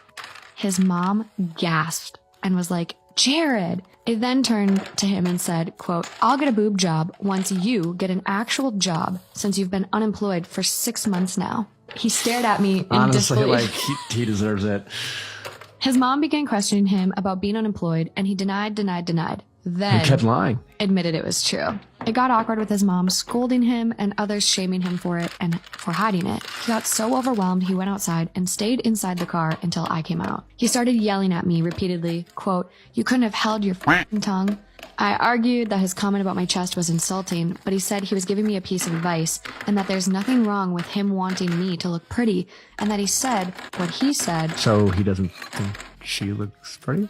He said what he said out of support and encouragement, but what I did was the complete opposite, and that it was intended to hurt him, and I succeeded. I called him later thinking he calmed down, but his friend said he didn't want to speak to me and I should give him space. I feel like she should get divorced. Give him all the space in the world. He's obviously a very insecure person. Well, all of this is like He's his own reactive. making. He's a Yeah. reactive person. And my guess is his reactive personality comes from this insecurity whenever he gets challenged, or, the type of person who would call their wife flat-chested in public and then make it about how I guess essentially gaslight them into making him feel like he was trying to do her a favor. Yeah. I was supportive. I yeah. was trying to make you the prettiest you can be. When people call in for my Ask Nick segments, I would ask her, tell me what you're grateful for in the relationship and tell me how he makes you feel. Yeah. I doubt she'd have a long list of things that she's grateful for. Are my parents too demanding, or am I a daughter from hell? My fiance and I decided to get married after 8 years of living together. We are going to pay for everything and get married in his hometown due to my mother-in-law's health issues. My family and friends will travel to the wedding, which is going to be small and not formal at all. No church, a countryside restaurant with kids. We will have another reception in my hometown 2 weeks after to invite old relatives and people who can't travel for various reasons. I surprised my parents and brother by telling them impromptu, and the first thing my mother said was, "The parents of your brother's girlfriend must be invited." I literally met them twice in my life. My brother is not engaged to this girl. They've been together for 3 years. I firmly said no, but offered to invite them to the other reception I will host in my hometown 2 weeks after the wedding. They all start yelling at me, saying I am disrespectful and don't understand how family works, and at some point they told me they wouldn't come to the wedding at all. After a week of me crying and losing all my enthusiasm for the wedding, I convinced them by saying that if I would invite those people, I should also include the parents of my fiance's sister-in-law, who I have never seen in my life. My parents gave up, but they are super cold about my wedding, and my mother refuses to give me advice for invitation cards, flowers, and stuff. Whatever has been her favorite answer to anything. Am I a bridezilla? This makes me so sad I cry every time I tell this story. P.S. My mother is making the invitations for the reception in my hometown. I am paying for this too. And apparently also the grandmother of my brother's girlfriend is now invited. Hey, APWSTR. What's up? I'm having a real am I the asshole moment. Okay. My ex, 23 male, and I, 24 female, who were in a long-distance relationship for 5 years, wanted to stay friends after our breakup. Okay. After a year and a half of being split up, I've had some realizations about the way that I felt hurt in the past by him and wanted to talk to him about it. He wrote me back a long message saying, quote, "I'm sure what you have to say is valid and meaningful, but I'm getting into a new relationship and I want to leave the past in the past. I think we need a boundary there." End quote. This is ironic because the reason we broke up in the first place, I realized, is that he can be really dismissive and passive in a way that's hard to identify at first. Like if I was expressing doubt about the that we would work out because we never came up with a plan to move in together, he would dismiss it with optimism and say, "It'll work out, man. Things always work out." This guy. I felt hurt by this, and to have someone who says that they're my friend dismiss that again hurts more. I told him if he never wants to talk about it, I don't think we can even be friends. Am I being an asshole? No. He's not a terrible person. I just think he's really immature in ways he doesn't want to understand. Yeah, he's real dim, huh? Kinda, yeah. I'm worried I'm being an asshole because I'm crossing his boundary already by dredging up a past and setting up an ultimatum. No. He also says he never agreed with my reasons for breaking up. My husband started acting strangely upon my sister's pregnancy announcement. I feel like I'm going crazy here thinking about it. My husband and I were at my parents' house for dinner. All was going well. We were talking, laughing, eating, but as soon as my sister got up from her seat and announced her pregnancy, I noticed at first that my husband got quiet, didn't get up to congratulate her like the rest of us did, and just kept staring at or towards her. I'm not entirely sure. I repeatedly asked if he was okay, and he mumbled about feeling a bit sick. That was strange because he was perfectly fine all day. Literally, moments later, he started throwing up, like I had no idea what was happening to him. He sat on the bathroom floor near the toilet, just looking down and refusing to let me help him up to wash his face. I kept asking him if he was okay, but no response. My family were worried about him, and I had to take him home. I checked his temp and blood pressure, but all were normal. Still, complete silence on his part. He went to sleep shortly after, and in the early morning at 5:30, I woke up to the sound of him crying in the shower. I rushed in, asking if he was okay, but still no response, other than telling me he needed a minute with himself. I almost lost it, demanding he explain what was going on, and he told me he was just feeling overwhelmed. ...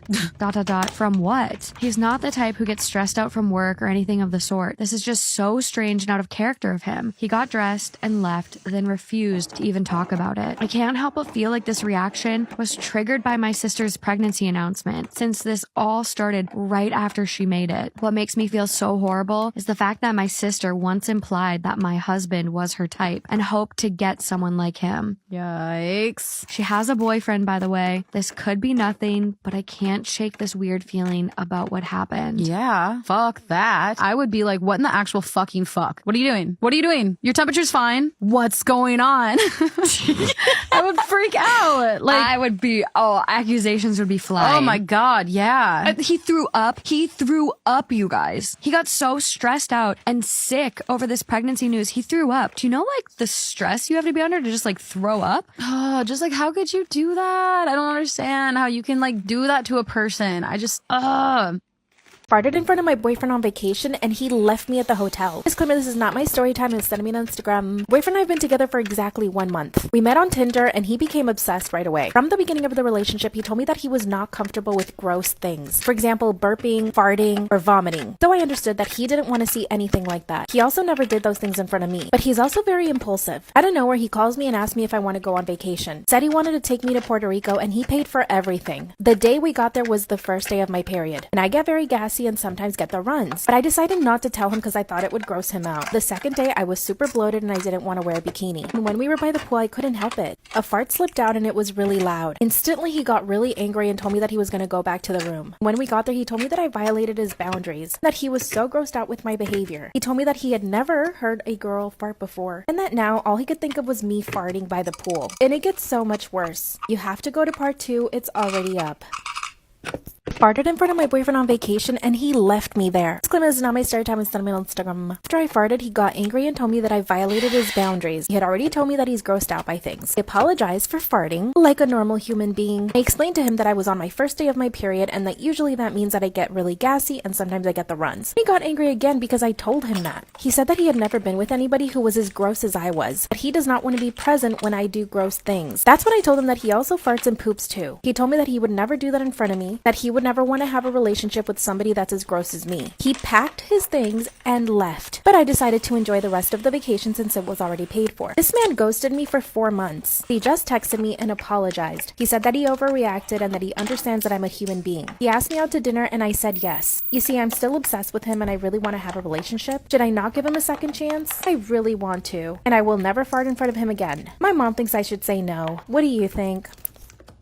My husband doesn't want my father in the delivery room with me because he's a man. I've been married to my husband for a year, but we dated for 9 years before that, and the conversation that we had kind of raised a little bit of a red flag for me, but I also know at the same time that there is some trauma for me around this situation, so I kind of just want some outside perspective. Recently, we have started to talk about having kids together, and I just kind of brought up the fact that I think it would be so funny to see my mom's reaction versus my dad's reaction in the delivery room. And my husband, without missing a single beat, said, "I will not have another man in the delivery room." This is just super weird because he's never said anything like territorial like that before. We constantly are laughing and watching the alpha male videos together. He has acknowledged that he's really not sure why he reacted like that, but that he still really doesn't want my dad in the delivery room. This is really important to me because my family has a bad baby delivery history, and it's mostly to do with bad midwives. My mom almost died giving birth to me because the midwife pulled out the placenta and it caused internal bleeding. My sister also had a lot of issues due to her midwife, and my sister is an extremely strong individual and she has a very, very high pain tolerance, and I will never forget how she sounded when she called our mom. I have somehow become the most hated person on the internet currently. You may recognize me from my video where I talked about how I wasn't gonna let my dad walk me down the aisle. You guys did not react very well to that video. I'm getting hate comments, hate DMs, hate emails. I'm having big creators stitch the videos and make fun of me. But guys, I hate to burst the bubble. That was a Reddit story. I'm not mad at anyone, but this is definitely a lesson learned that if you put something in the caption, just know people aren't gonna read it. People are going on my Instagram and finding a photo of my husband, child, and I and commenting on it things like, "run from her," like, "this poor man," and I'm like, guys, that was a Reddit story, come on now. For context, I do a ton of Storytime videos. I'm a wedding photographer. It's kind of my bread and butter. And people are not realizing I'm a wedding photographer, and they're going on my Instagram on photos of my brides and commenting things like, "I hope daddy didn't pay for your wedding." My content has landed me in the news several times, so I'm super worried that the news is going to pick this up and just blast my name and this story everywhere and not read that caption first. I'm not making this video to tell you to stop hating me. I'm just telling you it was a Reddit story. You can still hate me. That's fine. Also, I made another Reddit story video where I actually put in the top right corner that it was a Reddit story, and I put it in the caption, and people still didn't read that. Granted, this got me a lot more views, but the whole image thing is getting out of control, so I'm just gonna start saying it in the videos again. I think I ruined my best friend's wedding day, and now I'm worried I've lost her forever. Tully and I have been best mates for over a decade. About a year ago, Tully asked me to be her maid of honor, and I was so thrilled. For context, I'm a type A person. What's that? They're like very organized and detail oriented. Cool. Like list people. And Tully really wanted her wedding to be personal. So not only did she ask me to be her maid of honor, but also her unpaid wedding planner. I was so nervous, but so flattered that she would trust me. I dove headfirst into it all. I made the save the dates and the invitations, organised her wedding bouquets, went dress shopping, created her run sheet, found us accommodation to stay in, planned the entire hens weekend, and honestly spent most of my free time thinking, living, and breathing her wedding. At the same time, I was also travelling to support her at work conferences. Spent countless hours on the phone consoling her, took care of her dog while she moved out of town for 5 months, only returning a few weeks before the wedding. I took on it so much and never once complained to her that it was a lot. I knew she needed me, and I wanted to be the perfect best friend. Ironic now. Throughout all of this, I was also experiencing one of the worst periods of my life. Tully knew what was happening, but she wasn't really there for me in the way I needed my best friend. She didn't call to just ask how things were going. She didn't come to visit me, and she didn't make sure I was okay.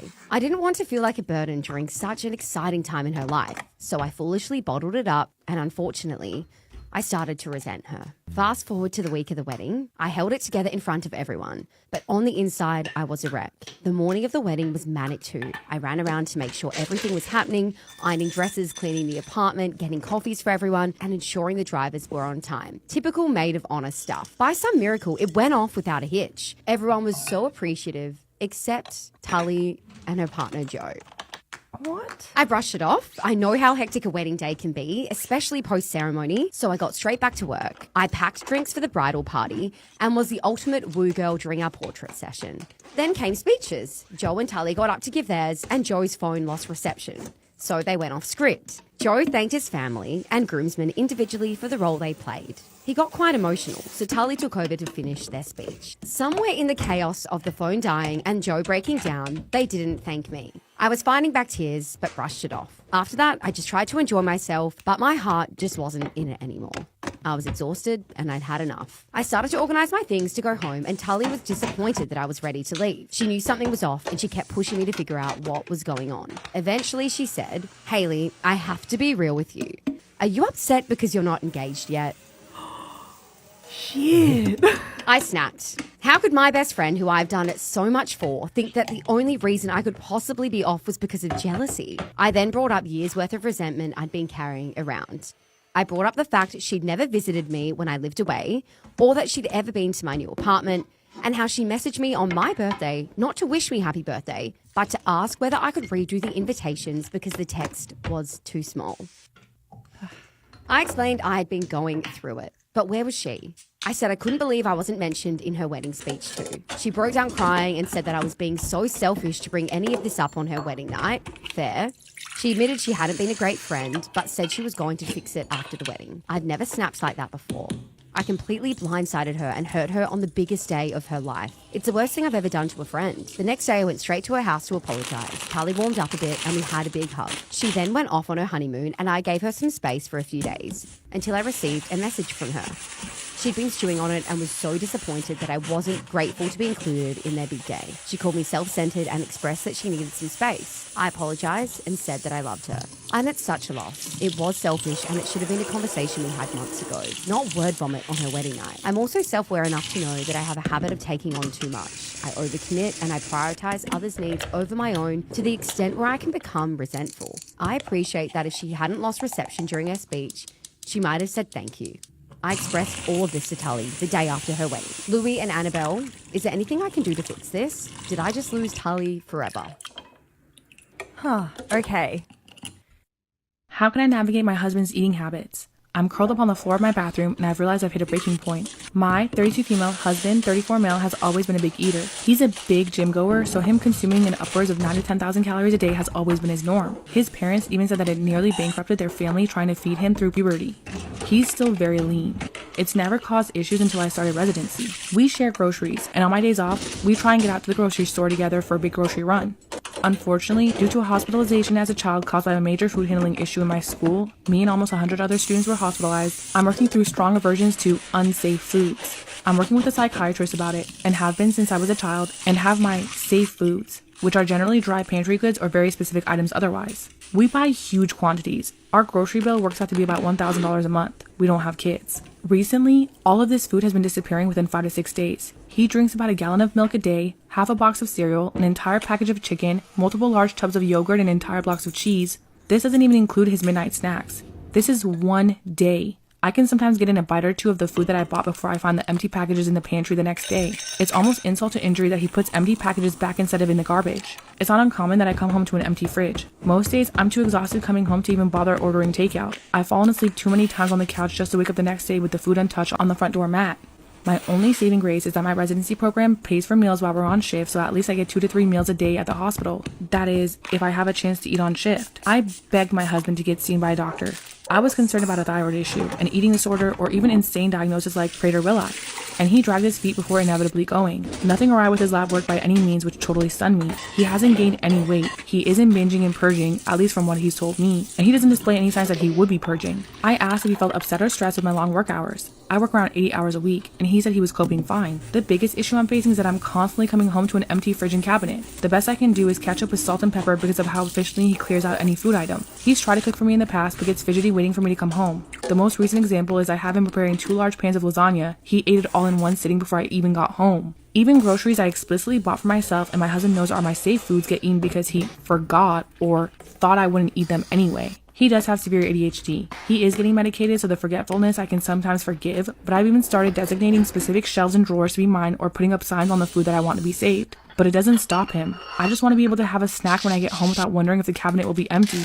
My next step was to look at putting a fridge in our basement with a lock, so I have my own safe stash of food, but I shouldn't have to go down that extreme path. I seriously wonder if a locked fridge would even deter him. I'm at a total impasse and I don't know what to do. I've asked my colleagues both for medical and personal advice, and they've expressed concerns that he's doing this maliciously if we can't find a reason otherwise. He's been the light of my life and has been a fantastic partner in so many ways outside of the food situation, so I'm at a loss. But coming home today to find the one bag of veggie straws I asked him to save for me gone just broke me.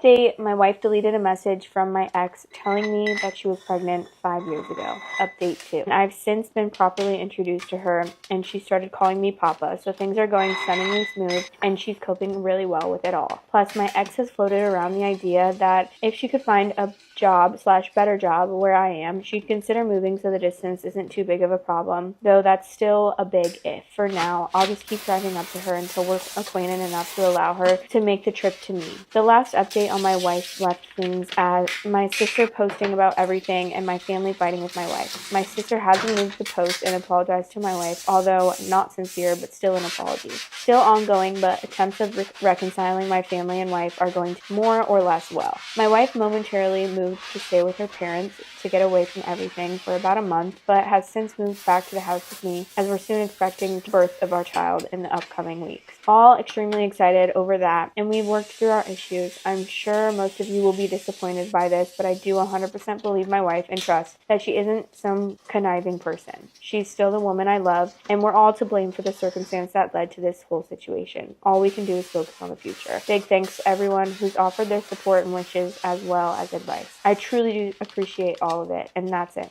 Signed off, a happy dad of almost 2. Update, my wife deleted a message from my ex telling me that she was pregnant 5 years ago. Update 2. It's quite a long story, so the more condensed version is that I've met my daughter. My ex and I handled the custody and support agreement ourselves, still signed off by the court. We're both committed to making this co-parenting thing work, and it's been going well so far. My wife and I are back at home and both excited about her nearing due date. We've decided to move on. The longer version, the last update ended with my ex threatening to fight me in court. Well, the lawyer I'd arranged with suggested we give mediation a try and set that up with her lawyers and this mediator. Overall, the mediation went quite shit and seemed to be more detrimental to us ever cooperating. We only had 2 actual sessions and both were just filled with unnecessary fighting and no resolution. Funny enough, it was the chaos at the mediation that kind of proved to both of us that we weren't interested in fighting each other indefinitely, and she reached out late in the evening after the second mediation asking to meet up the next day. In that meeting, we talked things out and listened to one another, sorted through some baggage from our relationship, as well as spoke about what exactly had been going on the past 5 years. Hours long conversation, but it was totally worth it. We agreed that we'd make it work and put our daughter in the forefront. A meeting was arranged for me to drive over and see my daughter face to face, and I did. At the time, I wasn't introduced properly to her as her father, and she obviously was cagey around this random dude, but it was still great seeing her that first time. She was and is seeing someone to help with my transition into her life. Found out my husband had an affair with a student and secretly tried to divorce me. Let's call my husband Tony. Tony and I met in college. Been married for 10 years and Tony refuses to have kids. He thinks that it's gonna ruin our lifestyle. He's in his early 40s, I'm in my early 30s. And his excuse has always been that we're just too young, we have so much money, and a kid is just gonna ruin that. So I decided to not bring it up anymore. 3 years ago, he was offered a professor position at a university. And he told me that this was gonna be great. It meant that he would travel less for work, that we would spend more time together. We had just bought a 5-bedroom house and I worked from home. A month after he started teaching, he would only come home to sleep. He wouldn't even have dinner with me. He was always alone. But one day I decided, you know what? I'm gonna go have lunch with him at university. I even felt bad for him. He worked so much. I cooked him a complete gourmet meal. I show up to his classroom and he's not there. Call him and he doesn't answer. When I checked his location on my phone, it was turned off. My stomach dropped. I waited in his classroom for 3 hours. When he finally showed up, he says, oh my gosh, what are you doing here? And I said, weren't you supposed to be teaching? That's when he told me that the university had asked him to mentor a specific student and that he had been with her at the library. When I asked him to introduce me to the student, she walked in and says, we should tell her. That's when she confesses everything while he tells her to shut up. They had been having an affair for a year, and apparently he moved into her apartment. This man was only teaching 3 times a week. Then she hands me divorce papers. Apparently, my husband filed them without telling me, and he was accusing me of having an affair. I ran into the classroom. I took pictures of them kissing. I went to my lawyer and filed for divorce. Now that I'm taking all his money, this girl broke up with him, and he's asking to get back with me. I don't think I'll take him back. Am I in the wrong for ordering pizza at my friend's wedding because there was no food? Me and my wife were invited to my friend's wedding. The wedding was going to have about 70 people, with mostly family. When we got there, we were seated at a table with some other people.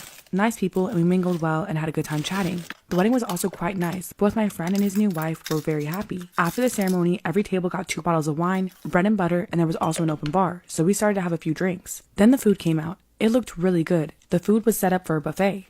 I was half buzzed and looking forward to getting some food in my belly. When it was time to eat, every few tables at a time were going to get called, which is fine. The first few tables that were called were understandably the family off both sides. The problem was that the family members, his in-laws, are larger people. Now, I don't shame people for how much they eat, but I noticed the helpings of food they had while I was patiently waiting for us to be called. I also noticed that they went for seconds before all the tables were called and no one stopped them. I didn't say anything, though I thought that was rude. I just assumed that there was going to be a lot of food. To my surprise, by the time that we were called, there was nothing left. I asked if there was more coming out, and apparently that already occurred. So we grabbed what little we could and went back to sit down and ate the scraps. We were all still pretty hungry and a bit pissed off, so we kind of bash talked that the first few tables ate all the food. Someone mentioned that they could go for some pizza, and then I had the drunken idea of ordering some.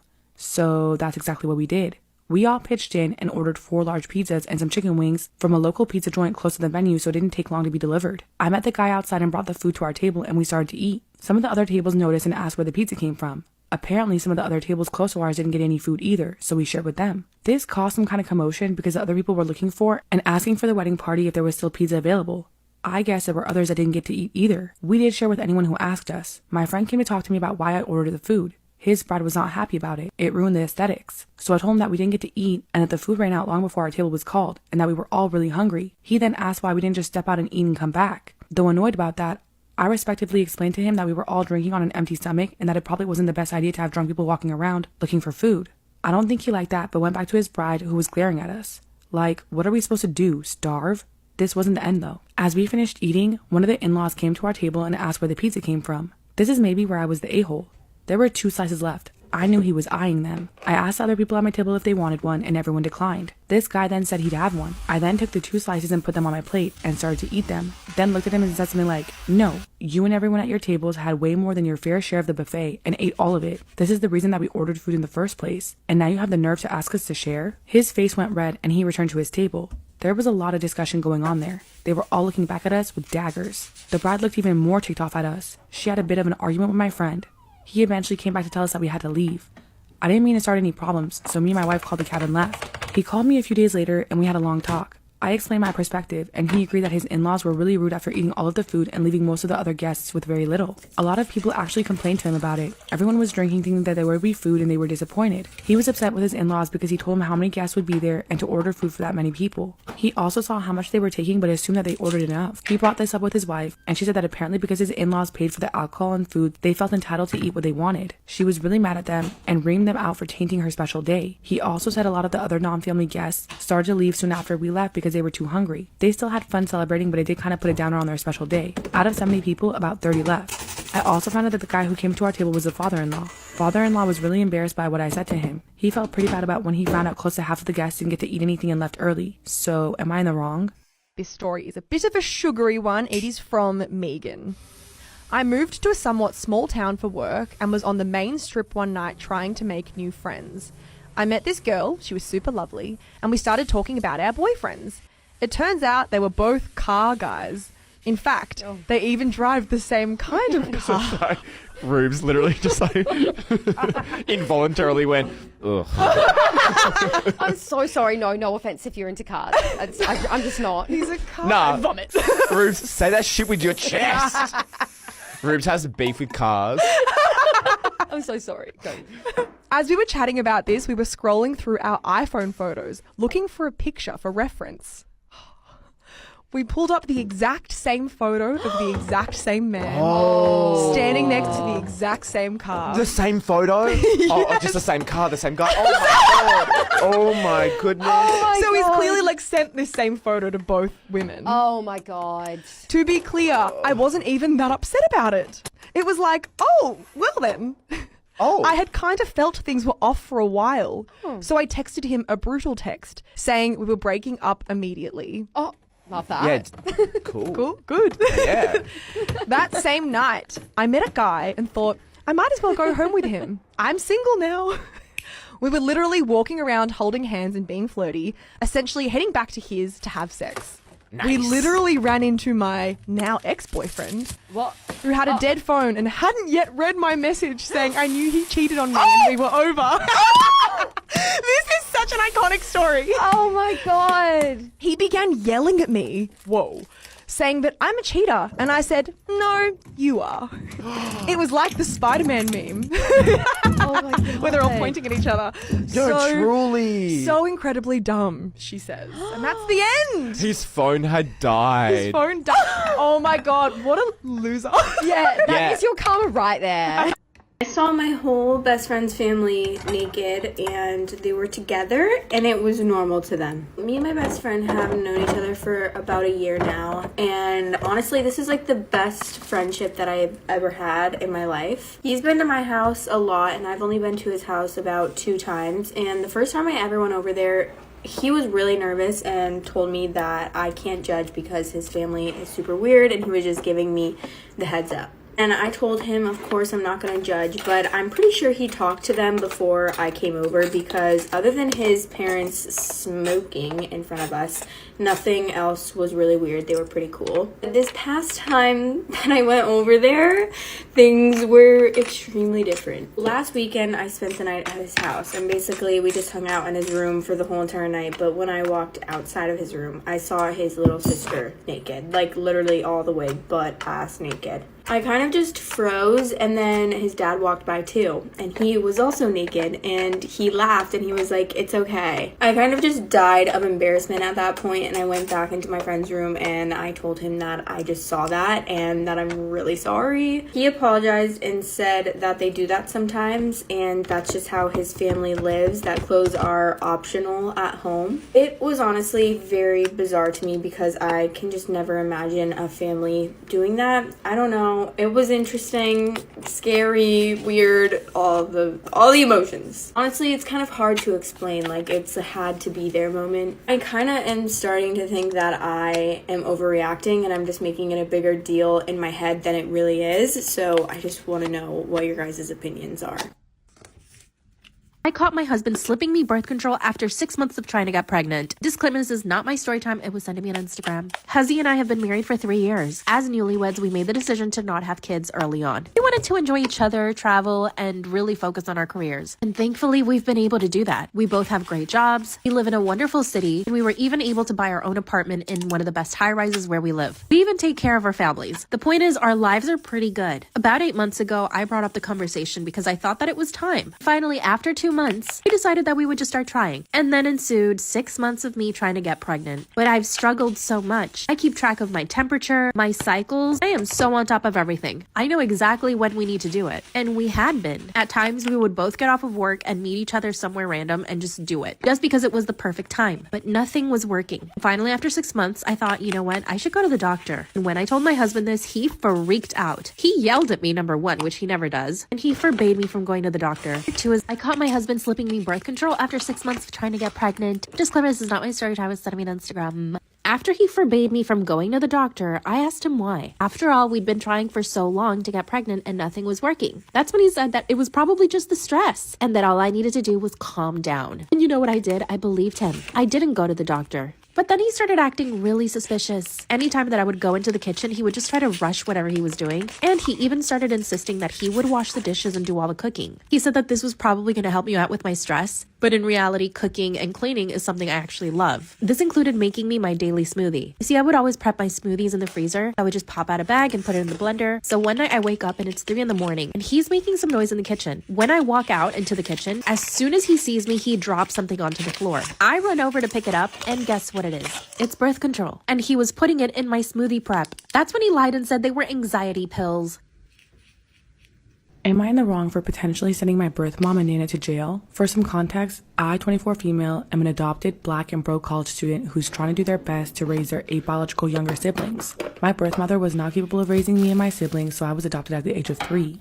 During my childhood, we did not have contact with my biological mother. All of my siblings prior to COVID were taken away from her at some point in time before their 2nd birthday, and most of our biological fathers were never in the picture because she didn't know them. However, after years of no contact with her, my bio mom, 43, reached out to us.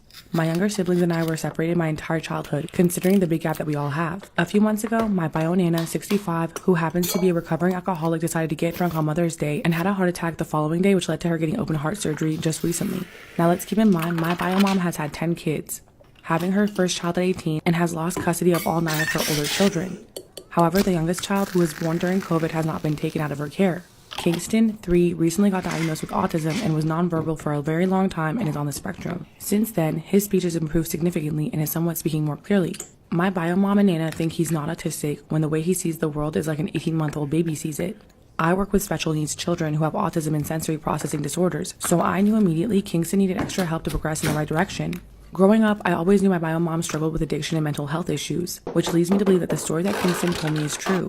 Again, I'm adopted, so I do not live with them, and I'm a college student, so I do what I can to support my siblings no matter what.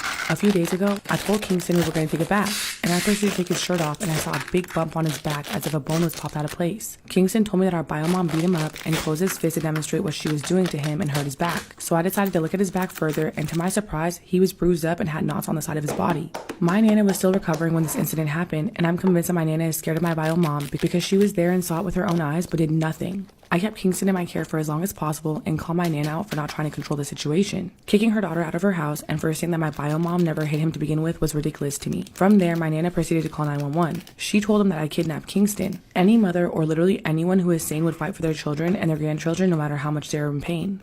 Granted, my Nana had surgery, but she was able to move and walk around. Not only that, she called 911 on me, her granddaughter, to say that I kidnapped him when she could have called 911 to tell the authorities her daughter was beating on her child. Words were said, hands were thrown, and everything went left with my bio mom, and because she's on drugs, she doesn't even remember hitting him and claims that I'm lying on her, and that Kingston was just playing with markers in her makeup. Any sane person would know that a child cannot write on their back, and having bumps on their body such as this does not come from makeup and markers. Since then, Kingston has not been back to my house, but he's being well taken care of by my auntie. She was granted temporary custody until I graduate college. We go to court in October. I don't feel bad about how I reacted to my biological mother at all, but as far as my Nana goes, am I in the wrong for going off on her knowing that she's not fully recovered from her surgery yet?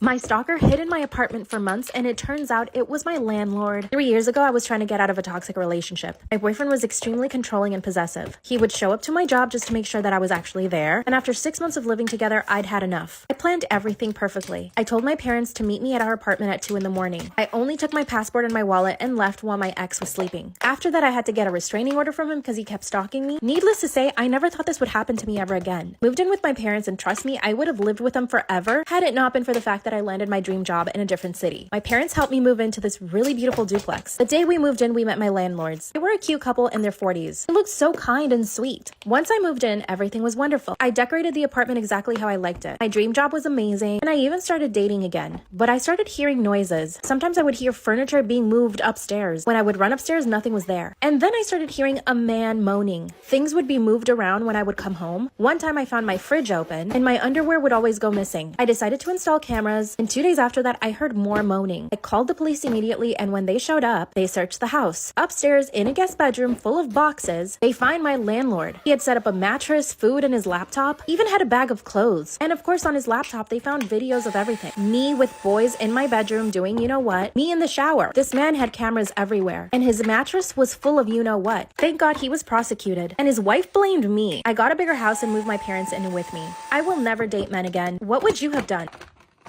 Said it sounded like a dog's name and that it was completely absurd to name a child after a video game and that we would end up regretting it, etc. Am I the asshole for refusing to give up the name I chose for my baby? Ugh, I just hope it's not a really stupid name because I've had a lot of those and I can't keep defending them. My boyfriend, 28 male, and I, 30 female, are expecting a baby in November. When I found out I was pregnant, we agreed on an arrangement. I pick the name if it's a boy, and he picks the name if it's a girl.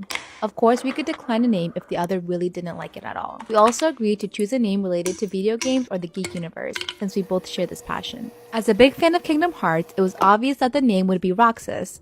I love Kingdom Hearts and I love Roxas. I love that name. Okay, thank God it's not something crazy. We spent a lot of time playing these games together with my boyfriend during lockdown, and it's one of the best memories. On his side, boyfriend chose Melody for a girl in reference to Doctor Who, since it is thanks to our common passion for this show that we met. Okay, those are both very cute names. I like them a lot. They're not very common, they're kind of unique, but they're still really cute, so what's the problem? He wasn't a big fan of Roxas at first, just like I wasn't a fan of Melody, but we had fun defending the names we had chosen and we finally agreed. Melody or Roxas it would be. I like this! I feel like the only problem that could arise from this is if someone, maybe your in-laws, has a problem with it. Turns out the baby will be a boy, so Roxas it is. As soon as we knew the gender, we started talking to him using his first name, and we even had a blanket personalized with his first name embroidered on it. But that was without counting the in-laws, especially grandmother-in-law. She never liked me, nothing personal, just that no one is good enough for her grandson. And until now, I was dealing with it. But we made a mistake by revealing the name before the birth to our families. Of course, grandmother-in-law hated it, even more so when she found out that I had chosen it. She said it sounded like a dog's name and that it was completely absurd to name a child after a video game and that we would end up regretting it, etc. Mother-in-law pretty much agreed with her, and they ended up telling us that there was still plenty of time to change. Problem is that my boyfriend is very influenceable, and since his family said they didn't like the name, he started to have doubts, telling me that it didn't seem very natural to him and that we could still change it. That he was afraid that others would make fun of him at school, but I know very well that he says that just because his family has influenced him. He ended up telling me that we would name the baby Roxas anyway, but I still feel like he is nervous about his family, and I noticed that he stopped using the name in general in conversations or when talking to the baby. Name your own kids whatever you want to name. Don't butt into other people's kids, no matter if you're mom, grandma, aunt, cousin, sister, brother. Like, it's 100% up to the parents. Like, it's enough to going through childbirth itself. Let them pick the damn name. Like, that's it. At the last family dinner, my mother-in-law asked me if I had changed my mind, and I lost my temper a bit, answering that no, I hadn't changed my mind, and I wouldn't no matter what they said. What hurt me was that my boyfriend didn't back me up or say anything. He seemed embarrassed. We talked about it and he finally told me that he didn't want to fight with his family over a name and that maybe it would be good if we picked a more conventional one. I got angry and told him that I would name the baby Roxas at birth whether he wanted to or not. He didn't say anything, but I can feel that he is a little bit mad at me, so I feel a little bit like the asshole here. What do you think? What I've done might just damage our 15 years of friendship. Am I the asshole for canceling a check of $12,000 that I wrote for my infertile friend for her next IVF cycle over a joke? I, 35 female and infertile. My ex-husband and I tried everything to have kids, but it just never happened. He divorced me, went and married someone younger who was able to give him a kid from what I gather. They're expecting a second child together. It hurts like hell seeing someone else have what I couldn't. I get frustrated with myself sometimes and with my family blaming me for basically everything. I turn to my friends for support, especially Alicia. She's in the same infertility boat as me, but she and her husband are currently trying IVF, hoping it'd work. Alicia asked for me to help pay for her upcoming IVF cycle. I agreed to write her a check of $12,000. I really wanted to help her, and the money came with no strings attached. I wrote the check and gave it to her last week. She was very appreciative of it. The very next day, I got a sudden message from a mutual friend, Carol, with a screenshot of the conversation she had with Alicia. Turns out, she and Alicia were talking about the next IVF cycle, and Alicia said she hoped the cycle would work because she didn't want to end up divorced and having her husband go marry someone younger and have a baby with them and another one on the way. Oh, she was doing a low blow. What the F? Well, she's alone and without a family at 35. She's 32. I was stunned and hurt. I knew she met me here, but I did not confront her. I simply contacted my bank and canceled the check. In the evening, Alicia called to ask why I canceled the check, and I told her. She went batshit, saying she didn't mean it that way and that she thought this was somewhat of an inside joke between desperate and fertile women. She came over with her husband the next day, begging that I write another check, but I refused. An argument ensued, and her husband thought I wasn't being supportive of her like when she supported me throughout my struggles. She left crying, and we haven't talked since then. Her husband keeps reminding me, while repeatedly calling Carol a toxic snake, of the date of the next cycle, saying they can't have it after I took the money that was supposed to pay for it back. Some friend thinks I'm being oversensitive. Carol's on my side telling me to tell them to go to hell, but I feel so bad about it. What I've done might just damage our 15 years of friendship. Maybe I should not have canceled it, but I just felt so offended by what she said about me and how she basically mocked my unfortunate circumstances. So, am I the asshole? If someone's my friend, I would never, even in a joking matter, you know how you can use some things in our lives as a joke, even if it's really bad? But this is one of those things you just really don't joke about, especially since it already happened to you and now it's happening to her. You're basically saying, haha, I don't want to end up like this bitch because she's childish and blah, blah, blah. That's fucked up. Oh my god. Missing out on her actual family celebrations to celebrate her husband's death with his family is a dick move. Am I the asshole for calling my sister obsessed with her deceased husband? I, 35 male, oh you're a dude saying this, then yeah, for sure, you're insensitive AF. I, 35 male, was one of those kids that knew exactly what I wanted to do when I grew up. In order to remain anonymous, I'll simply say I've always dreamed of doing job X at company Y. My whole career has been based on getting this job and working for this company. So needless to say, when I finally got an interview with company Y, I was ecstatic. After a very lengthy interview process, I received a phone call yesterday letting me know that I had gotten the job. I was so excited, I immediately called my parents, who were so proud of me. My dad suggested that we go out for dinner to celebrate at our family special occasion restaurant. They wanted to take me and my sister Megan, 33 female, out to celebrate this achievement. I was riding on cloud 9. I called my sister to tell her the news and the dinner plans. She congratulated me but told me that she wouldn't be able to come. My mood immediately dropped and I asked her why not. She told me that she had plans already with her deceased husband's Miguel's family. I explained to her that this was a serious achievement that had taken a lifetime of work and that I had finally achieved my dream. I told her that I needed her there to celebrate with me. She congratulated me again but told me that this was a very important family celebration and she simply could not miss it. For context, Megan and Miguel were married for a few months before he passed. It was really tragic and she has my deepest sympathies. I understand how important he was to her, although I don't exactly agree with how she handled his death. You cannot judge other people on how they deal with that kind of stuff. It's traumatic. It fucks you up. I understand her sorrow and sadness, but don't agree that she should be missing out on celebrating my achievements because her husband passed. She can and does more than any other day of the year, but this is a once-in-a-lifetime achievement. I got my dream job, and she of all people should know how much that means to me. You're acting like she's missing your fucking wedding day. It's literally a dinner for congratulations.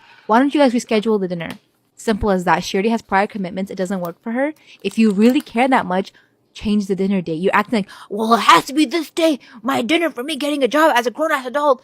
I have to have dinner today. Calm down. Like, be accommodating. Compromise. This is the part where I may be a bit of an asshole. No, you've been an asshole so far in this post. I called her out and said that missing out on her actual family celebrations to celebrate her husband's death with his family is a dick move. I told her that she couldn't spend the rest of her life obsessing over Miguel and that at some point she needed to move on. Her obsession with him was ruining our relationship, and once again reiterated that I needed her to be there with me tonight. Obsession? What is wrong with the obsession? She's grieving. She actually laughed at me and said that of course she was obsessed with him. Duh, it was her husband. That's why they got married, because they're obsessed with each other. Life or death, like you're still gonna always love that person.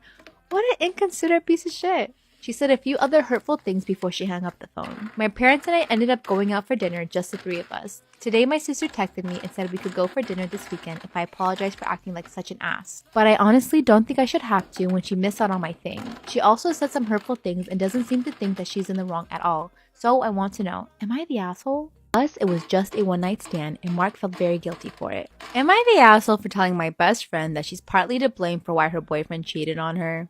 I, 28 female, have a best friend, 28 female, let's call her Dana, who used to date this guy, 30 male, we'll call him Mark.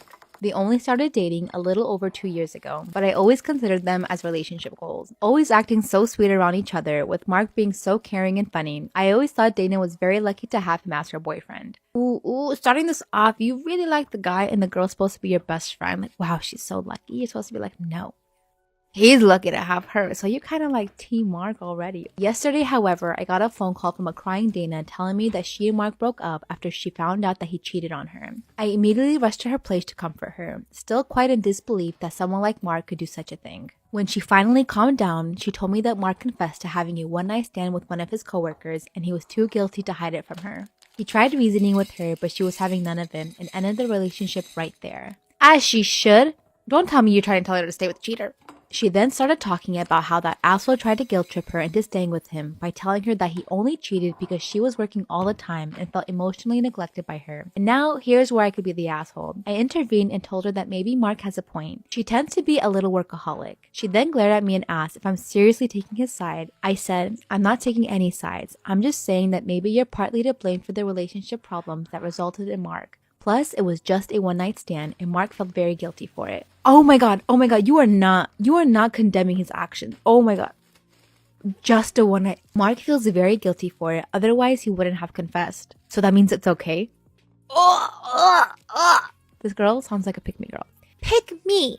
Choose me, Mark. Love me. She then asked me if I think she should take him back, and I told her that everyone makes mistakes and she shouldn't let just one moment of weakness destroy her entire relationship. She then told me that I'm unbelievable and told me to get out of her house. I was a bit taken aback by this, but I didn't want to cause any more drama, so I just left. I was waiting until today for her to calm down a bit before we talked again. But now I found out that I've been blocked by her everywhere. She was my best friend since high school, so of course I was very hurt to find out that she cut me off over an argument. While I don't condone what Mark did, I still think Dana is partly to blame for this mess, and now it seems like she's taking it out on everyone else who doesn't agree with her, which I'm afraid might end up leaving her very lonely. Am I the ass? Oh my god. Yes, you piece of shit. Have you ever been cheated on? Then you can't talk. You literally can't talk. Well, he only cheated on you once and he feels really guilty. That's why he told you, and you guys have had such a good relationship, so you should take it back. And then what happens the second time? If he loved what he had, moment of weakness, my ass. Don't give me that shit. Ugh. Get this pick me girl out of here. Am I the asshole for telling my neighbor to F off after she demanded I clean her house?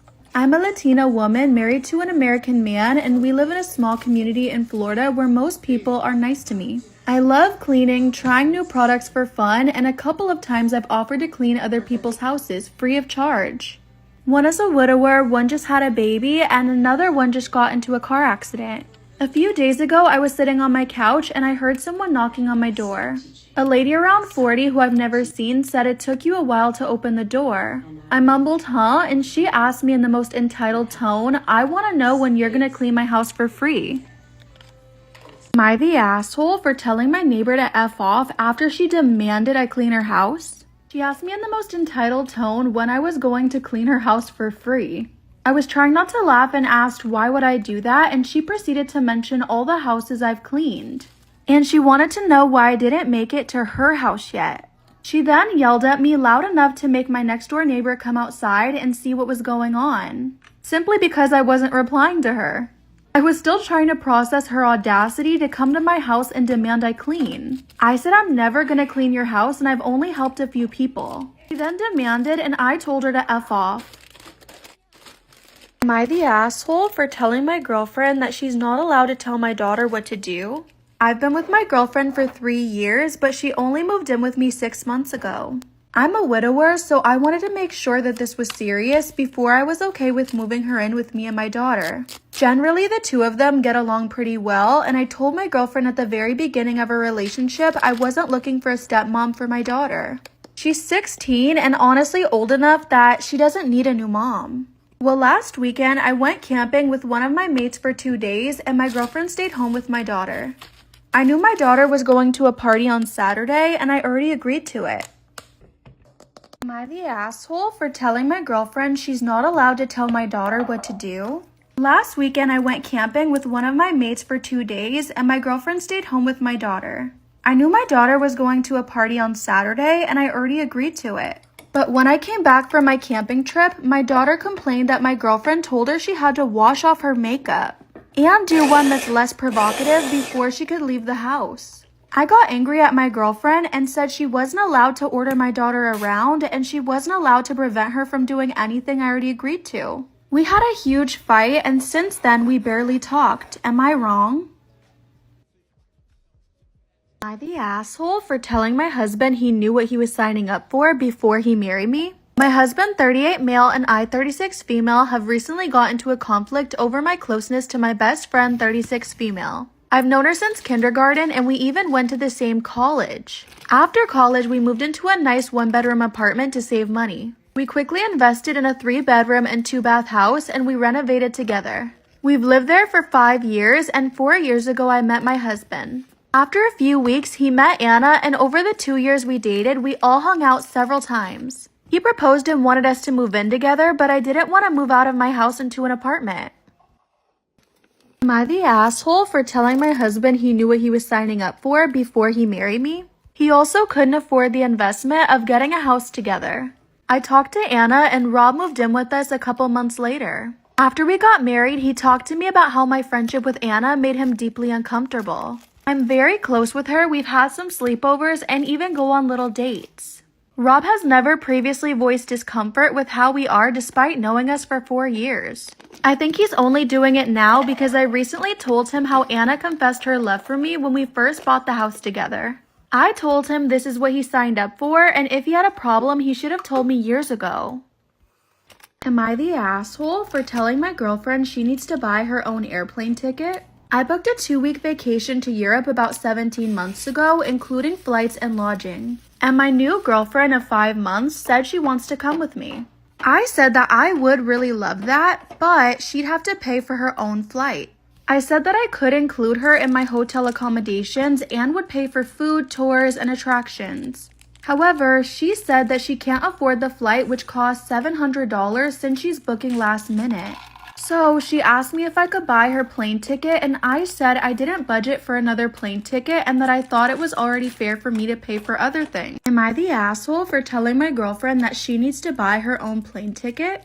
I said I thought it was fair for me already to buy other things for the trip for us. She said that she really wanted to go on the vacation with me and this could be her early anniversary or birthday gift. I said that another plane ticket was not in my budget, and she said I make more money than her and I should be able to afford it. And that I just don't want to take her. I said I would love for her to come, but I just can't do it and have other financial obligations. So she either needs to buy her own ticket or I'll just see her when I come back home.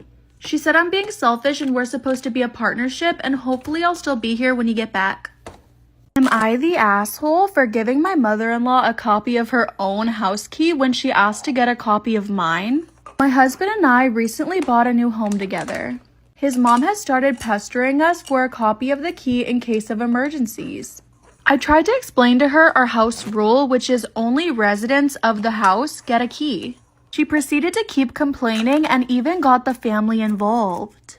And last week she demanded a copy of the key sent to her. So instead, I decided to go grab the copy of her key. I grabbed the copy of her house that my husband was keeping for years and sent it to her, along with a note. Am I the asshole for giving my mother-in-law a copy of her own house key when she asked to get a copy of mine? She demanded for a copy of the key to be sent to her, so instead, I decided to grab the copy of the key to her house. My husband was keeping it for years and I sent it to her with a note. The note read, "Only residents get a copy, so this copy is for the home you reside in." Of course, she was beyond livid about it and she told the family and I was called so many names. Now my husband is complaining that I escalated and made a mistake by upsetting her further.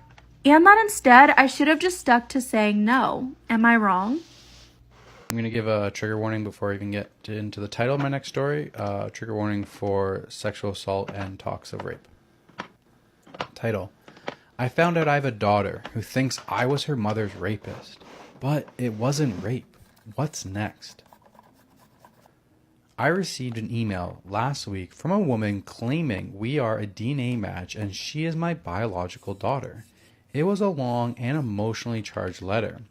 She said she knew she was a child of rape, and while she had no desire to form a relationship with me, she wanted me to know that she existed and to understand the pain and anguish I had caused her and her mother and grandparents.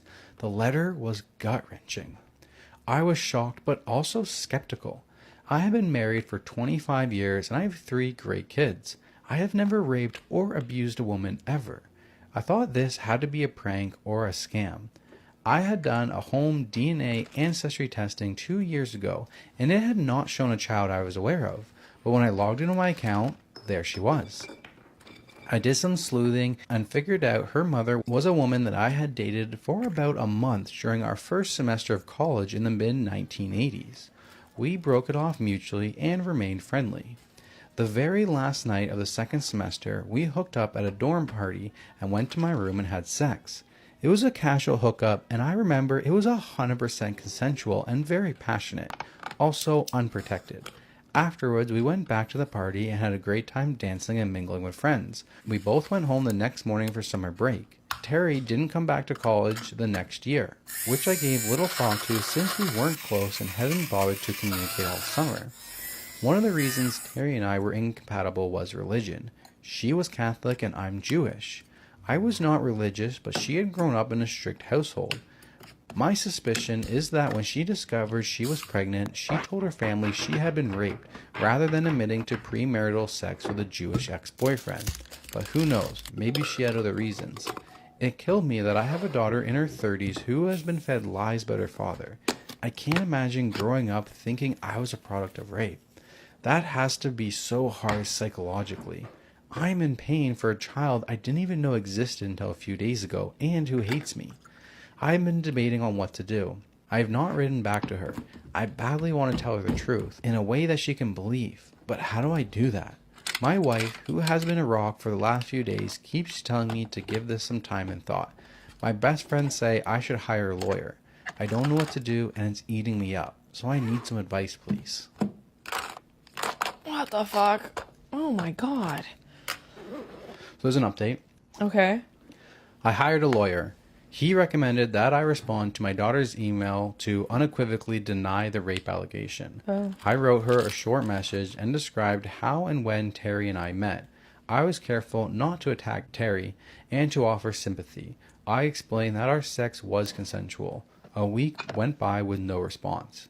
2 days later, my daughter wrote to me and said Terry now claims she was raped a month after she and I had sex, and that she was told by her doctors that the baby was born premature 8 months later. She's basically saying she was misled by her doctors. I find that very hard to believe. But if it is true, it is awful. And if it's not, I guess it gives Terry a way out without exposing her big lie, which may be best for everyone. Yesterday, I spoke to my daughter for the first time. She was crying and so was I, so it wasn't easy to say much. Before we hung up, I told her that I loved her because she's my flesh and blood. I hoped we could get to know each other and meet my grandchild.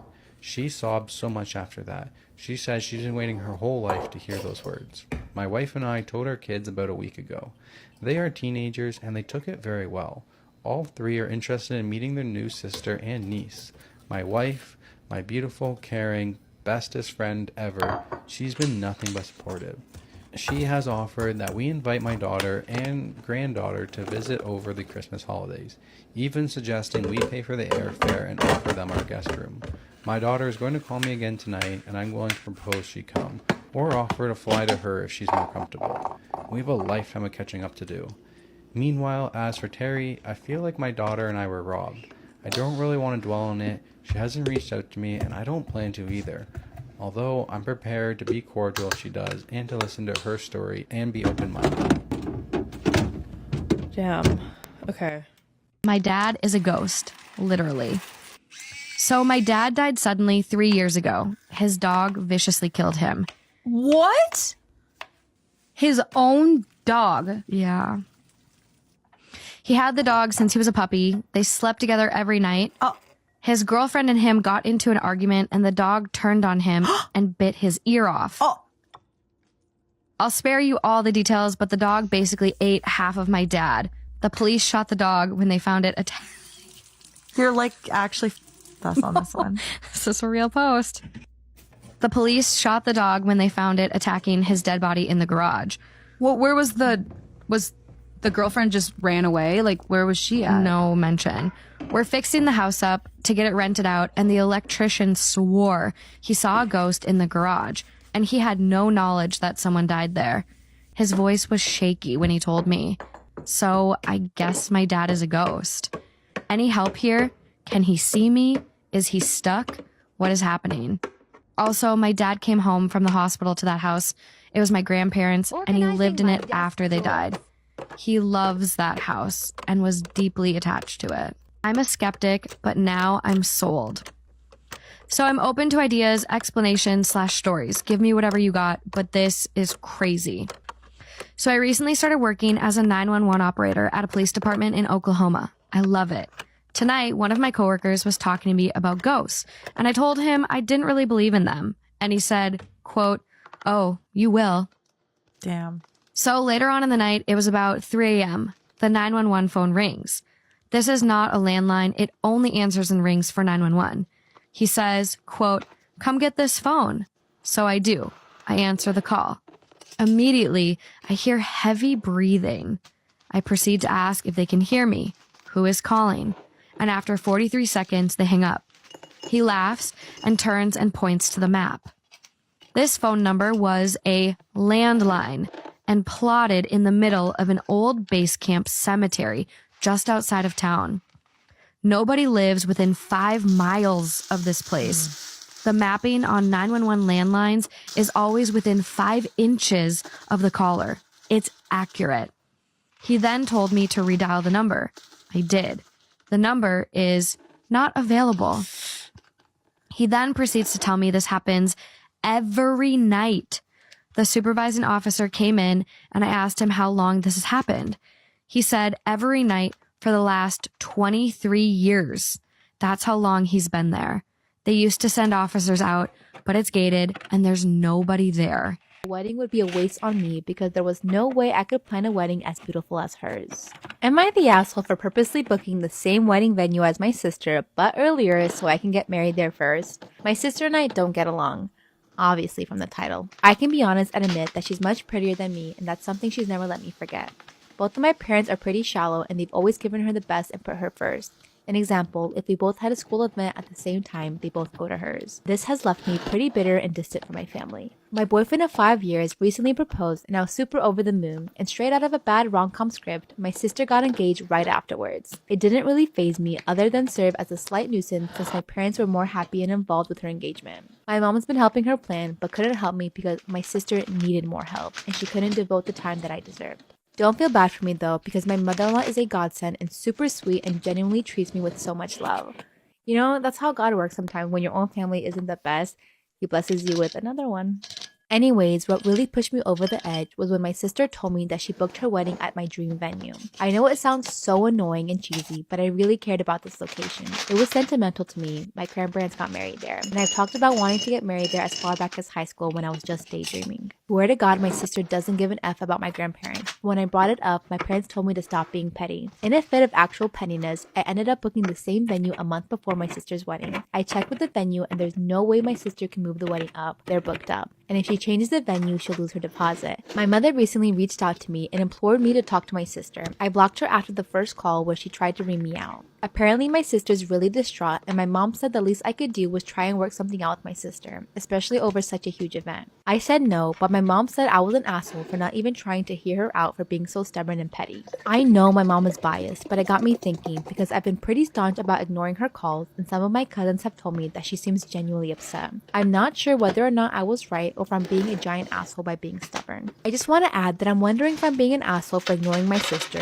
not really for booking the venue. My sister flat out told my cousin that she couldn't care less about the venue and booked it because it was convenient. But suddenly when I want to get married there too, it means the world to her. I think not. My grandparents practically raised me since my parents were always missing out on my life events, so it was my grandma and grandpa who came to support me. I was always going to get married there one way or another. Okay, so there's an update. Let's see if she talked to her sister. I appreciate everyone who took the time to comment. Both the positive and negative comments opened my eyes. I talked it over with my fiance, and he basically said, "You are literally never happy when you talk about your family. Why do you keep putting yourself through that?" So I decided to try talking to them one last time before going no contact, just so I wouldn't have any regrets. Most of you could probably guess what happened. My sister said that if I got married at the same venue as her, I'd steal her thunder, and that I was selfish for making my own wedding all about me. I countered with the fact that I've been talking about getting married there for over a decade, so why would she think I wouldn't get married there too? Only for my sister to reply that the wedding would be a waste on me because there was no way I could plan a wedding as beautiful as hers.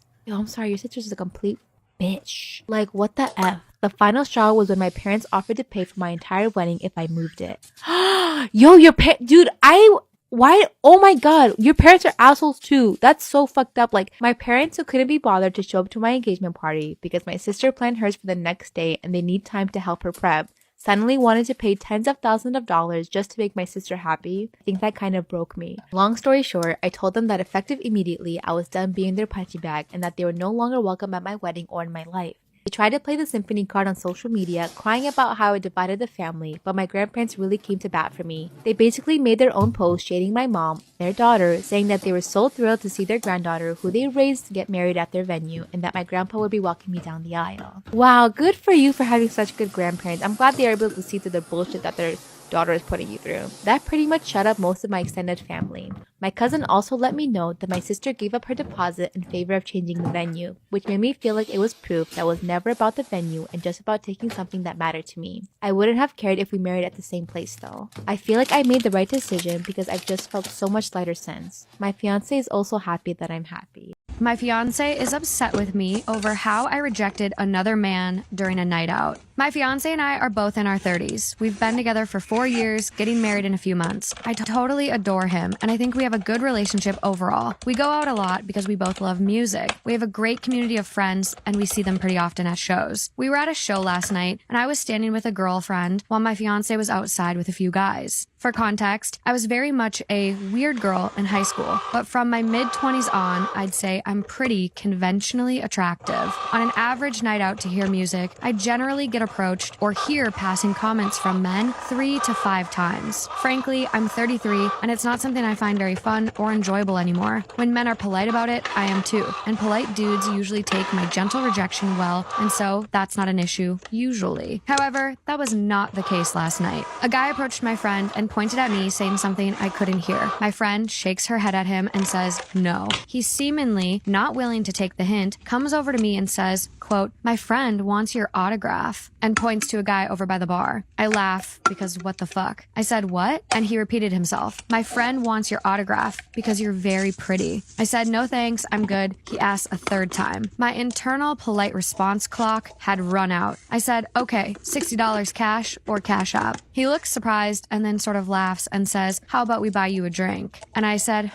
price just went up to $100. You still want it?" And he shook his head and went back to his friend at the bar. My girlfriend and I had a laugh about what a totally bizarre way to hit on someone that was, and that was that. Later in the night, when we were all together again after the show, my friend told everyone the story. My fiance got really quiet and was kind of standoffish the rest of the night. When we got home, he asked why I hadn't told him about that interaction. Honestly, he has gotten a bit insecure in the past about these things, and we had specifically agreed I would avoid telling him about dudes hitting on me. So I reminded him of that. He was still really quiet and sulky, and eventually I asked him what was going on. He said he didn't like how I handled it. He said it sounded like I was flirting and egging the guy on with my responses. Long story short, we argued about it. We do not see eye to eye on it, and things still kind of feel tense today, but we haven't discussed it further. I understand my fiance struggles with anxiety and can get insecure and worried. I always want to do what I can to support him and remind him I love him, but I don't think I did anything wrong here. Was my response flirty or inappropriate? In my eyes, I was intentionally fucking with a guy who was being pushy and disrespectful, and I'm 100% okay with that. She can't help it. If she's a pretty girl, guys are going to come up to her. She can't help it. Yeah, it is what it is. If there's a guy that's asked more than 2-3 times for a certain thing and she says no and he continues to do it, I think at that point she has every right to do it in whatever way she finds fun. That to me was not flirty at all. To me, that was like it was an asshole move. To me, it felt like a blatant fuck you. Like, yeah. Get away. I can understand how it can come off as flirtatious hearing the story. Like, why wouldn't you just be like, no, I'm engaged, bye. I'm also the person in the relationship to be like, if you think that crossed the line or came across a certain way, I will never do that again. And I'm sorry that I upset you for that. And I will handle it differently moving forward. Or I'd be like, just ask for more money next time, baby, and just split it with me. Yeah, right? You know what I mean? $1,000. $100. There's the angel and the devil on the shoulders, right? It's the two of you. Yeah. Am I wrong for telling my friend that most women wouldn't marry him and mocking his minimum wage job? I'm a tall girl. I'm almost 6 foot and I'm in my 30s. My friend Ian is around 6'1". I met him sometime back at an event. Honestly, can't remember. And although he's really good looking, he works as a waiter. I, on the other hand, make a lot, to put it mildly. Ian has a girlfriend, Julia, and we were all hanging out at Ian's place yesterday with some other friends. I am a teetotaler. I absolutely loathe alcohol. The others were getting hammered and they started to make jokes. One of them was about how tall I was and the fact that I'm still single. Ian said he's not surprised that I'm still single because I'm really tall and most men would immediately pass on someone who's tall. Everyone laughed, including Julia. Honestly, I was absolutely startled. When I regained consciousness, I snapped at him. I told him at least I don't work a minimum wage job and struggle to make ends meet. And to harshen the blow, I added, most women wouldn't consider him marriage material. Ian was extremely angry with me and he started trying to argue. The others joined in too, and we had a huge verbal sparring. I told them to fuck off and I left that place. So was I wrong? Bye. My daughter asked how I met her father, and I don't know how to tell her it was through an arranged marriage. I mean, arranged marriage is not a dirty word. You can just tell her. Unless you had absolutely no say in the situation, then I understand why you wouldn't want to tell her, but there's nothing wrong with it. My 36 female husband, 56 male, loves photography. You're 36, your daughter's 18, your husband's 56. You were 18 when your daughter was born. Your husband was 38 when you were born. Most likely you were a minor when you were married. So this sounds a little bit more of a problem, which I see why you have concerns. Okay, sorry, continue. My 36 female, husband 56 male, loves photography and has a lot of photo albums of everything. And our daughter, 18 female, the other day looked at one of them from when I was pregnant with her. And she asked me a question that she had never asked me before. That question was how I met her dad. When I heard her, I froze and didn't know what to say because the day I met him was the worst day of my life. Oh no, trauma. My husband and I got married the same day I turned 18. I met him the day before and it was a horrible experience because I didn't know if he would be an ugly old man or if he would be a good man or a psychopath. It was a blind meeting and it was the worst experience of my life. To this day, I wish I could just forget all the fear I felt before meeting him. I was lucky and he turned out to be the sweetest person I ever met. Thanks to that, we were able to make it work. We fell in love and we created a beautiful family that we are very proud of. But that doesn't mean we like to tell everyone about how we met. So yours is not an arranged marriage, yours is a forced marriage. When you don't have a say in it, it's forced. Arranged is just arranging two couples. And if it works out, great. If it doesn't, no harm done. So just to clarify, about 15 years ago, we moved and decided that we would cut off contact with their families and to start from scratch in a new place where no one knows us. None of our friends know about how we met, and we don't want to tell them either. In fact, not even our daughters know because we don't want them to be ashamed or feel negative feelings towards any of us. When my daughter asked me that, I didn't know what to say, and I stayed silent until another photo caught her attention and she started asking me other things. I know that at some point she will ask me again, and I want to give her an answer, but I don't know how. My husband and I never planned on telling them the truth, and we even created a different story to tell them if they asked us how we met. But the moment she asked me, I knew I couldn't lie to her. He has a very idealized image of our marriage. She always says things like she likes to see how affectionate her dad is to me, that she wants to grow up and have a husband like him who gives her flowers every week like he does with me, that she wants a husband who is as good as a dad as he is to her and her sisters. I don't want to tell her the truth and have her think that everything she likes about our marriage is fake, because it isn't. I love her dad and he loves me, and it's been that way from the moment we found out I was pregnant with her. But I know that if I tell her that our marriage was arranged, she won't believe that we love each other or even think that her birth was a misfortune, but it wasn't. My husband and I want to know, how can we tell her the truth without making her feel bad? Should we keep sugarcoating the story?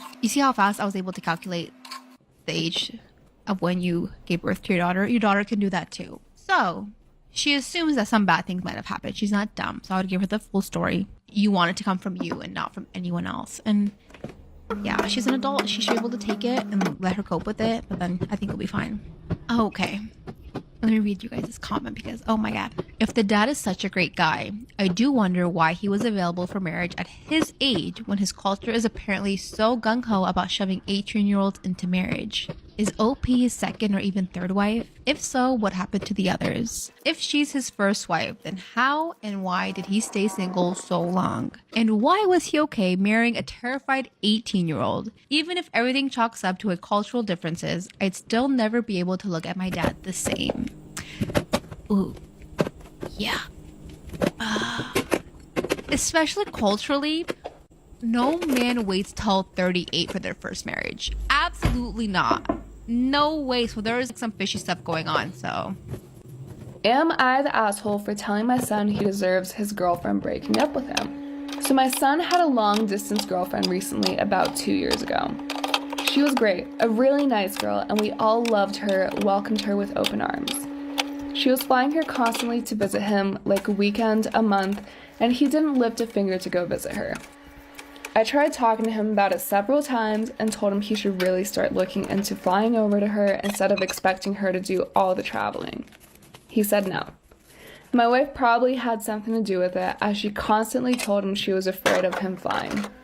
I spoke to them both and said this girl's great for him. She was willing to move over to our country too, but said there was one condition, and that he'd have to fly over to her country too, which is fair enough. He said no, he didn't want to fly or travel anywhere. My son was becoming lazier and lazier, eventually telling his girlfriend that, and us, that he was perfectly fine never traveling anywhere, including holidays, etc. Last week, he told us she dumped him. I went on her Facebook page and we're all still friends. She wrote us an apology letter and how she's upset it didn't work out, but these things happen, so we're on good terms, and looks like she's with a new guy already. Me and my wife have no doubt she was seeing him while still in a relationship with my son. I confessed to them both that I actually agree with her decision and he should have expected it. He did not treat her properly, and I hope he learns lessons for the next one because he needs to make more of an effort. I said he deserves it for his lack of effort in the relationship and for essentially just allowing this girl to spend all her money and time coming here all the time. Wife and son are very upset that I said this. Very, very upset. And my wife says I'm being horrible.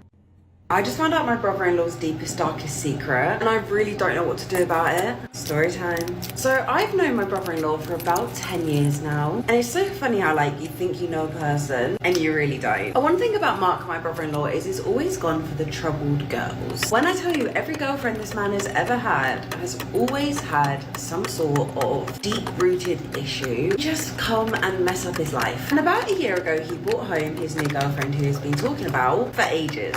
And I was so surprised when we met the sweetest, most kindest girl ever. She was lovely, she had no issues. I was just really surprised. And the more we got talking to this sweetheart, the more we started to get to know her, I started questioning this girl's age. The way she was speaking, her knowledge, the way she presented herself, I don't know, she was lovely, but she seemed young.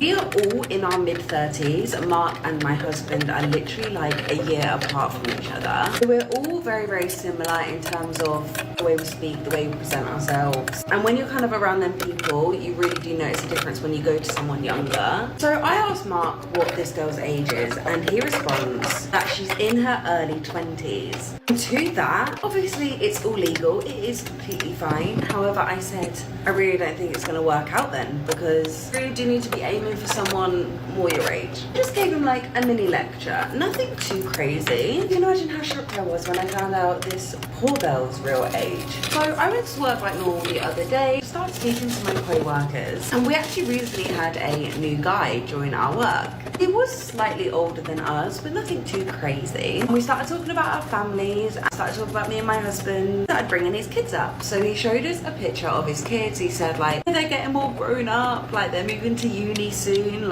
he's a very, very proud dad. And that was when he showed me a picture of Mark's girlfriend. She has just turned 18. She would have made her 17 when they started dating. She weren't in her early 20s. And you better believe I am going to do something about this now. My husband has been babied by his mother his whole entire life, and now it's ruining our marriage. What can I do? My husband and I have been married for over 10 years, and I am now starting to learn what weaponized incompetence is. I spent the first several years begging for even just the least bit of help. Promises were always made, but then they were always broken. I grew up in a household of 5, 2 parents and 3 kids, and I was taught to do household chores and to contribute around the house at a very young age. We all worked together as a team to keep the house looking nice. My husband pretty much grew up as an only child because his sister was 10 years older than him, and throughout his childhood, she was in and out of the house a lot. The big difference between our families is my husband grew up with a maid, and anything the maid didn't do, his mom did. He had no chores and absolutely no responsibilities. I was young and naive when we got married, and I kind of just assumed that he would eventually grow up. That he would eventually share the housework with me and not leave me to do literally everything. I wasn't even expecting 50-50. I would have honestly taken 90 if he would have just done 10%, but he did nothing, and I mean literally nothing. I didn't want to put up with it, and I tried really hard not to. We literally argued all the time about it. Fast forward to now, have the arguments about cleaning stopped? Absolutely not. However, they are much less frequent because honestly, I feel like I've just given up at this point. I've struggled with depression throughout most of my life. I was diagnosed when I was 6 years old, and he knows how bad my struggles have been, which makes it so much harder to accept that he's just been leaving me hanging for all of these years. My husband has been babied by his mother his whole entire life, and now it's ruining our marriage. What can I do? The house has completely fallen into disarray because I just can't keep up with it at this point. It's a 3-bedroom because our plans were to have 2 children, but it's currently just me, him, and our 2 cats. Why? because I cannot raise a child on my own. I'm married, but in nearly every single way, I feel single. I feel alone throughout everything all the time.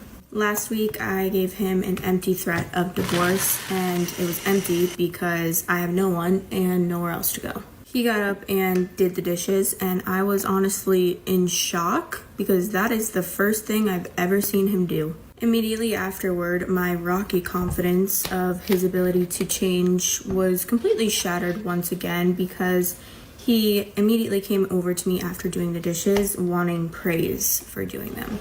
Now every argument is sounding like, hey, let's not make a Mountain Dew can pyramid next to the bed. Or can you stop shoving food down the drain that has no disposal because now the house smells like rotting food. It always ends with, but I did the dishes. This man got a job from his mom at 16 years old at a business that she owned in a position that she created for him. And she has continuously paid him weekly whether he shows up or not. For the record, he hasn't been to work in a year now, so I don't even want to hear that he has a job and you stay at home because no, he does not. I just feel like I'm in such a bad place now and I don't know what to do. I don't want to leave, but I feel trapped. I just want things to get better, to be honest. I want him to hear me and to actually care about how stressed I always am. I feel like I'm just starting to harbor a lot of resentment and I don't know what to do at this point, so please help. Am I the asshole for asking my girlfriend to leave the house for 6 to 7 hours a day? I, 24 male, am Canadian and have been in the US for 10 months, where I have been living with my American girlfriend, 25 female, for 7 of them. My time in the US is almost up and I'm stressing about having to return to Canada. For one, my family is reliant for me to make money to support my grandma and pay for her medical support. I also want to earn money to give my girlfriend. She deserves the world. Because I have so many side hustles going on to earn money, I admittedly don't spend a lot of time with my girlfriend. I've always been open with her that I'm not able to give her a lot of attention right now, even though I love her more than anything. My girlfriend lost her job last month, and as a result, has been at the house more often. We live in a 1-bedroom and split the rent evenly. She understands that I'm busy all day and night, but I don't like when she's sitting in the same room as me. Even her presence is distracting to me. She will try to start conversations and she's not the cleanest. So I would ask her to go to the bedroom for the day while I worked in the living room at my desktop. She was okay with that for a few weeks, but began to complain that she was stuck in the bedroom. She says that since she's paying half the rent, she has every right to be where she wants to be in the house. I agree. So, after a few big fights, we agreed that she would be leaving the house during the day and I would leave the house at night. Well, now she's upset that she's spending all day out of the house. Her car was in an accident last month and has been in the shop, so she's been going to do work in the boba shop by her house. Before anyone asks, I'm not able to do the work I do during the day outside of the house, which is why I leave in the evening. Today, my friend was over and was sitting on the couch, where my girlfriend usually eats lunch. I say couch, but it's really an oversized love seat. My girlfriend went to go sit in her usual spot to eat lunch, but I asked her if she could eat in the kitchen instead, so she would have more room to eat. She went to the kitchen, but I could tell she was pissed. When I asked her if everything was okay, she said she was tired of me controlling her. I think she's being selfish and not considering that I need a certain environment to concentrate and get work done. That I'm doing all of this for her and my family, and one day I will be able to spend all the time in the world with her. That right now, I'm really grinding, and most strong relationships are built on sacrifice. So, am I the asshole for asking my girlfriend to accommodate my work schedule? Am I wrong for promising my son something I have to break? Yes! So my son isn't like the typical boy. Well, he plays football, is athletic, flirts with girls, goes to party, etc. But he has always been someone that really likes to take care of other people. It started when he was a child. We brought his sister home and he would sleep in her crib with her and take care of her as you would a parent. He wanted to be the one to feed her, play with her, put her to sleep. It was really adorable, but we put a stop to it because it got to the point where she only wanted to be around her brother and didn't care about her parents. She still prefers him, which is embarrassing, but at least she's not calling him dad anymore. He's also always saving animals and bringing them home. We're not big pet people, so we've never had pets before, but he has snuck in a kitten and nursed her in his room before we found out. His best friend has sort of a bad home situation, so he often does his homework for him, even though we tell him not to, and he brings him food that he cooks himself. It does stress me out that he seems to want to mother someone so bad. That's like having empathy. What? He always talks about how much he loves a dog and how he's missing out on important childhood memories by not having one. He has begged us for a dog, but we've said no. While he says he will care for it completely, we know that's not feasible because he is in school for 9 hours a day and then also has sports and extracurriculars. He also has friends that he hangs around, so we hardly see him. Having a dog is a big no. We've explained this to him, but he's not happy about it. There is a giant lab that is a stray where we live, and a lot of our neighbors have been feeding and taking care of it. Yesterday I came home and my son had brought it inside, given it a bath and training it with treats. I said no dogs inside, play with them outside, and kick them both out. Later my son came in to eat food. The lab was sitting right at the door, waiting for him to come back outside. His sister and him begged me to let them keep the lab, but I said absolutely not. Labs make a lot of mess and that one has a lot of energy. When my son goes to sleep, he's sad because the lab is still waiting at the door. He says a dog shouldn't be kept outside his whole life. He asked me if the lab is out there by the morning, if he waits outside all night, can I keep it? I decided sure. All night, him and his sister kept checking the door to see if the lab was still there, and it was. But I wasn't worried because I thought for sure it would be gone by morning, but it wasn't. He woke up in the morning and opened the door, and the lab was still there. Of course, they were celebrating keeping their lab, but I had to tell them absolutely not. I only said that because I thought he wouldn't be outside in the morning. I don't want a dog. My son said I'm breaking my promise and is upset at me. My daughter has been crying all day. So, am I the asshole? You lied. Why would you say yes? If you knew in your heart, no matter under any circumstances, you did not want this dog, you should have made it clear. That's on you. I just attended my sister and dad's wedding. Story time. Yeah, I didn't want to go to this wedding. I was forced to go. My dad has a hefty will waiting for me. I didn't want to miss out on it, and I was going to. So my sister actually ran away when she was a lot younger. I don't really know the full story of this. However, I do know it was to do with my mum. And as a family, we kind of came to like a mutual agreement where there would be no contact with my sister. So to my knowledge, that's what was happening. Then all of a sudden, my sister's 18th birthday was rolling up, and we still celebrated my sister's birthday every year, even though she weren't there. We started to buy a cake and we started to do all the candles and stuff, and my sister actually walked in the room. Like, we were shocked. To my knowledge, we didn't know if she was alive, if she was even like still in America. Like, we had no idea where this girl was. But during this time, my mum and dad were also going through quite a rough patch. Say for about 4 or 5 years, they were contemplating divorce. My mum believed my dad was cheating on her. He obviously kept denying it. So my sister walking in, it weren't like an ideal situation purely because of what she was walking into. And what happened literally felt like out of a movie. My dad slams these papers on the table when my sister walks in. They were divorce papers, so they were to my mum. And basically he had signed them, he wanted a divorce. And we thought this was really strange as a sister who ran away like 4 or 5 years ago has just walked in the room. And this man gets down on one knee and proposes to my sister. Obviously we're all like, what is going on? Anyway, after a year and a half, I turned out it weren't, and it was completely true. And they had been talking this whole entire time, and it was actually the reason she ran away. They both didn't want anyone knowing what was going on. Obviously, I was about to go no contact with my dad and sister after this. However, as I said, my dad has a will, like it is life-changing will, and she messaged me saying, if you continue not talking to me, I'm going to take you out of my will, and then sent me the wedding date. So I just thought, you know, this is so strange to me. I can grit my teeth and bear it until my dad cobbles over, because I'm not missing out on that will. I lied to a blind neighbor and told him I moved away.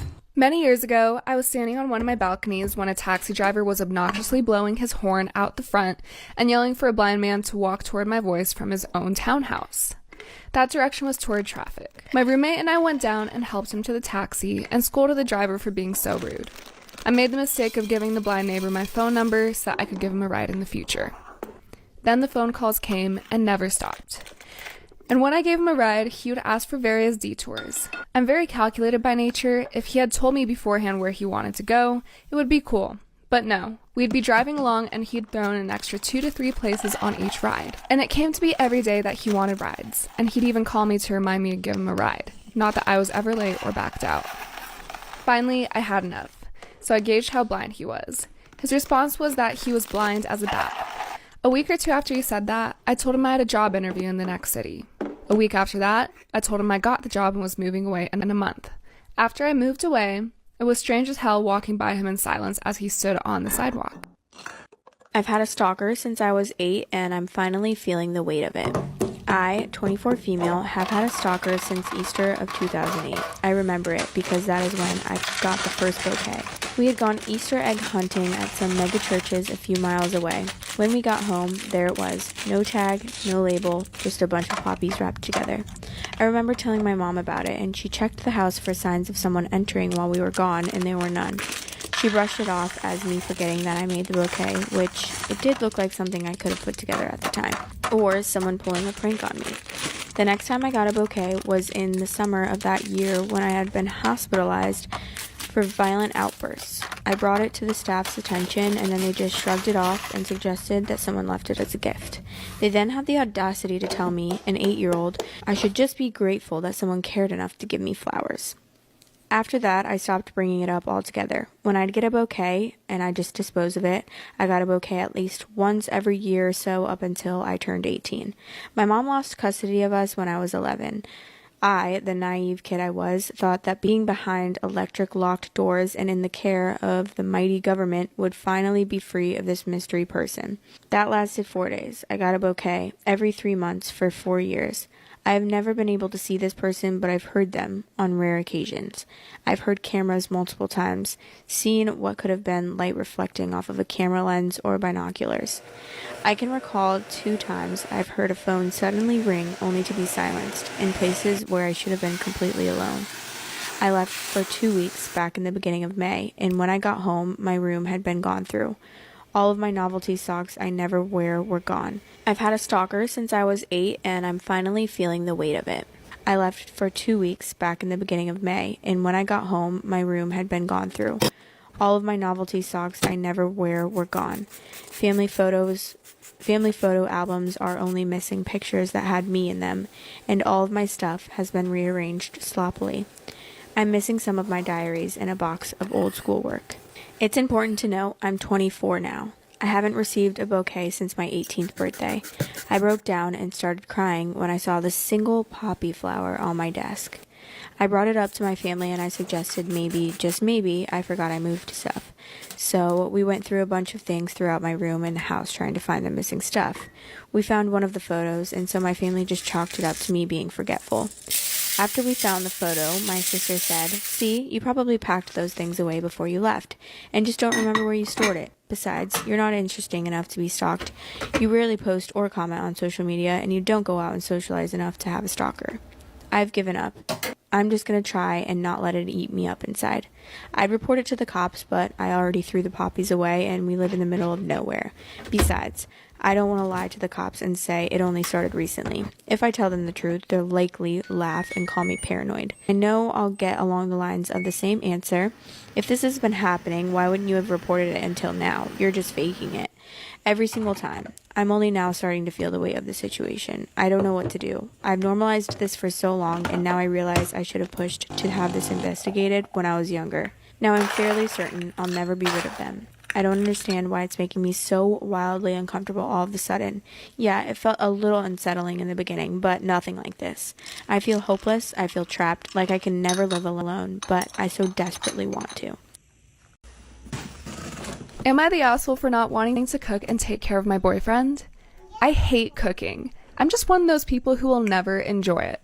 My partner knew this from the beginning. We've been together for 3 years, yet all of a sudden it's becoming a big problem.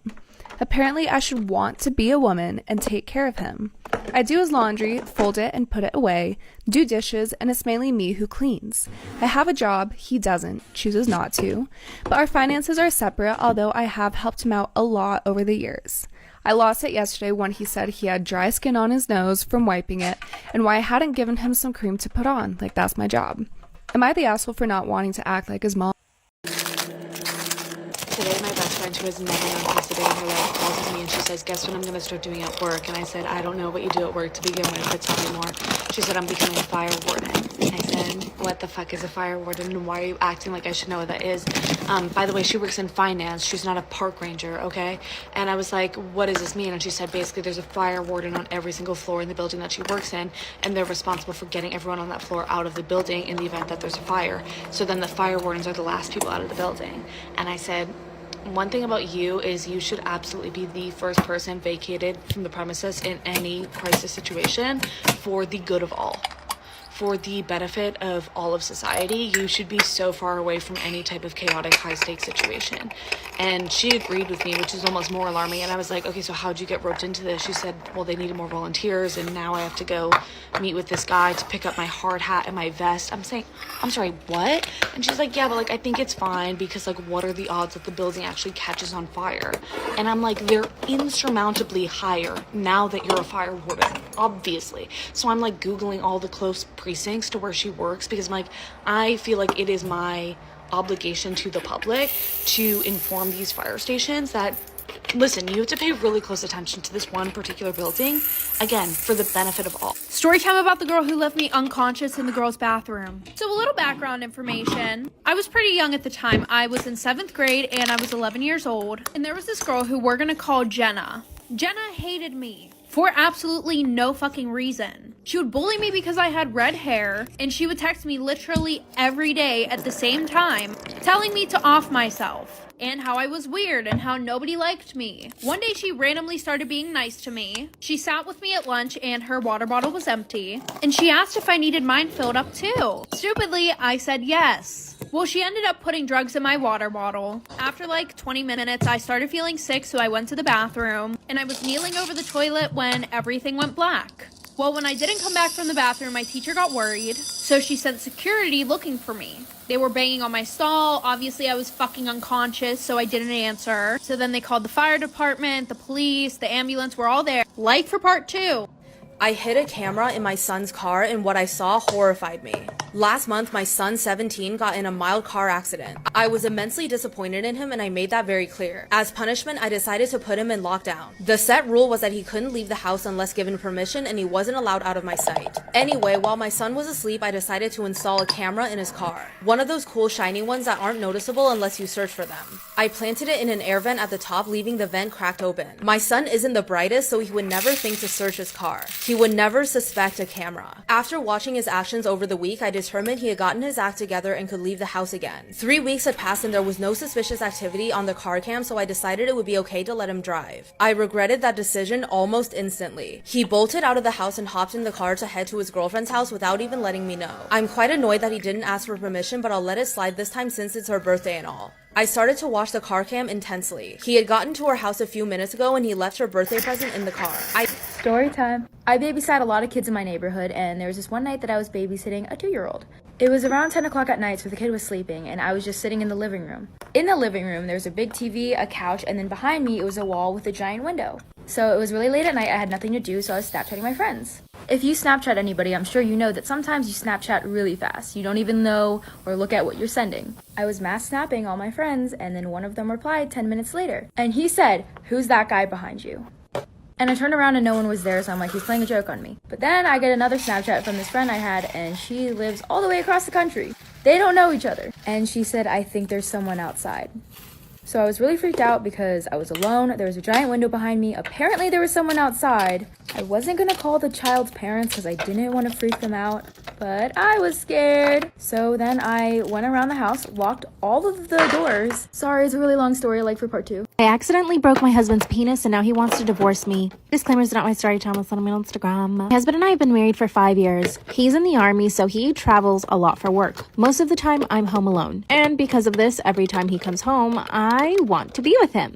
You know, like, do the dirty. But this man tries to avoid it. Now, when we first got married, we lived together for about a year. Everything was, I guess, normal. I've always been the one trying to initiate, but he never really does. So back then, it wasn't like a weird thing. But now that he travels so much for work, I would assume that he would want to have sex with me. And therefore, he would initiate. Every time he comes home from traveling, all he does is lock himself in his office and try to play video games. He says that he needs to escape and that he really doesn't want to face his responsibilities when he comes home. So I'm left to do everything for him when he gets home. Like, I even have to set out his clothes on the bed, I have to make and serve all his meals, and I still have a 9-to-5 job. So I'm pretty much working year round. And I've even started paying for the bills because he asked me to. So the least he could do is treat me right and give me some sex. When I brought it up to him, he got mad. Part 2 is I broke my husband's penis and now he wants wants to divorce me. Disclaimer is not my story time, it's on my Instagram. So after I brought it up that he never wants to have sex with me, he got furious. He told me that I was always breathing down his neck, that the happiest time in his life is when he's at work in the army. Now my husband's never been the super affectionate type, but he's never been like that. So I asked him again why he's being so distant and cold. He told me that I was being too clingy, and that after years of marriage I should have been over him. Over him?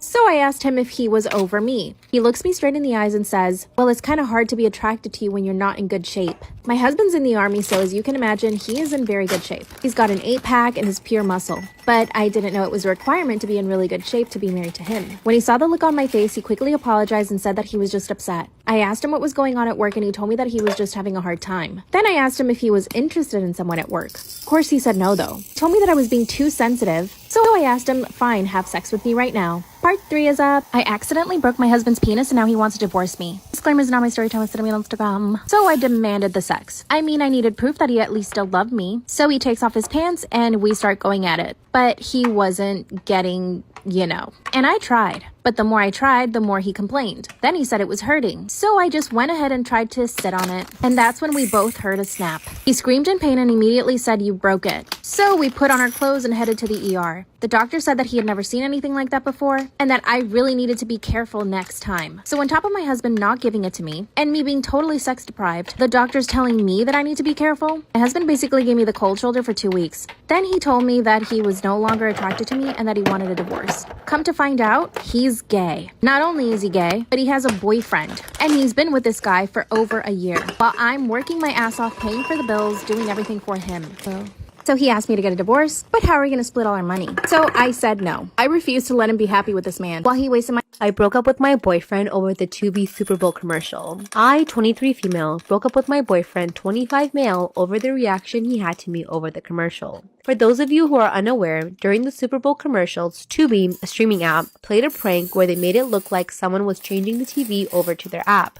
I'm sure that in many households it caused chaos and was a funny event, but not in mine. My boyfriend thought I was the one changing the channel and began screaming at me violently, calling me things that I don't even want to write down. Even as I told him it was a commercial, he ignored me and kept blowing up at me and punched a hole in our living room wall. He eventually realized what actually happened and awkwardly apologized, but I was so disgusted over his reaction to a 15-second commercial. I feel like if you can't keep your anger in check and get that violent over something so small, I don't want to be around for it. We'd been together for over a year, living together for the past 2 months, and I've known him to get angry at things sometimes, but this really took me off guard, and I can't forget how unsafe I felt around him during this.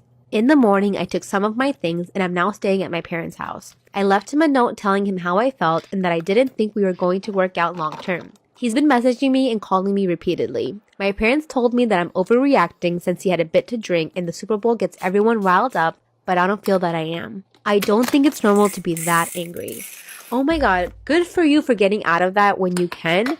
When people show you who they are, listen to them. Who would have thought Tubi would be saving people's lives long term?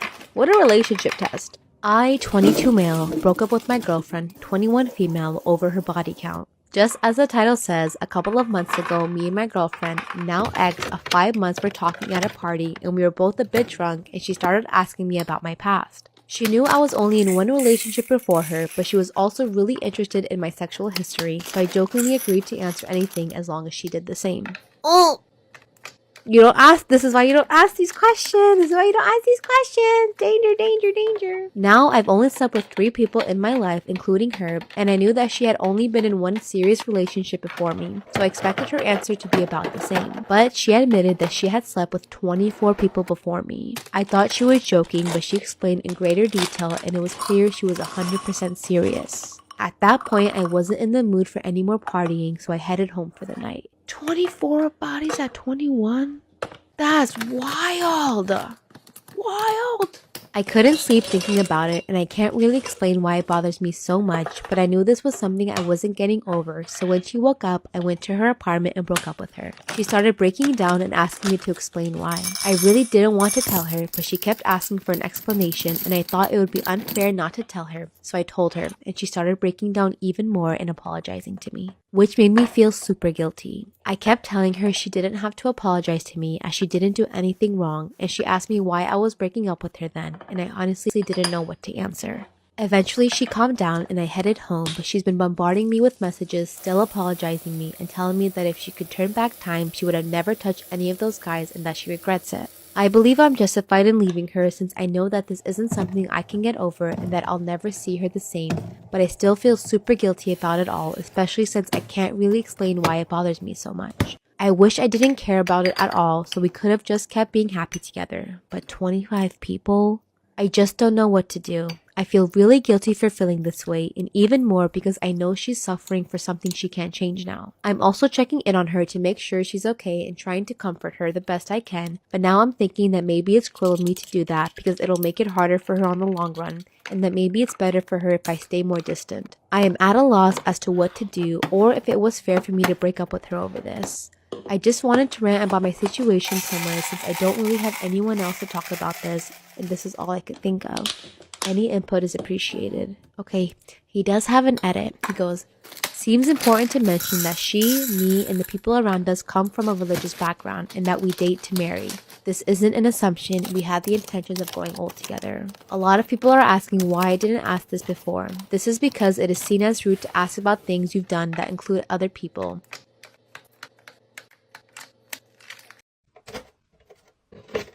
Am I the a-hole? So I went to this club with my friend, and while we were in there, we were vibing, having a great time, you know, not a care in the world. And on the way out, she runs into somebody that she knew. And she was like, is it okay, like, if I go with him, like, you can come with me? And I was like, no, you go, I'll wait in your car till you get back, or like, I'll wait until you let me know and I'll come pick you up. So that was the initial plan. And after the club, I met these two really cool guys. They were super chill, they were nice, they were funny. Both of them weren't really my type, but one of them I was like kind of vibing with because I liked his personality. So anyway, me and my friend are waiting for her Uber to get there. And just a side note, we had a pack of hamburger buns in the car and the guy she was with took them and started like hitting me with it. Really weird, but he takes the hamburger buns with them and they leave. So then I asked her if it's okay if I invite the two guys that I made friends with into her car and just chill with me until she's ready for me to pick her up. She said it was fine, she leaves. And me and the two guys are in the car and we're having a great time. I'm vibing with the one guy. And all of a sudden I see my friend coming back and I'm like, what the heck? And she was like, he just smacked me so hard with the hamburger buns. I was like, absolutely not. And I left. And I was like, period, as you should. Why would he do that? That's so weird. So anyway, my friend comes back in the car and she ends up sitting next to the guy that I was vibing with because like I was sitting in the driver's seat and I didn't want to like be sitting in the driver's seat of my friend's car, like, you know. But then they start vibing. The guy starts literally flirting with my friend. I'm talking giggling, touching her thighs, showing her pictures of like him shirtless and stuff. So anyway, he asked if it's okay if he could drive us back to his house, which he said was 10 minutes away, but it actually ended up being 40 minutes away. So I'm like, okay, I guess. Cause like I could tell there was a vibe and like I didn't want to get in between it, you know? But then we're driving for like 20-30 minutes and he's like, hold on, I'm gonna pull over to pee. So then he does that, gets back in the car and he's like, hello, gorgeous, to my friend. Which is exactly what he said to me earlier on, by the way. And I was like really quiet and uncomfortable and you could tell. So my friend was like, hey, are you okay? And I was like, I don't know, I just hate men. They're just like gross, you know? And this dude had the audacity to be like, oh, she must be a baba. I was like, are you serious? He's like, oh my bad, I didn't know that you knew what that meant. I'm like, okay, the difference. So literally 1 second later, I got so annoyed. I was like, okay, I need you to pull over now. He's like, oh, looks like somebody's getting sick. And I said, oh, looks like somebody's walking home. So this situation is all about the brows, the skin, you know, we want to know. I get so many asks on my brows. Some people love them, some people don't. So I'm going to show you how I do it. Starting off with Be Perfect Brow Soap. Discount code is CARA20 for anyone who is interested. Grab a spoolie in the product, really merge it in there, and then we're going to brush it through our brows. I'm going out tonight to get absolutely mortal, and I can tell you what, these ain't going to budge. I then like to push them down, and guys, honestly, this is the perfect little routine for me because when I'm on a night out, when I'm going out, I bump into everything. I'm not gonna lie, I'm all over the place, and this generally will not go anywhere. So if I'm headbutting something, we're gonna be all good. Brow pencil, we're going in with this Benefit Brow Styler. I'm just going to try and fill in any sparse areas. Doesn't need to be neat because we are going to be concealing these. We then flatten them down and shape the brow. And if you don't like my brows, just don't leave me hate. Because I honestly get it a lot and I'm thinking, this does not affect your life. Just scroll. Next, this is a Ride or Die product, Collection Arts Perfection Concealer. This is pretty hard to show you, but I actually use the wand of the concealer brush. These are the brows, guys. What are we thinking? Like for part 2 for a base routine. Part 2, we're kicking it off with the Laura Mercier moisturizer for our base routine. This one's a little empty. What the? Cracking open a brand new one. We've got to do it. Give our skin a good old coating because I do not like primer. I feel like it's a bit of a gimmick, you know. It has never worked for me, so I've always avoided it, and I feel like my makeup sits a lot nicer because otherwise, for me personally, my primer will always bunch up, and I don't like that, so I only stick to moisturisers. Foundation will be a mixture of NARS and also the Revolution Conceal and Define in 10.2. I'm a What's It today. I tanned last night. I'm literally a What's It. And I love the formula of the NARS one, so that's why I put on a little bit more. We're going in with the Clinique Chubby Stick, my absolute favourite. This is actually the first ever, like, cream contour product that I actually ever bought. When I started doing makeup, probably about 2.5 years ago. I have always been obsessed with this product. I've literally had about 3 of these now. I use the NARS Creamy Concealer for my concealer. Then a dabble of Fenty Beauty just to brighten up. Powder bronzer, I love the Lottie London one. The way it makes your skin look is so flawless. Then for a loose powder, we're going in with the Laura Mercier. I really need to change up my makeup routine. I use the same products like every day. But like when you're going out, like this generally keeps your makeup on, and that's literally all you need. Time for blusher. This one has a little bit of like highlight in. I then finished off my base with the Milk Makeup Highlighter in the shade Icy. So this is my base routine complete. So comment down below any videos you guys would like to see next. Love you guys. So I literally thought people were joking when they were talking about stepsisters getting with their stepbrothers. Turns out it's not a joke, and I just found out that my boyfriend cheated on me with his stepsister. When I was a freshman in high school, I got into a lot of trouble and ended up getting my phone taken away for 6 months and had no social media for a year. My parents literally didn't allow me to have Snapchat until the summer before my senior year. But I was allowed to have an Instagram, so the moment that I was allowed to have my socials back, I made an update on my story. And within a few hours, the boy that I had been talking to before I got my phone taken away swiped up. We started messaging, talking again, hitting it off all over again. And even though he lived about 2.5 hours away, within a week we started dating. I actually had a few other friends that were dating guys in the same town, so I was like, if they can, so can I. After dating him for a few months, I decided to invite him over to my dad so that they could meet. Both my dad and him hit it right off the bat. Chef's kiss. Also, we can call this guy Darren. I noticed that he was super weird with his phone, and he would put it in his pocket anytime I was near. I asked him what that was about, and he was like, well, I just don't want to be on my phone. It seems rude. Seemed like a logical response, so I brushed it off. But the next day, a girl messaged me saying that she was dating Darren. So my boyfriend ended up cheating on me with his stepsister. And also other girls as well. So once this first girl reached out to me and said that she had been dating Darren, I blew up in his face. She explained to me that they had been dating for a few weeks, so I ended up breaking up with him. But then he was blowing up my phone and threatening to unalive himself, so I got extremely worried. And I ended up just giving in to getting back together with him. And once I got back together with him, things were pretty much a smooth ride for 6 months. It didn't seem like he was talking to any other girls, and he would come to my mom's house on one weekend and then my dad's house on the other weekend. So we were seeing each other every weekend. And it was so nice until I got a message from a different girl who also claimed that they had been dating. So again, I blew up in his face and I broke up with him. Fool me once, shame on you. Fool me twice, shame on me. And once again, the manipulator in him made a reappearance, and he blew up my phone just crying, saying that he was going to end his life, and again, getting me to fall for his stupid tricks. This time I decided to go about it a different way and get all the social media passwords. I would log in and check periodically, but if you guys remember, I did not have a Snapchat. So the day that my parents allowed me to have one, I went ahead and logged into his. Storytime about my boyfriend cheating on me with his stepsister and other women. So once I was allowed to have Snapchat and logged into his account, I saw him messaging multiple other girls, including his stepsister. And when I tell you guys I scrolled up on these messages and found out that he had been sleeping with her too, this had been going on for 2.5 years before he finally called things off with me and broke up with me. We met up to exchange things, and I gave him all of his stuff back, but he didn't give me any of my stuff back because he forgot. And he tried to give me his own stuff back, saying that we were on a break and would get back together. Because I called things off with him, he ended up throwing all of my stuff, like my clothes, jewelry, Beats headphones, in a fire pit and burned them, as if he was the victim. Like, what did I do to you? You were the one sleeping with your stepsister our entire relationship. After about 3 months, he showed up with a new girlfriend on his Instagram. And she ended up messaging me asking why he still had pictures of me all over his room and why my necklace with my name on it was hanging in his truck.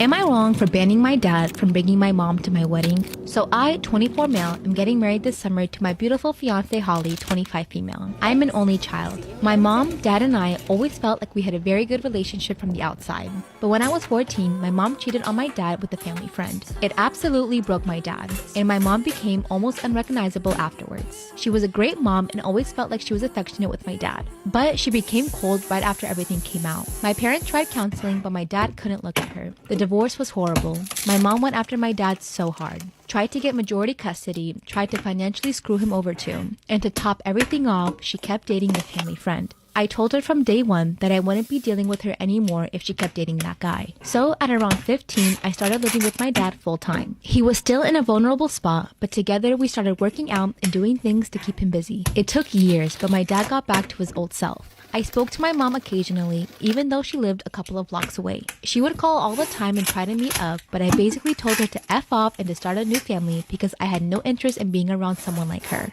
Well, 9 months ago, Holly and I got engaged. My dad asked if I plan on letting my mom know.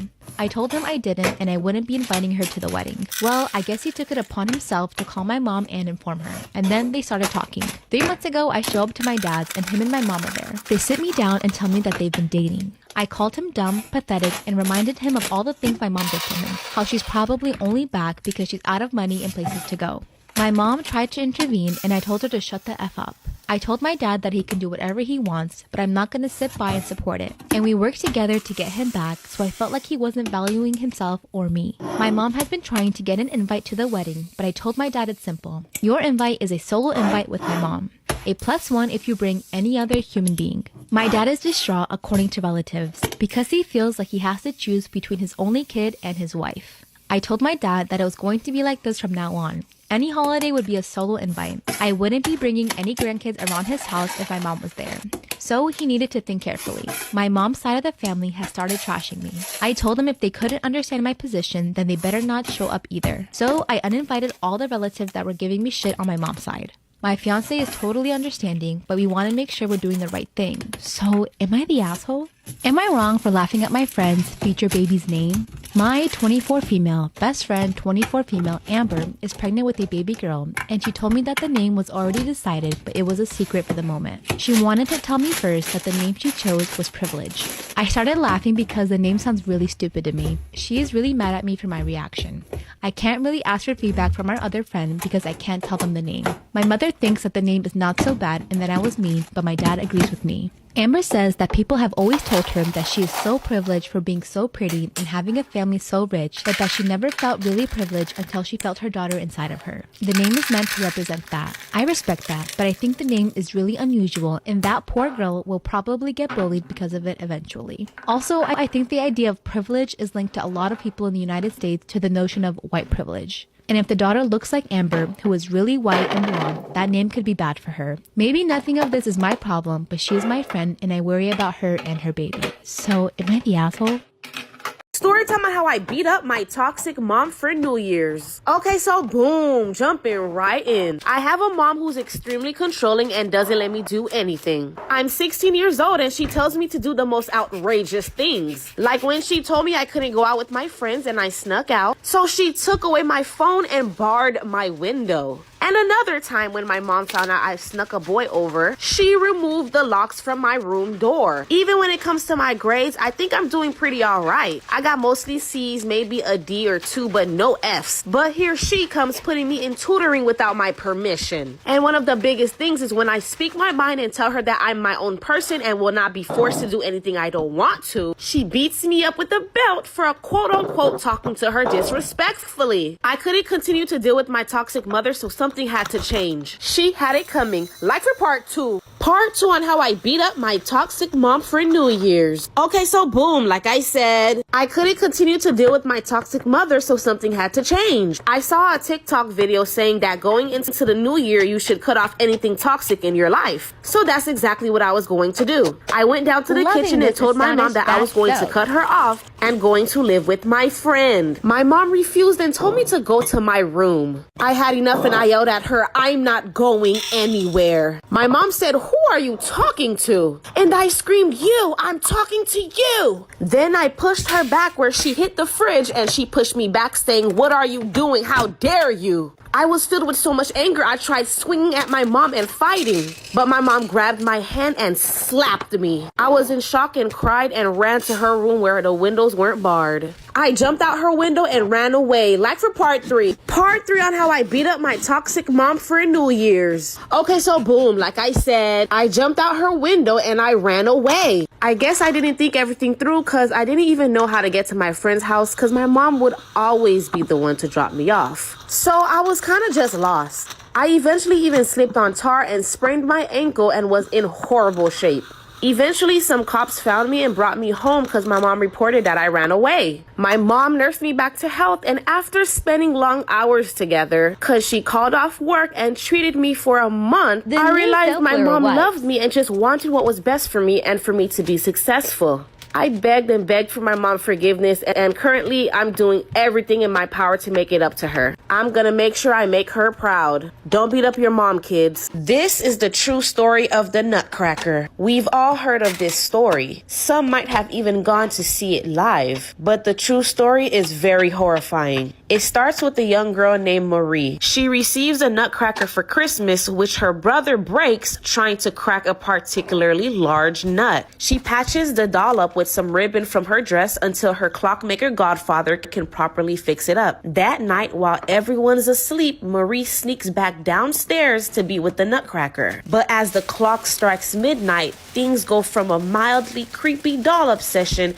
to a full-blown horror movie. Rats pile up into the house from nowhere, led by the 7-headed Mouse King. Yeah, a mouse with 7 heads. Then Marie herself is shrunken into a mouse size. It gets crazier. Like for part 2, this is the true story of the Nutcracker part 2. Okay, so boom, like Trying I said, at the Febreze Marie Miami herself fragrance. shrunk into a mouse's size after rats piled up everywhere, led by a 7-headed Mouse King. But lucky for Marie, the other dolls, which were soldiers, sprang to life and started battling the rats. And the soldiers are led by none other than the Nutcracker. Trying it doesn't my new go too Swan well for the blender. dolls until Marie takes off her slipper and chucks it at the Mouse King, distracting him long enough for the Nutcracker to kill him. Marie passed out, and when she wakes up normal sized, the room is a complete mess. And there are 7 tiny crowns scattered around her. Years later, Marie professes her love for the Nutcracker, and that night finds herself doll size again.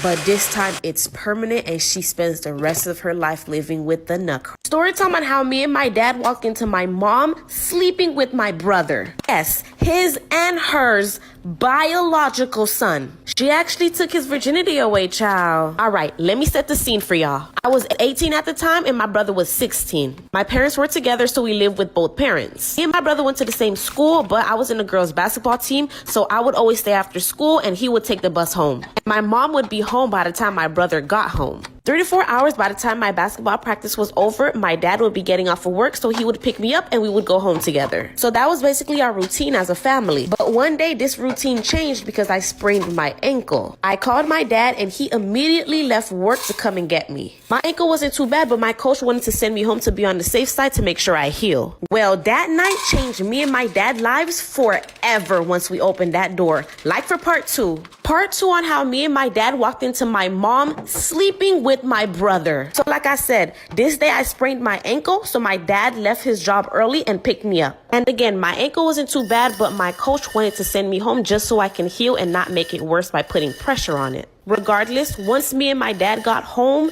everything changed. Once we walked into the house, we immediately heard, weird sounds. We looked at each other and confirmed that, yeah, that's definitely moaning. My dad immediately thought my mom was cheating, but we just didn't know with who. The moaning was coming from my parents' room, which was just... why? At least have respect for the bed. Wow. Anywho, I limped my way over to the door with my dad. My dad opened up the door and my mom was on top of my brother, literally riding that pony. And the war began. Like for part 3. Part 3 on how me and my dad walked into my mom sleeping with my brother. So like I said, my dad opened up the door and my mom was on top of my brother riding that pony. It was disgusting. My jaws dropped. My mom jumped off covering herself and my brother sat up shaking. My dad went off. He went straight for my mom and grabbed her yelling, "What the fuck are you doing in bed with our son?" Not gonna lie, my dad was so angry he put his hands on my mom. My mom fell to the ground crying, saying, "I'm so sorry." Then my dad turned around and beat my brother's behind. My brother ran to the room and I'm just still standing there in shock. I grew a hatred for my mom that day. My dad started yelling at my mom saying how she's taking advantage of their son, how he's a minor, and all she did was cry. All of a sudden, I don't know what came over me, but I called my mom a stupid, dirty whore. And the war continued, like for part 4. Part 4 on how me and my dad walked in on my mom sleeping with my brother. So like I said, my mom was on the floor crying while my dad was yelling at her for taking advantage of their son. And at the time, I hated my mom so much I called her a few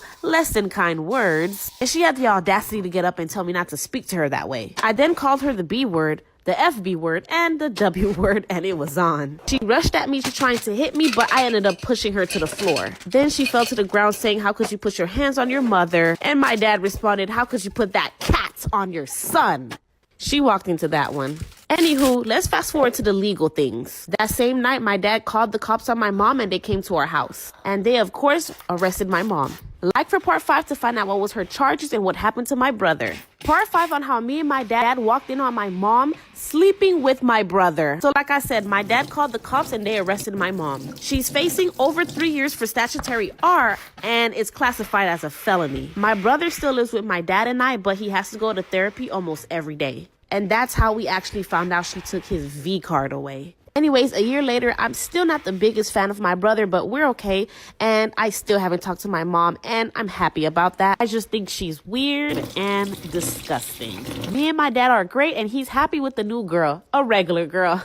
Am I the asshole for asking my wife to have an abortion? My wife and I, both mid-30s, have been happily married for 9 years. We don't have any kids and don't want kids. We had the what-if talk before getting married. She told me she would want to have an abortion if she ever got pregnant. Yesterday, my wife told me that she's 9 weeks pregnant. She's on the pill, but accidents happen. She said that she wants to carry it to term and give the baby up for adoption. Naturally, I was surprised by the news and her change of mind. I asked her if she considered getting an abortion. She said she had, but she doesn't want to because she feels a bond to the fetus. She told me she has been researching adoption and learned that the local adoption agencies only accept birth mothers who are okay with having an open adoption. I told her I wasn't really comfortable with this and asked her if she would have an abortion. She started crying and spent the night at her sister's place. She won't answer my phone calls. I'm uncomfortable with this for a few reasons. I was adopted at birth and my adoptive parents weren't the best. No, this isn't the case for everyone who is adopted, but I can't help but have a negative view about it. A few years ago, I tried to find my biological parents to learn about my medical history, but I couldn't. I was sore about it for a while, but it doesn't bother me anymore. My wife is aware of these points. I just don't want to pass on my genes because they're essentially a mystery to me. I also don't like kids. My wife said that she actually would prefer to keep the baby, but she knows I wouldn't want to. So she said having an open adoption sounded like a reasonable compromise. I understand why she thinks that, but I still don't want to have any biological children regardless of how much or little I would be involved in raising him or her. So, am I the asshole for asking my wife to have an abortion? Am I the asshole for not paying for my fiance's wedding guests, resulting in her wanting to cancel the wedding altogether? I, 27 male, will be soon getting married to my fiance, 25 female, after spending 7 beautiful years together. Both financially in a good place, but for the past 3 years, I've been earning twice what she makes. Once we had that salary gap between us, to ease the financial burden on each other, we decided that it'd be best if we paid everything that we do in common percent-wise based on our salary. Going out, traveling, expenses. Therefore, whenever we need to pay for something, I pay 67% of it, she paid the remaining 33%. We're all happy with that. Of course, when we go out and have romantic dinners about once a week, I cover the cost, and we usually give each other gifts every month or so, but those are extras. We started planning our wedding after being engaged for close to a year now, and we've reached the budgeting part, which is tricky to say the least. I highlighted that I'd prefer we invite only family and friends that we're actively communicating and going out with. I'd rather spend that precious time with people I care most for, rather than being split around tables having to entertain people I rarely even talk to. Therefore, from my side, I'd be having about 35 guests. She kinda agrees with it being a small wedding, though she'd like to invite family members with which she hasn't even spoken to in years. To quote her, they're still family overall. It's not nice. Besides that, her parents want to also invite their own friends and work colleagues, which we've never met. End result would be that she'd invited about 55 to 60 guests from her side. I denied the guest invites my parents proposed from their side. Therefore, we'd have overall about 90 to 100 guests, give or take. Finance-wise, I've let her know that I would not be willing to pay the 67% of the wedding costs for the guests that are coming from her parents' side or for the relatives with which she hasn't spoken to in years.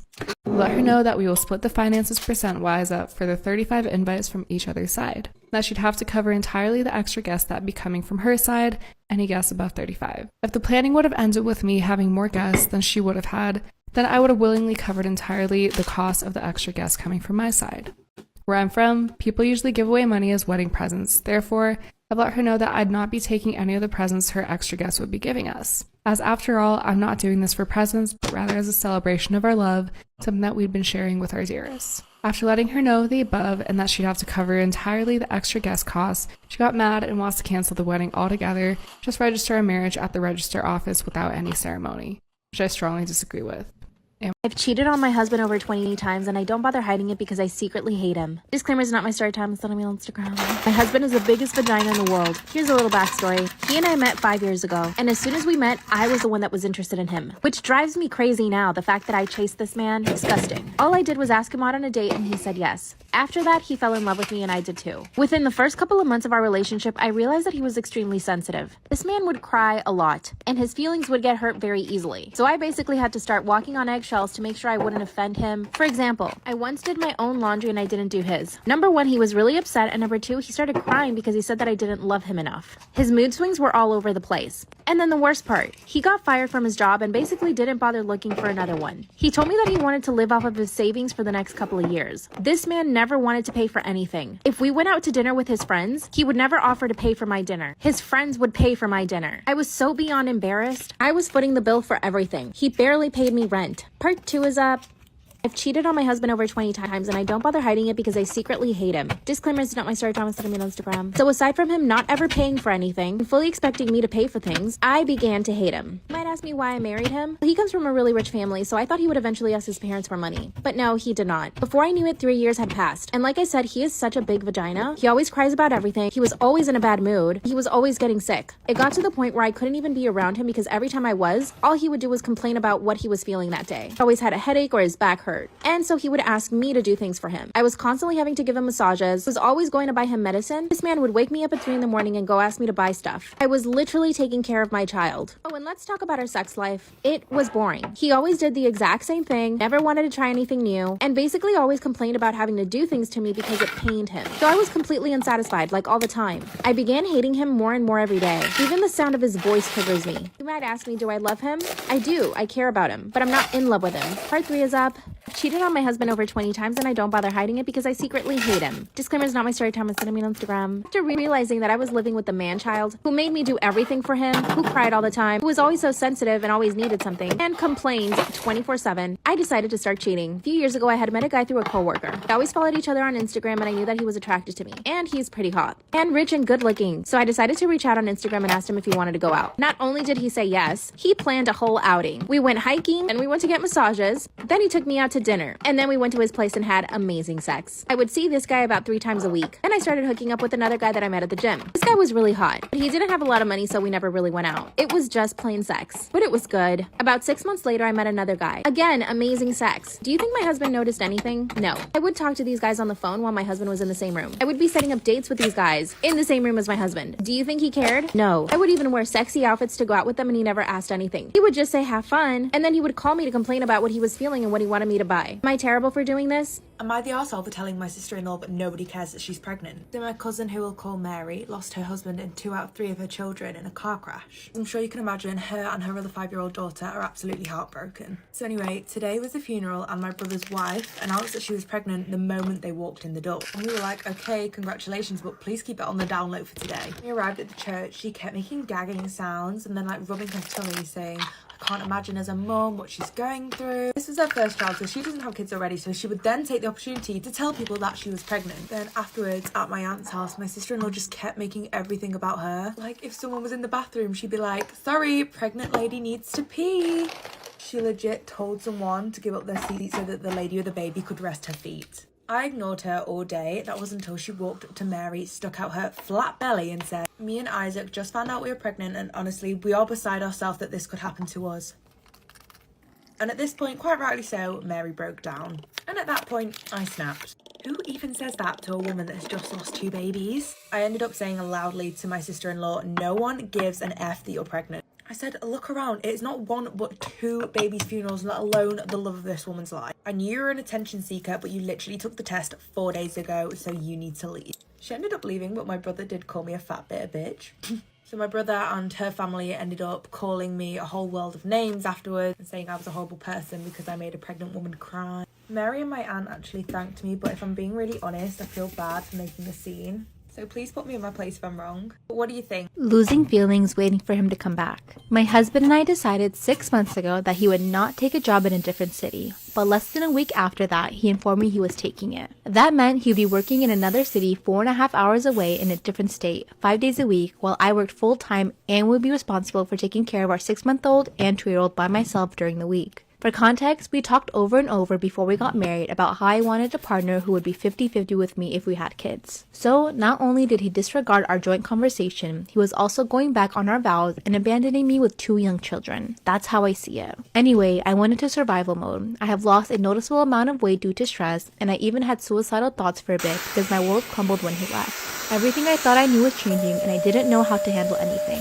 Fast forward 6 months to now, I'm no longer feeling depressed or in complete survival mode. I finally felt comfortable asking my parents for help. They retired and moved down to my city to be closer to the grandkids, but they raised me to not rely on them, so it's been hard to ask instead of waiting for them to volunteer. Yes, more therapy, I know. And I've been able to take a few work trips and one personal trip to clear my head and gather my thoughts and actually have time to think things through. Unfortunately, I'm thinking I'm moving on from my husband. I gave him until March 2024 to find a realistic way to get back to our city full time. But now I feel like I'm in a holding pattern and can't move forward because I'm waiting on yet another decision from him. And I can feel me losing love and attachment to him over time. I don't think I'll want to be his wife by next March, and I don't know what to do about that. I'm so tired by the end of the week and have work I need to catch up on due to focusing on my girls during the week that when my husband is here on weekends, I use that time for him to bond with the kids and I work.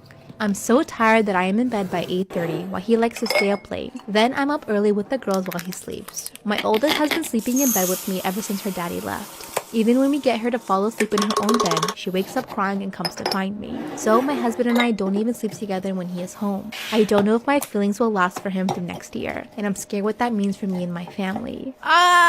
Couples therapy, couples therapy, couples therapy. My husband demands I show him my coochie so that he can check me for STDs every single week. Disclaimers not my Storytime is sending me on Instagram. Okay, my husband and I have been married for 2 years. Here's a little background info. My husband is like a 6 at best. I'm like a 10. Everywhere we go, I get male attention. I'm always getting looked at or stared at, no matter what I'm wearing, okay? I could be wearing a sweatsuit and people still notice me. My husband claims to never get jealous, but every time I get male attention, he starts saying things like, oh, you look too pretty today. Every now and then he starts complaining about my jewelry or my makeup. A little more background info. When we first got married 2 years ago, we decided to have an open relationship. This was mostly for me because I wasn't as attracted to him as I wanted to be, so sexy time was kind of boring. I would have to literally picture other people in my mind in order to feel anything. And he knew all of this. I actually told him that I wasn't as attracted to him as I wanted to be. After a year, he didn't want to have the open relationship, so I agreed. But then this made him get jealous. Part 2 is up.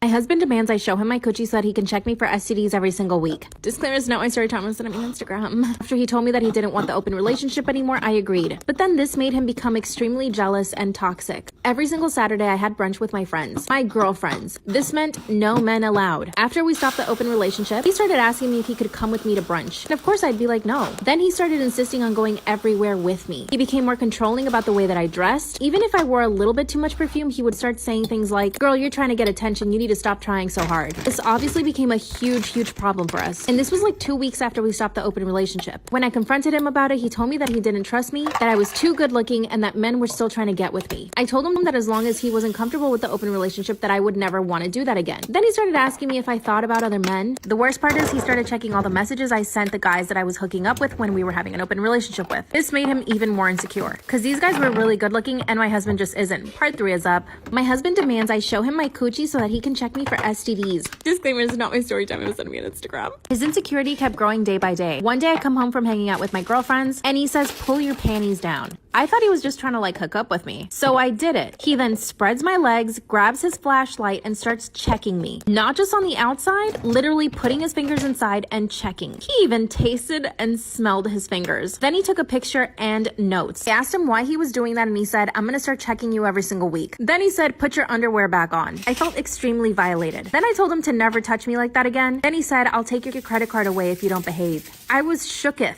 Like I said in part 1, I'm treated like a queen. He's always paid for everything and we live in a really beautiful house. I'm not about to lose that kind of life. Since then, he's been checking me once a week. So I decided to start cheating. I'm not gonna let him get away with that. And I'm not gonna get an STD because I'm not stupid. And guess what? My husband barely touches me. He could have just left us having an open relationship and none of this would have happened. Don't want to live like this, and I don't want to get a divorce. How can I convince him to have an open relationship again? What should I do? Am I wrong for announcing my pregnancy at my sister's wedding? Announcing it or just telling people like, hey, by the way, I'm pregnant? There's a big difference.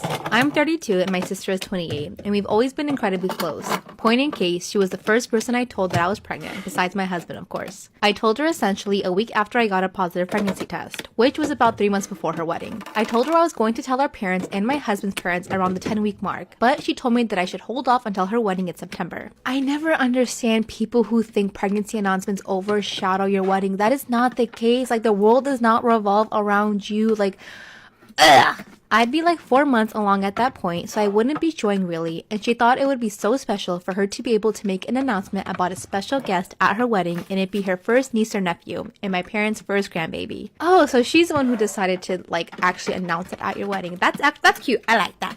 I agreed because it seemed like it meant a lot to her, and again, we were super close and I was happy to do that for her. I actually really like that idea. I'm really close with my sister, so like I can see this maybe potentially happening, but never mind, because she's already married and has like 3 kids, so I don't know. Turns out the first trimester was awful with morning sickness and exhaustion. I would have preferred to be able to talk about it with my mom, but I was willing to grin and bear it for my sister's wedding. Well, the wedding came along, and about halfway through the night, I asked her when the announcement was happening. She told me that she changed her mind and that her wedding didn't seem like a good time or place to announce my pregnancy. I was obviously super upset since I went through a really awful first trimester with only my sister and husband to lean on. I decided I wasn't going to put the announcement on hold any longer just for her. So my husband and I pulled my parents aside and quietly told them to keep it private for the evening. They were thrilled, lots of hugs, a few tears, but a very touching and private moment. Literally, no one else found out until I announced it on Facebook a week later. My sister found out about it the same time as my Facebook post when my dad mentioned how we told him about it. And she texted me and called me a bitch who made her wedding about myself. And she hasn't spoken to me since. I've messaged her and apologized probably a dozen times since then, but she refuses to talk to me and now refuses to come see her little nephew who is almost a month old at this point.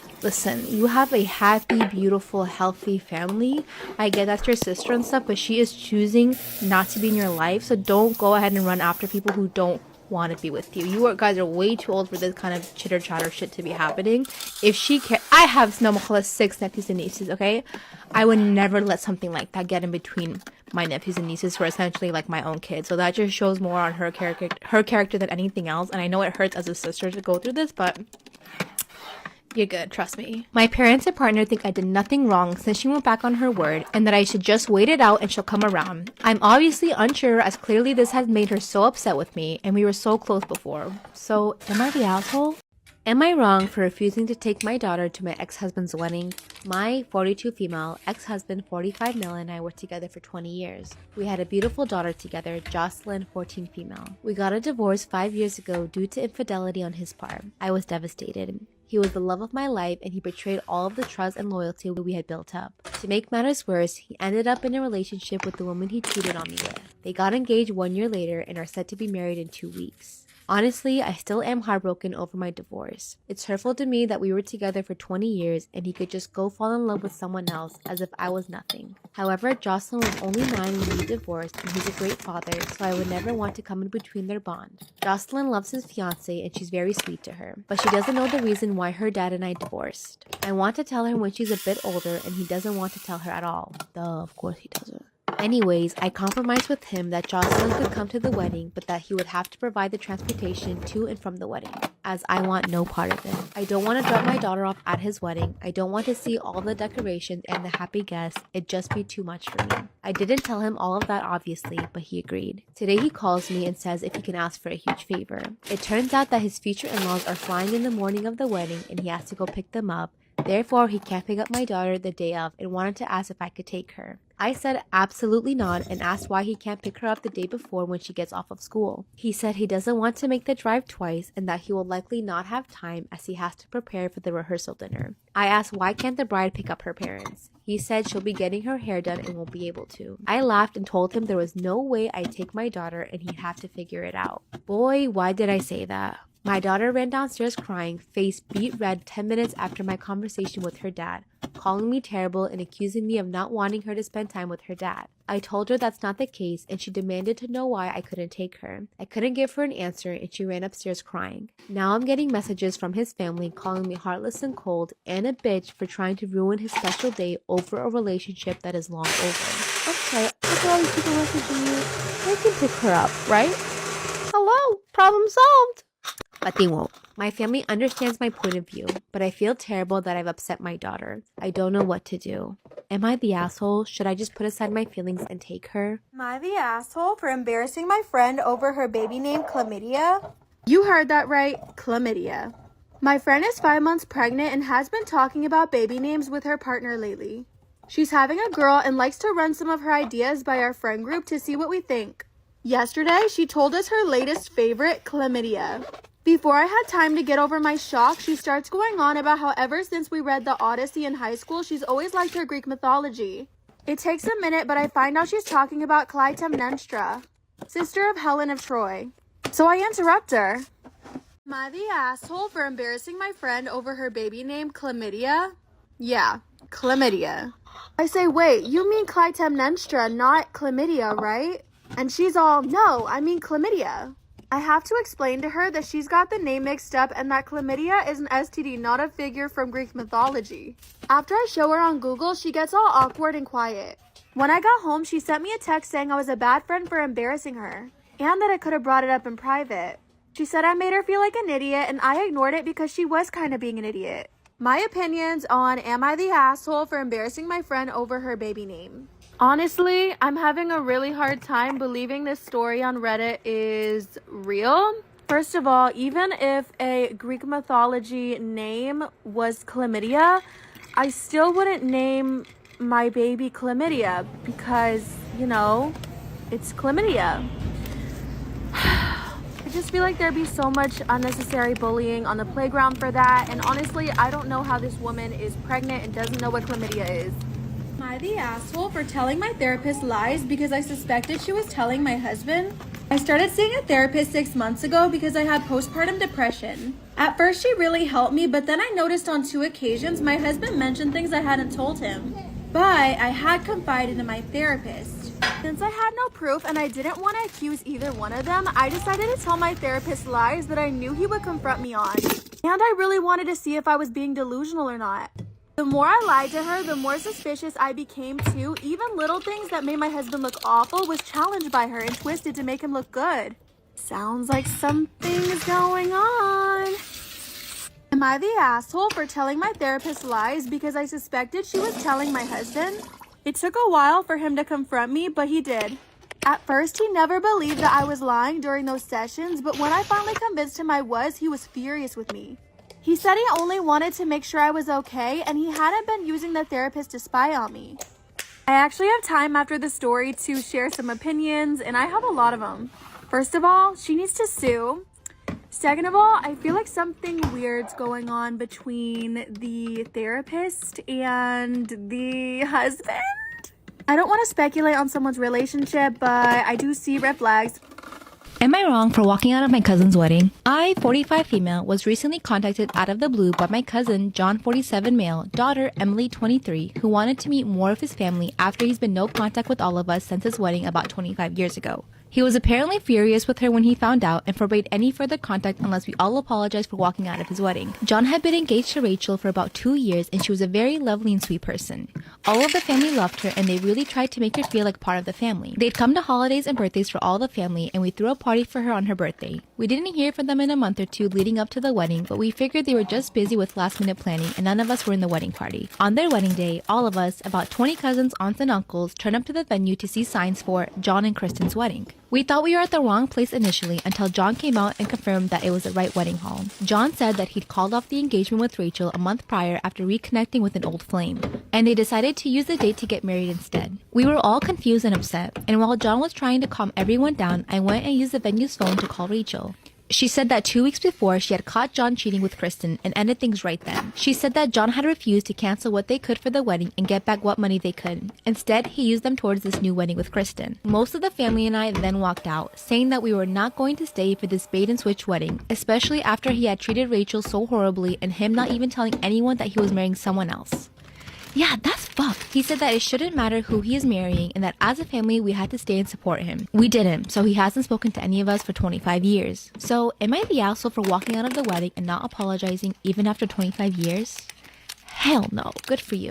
I lost my virginity before marriage and my parents want me to prove my virginity to them. What should I do? Come from an extremely religious family. In my culture, women should be virgins before they get married. So here's how I lost my virginity. To my cousin. My parents are super strict. I grew up hiding everything from my parents. When I was 14, this new girl came to my school and she basically corrupted me. I had never in my life before even kissed a boy or even looked at one. But she would take me to parties and this is where I started meeting a lot of boys. A boy asked me to be his girlfriend and I said yes. This is where I had my first kiss. The next summer, my parents took me to visit my uncles. This is where I saw my cousin. We were both exactly the same age, and as soon as we saw each other, we were pretty much attracted to each other. I know, it's really disgusting and messed up. I was 15 at the time. This meant I didn't know anything about anything. My cousin would flirt with me all the time while we were visiting, and it kind of became a game for us. Before I knew it, he got me alone in a room and decided to kiss me. And after this, we just started making out all the time when we were alone. Then he started touching me. Now, no, I did not give him permission, but we were both 15, and it was just understood that we wanted it. And then we did the dirty. Like all night. Part 2 is up. I lost my virginity before marriage and my parents want me to prove that I'm a virgin. And I lost my virginity to my cousin. So the first time I did it with my cousin, we did it all night.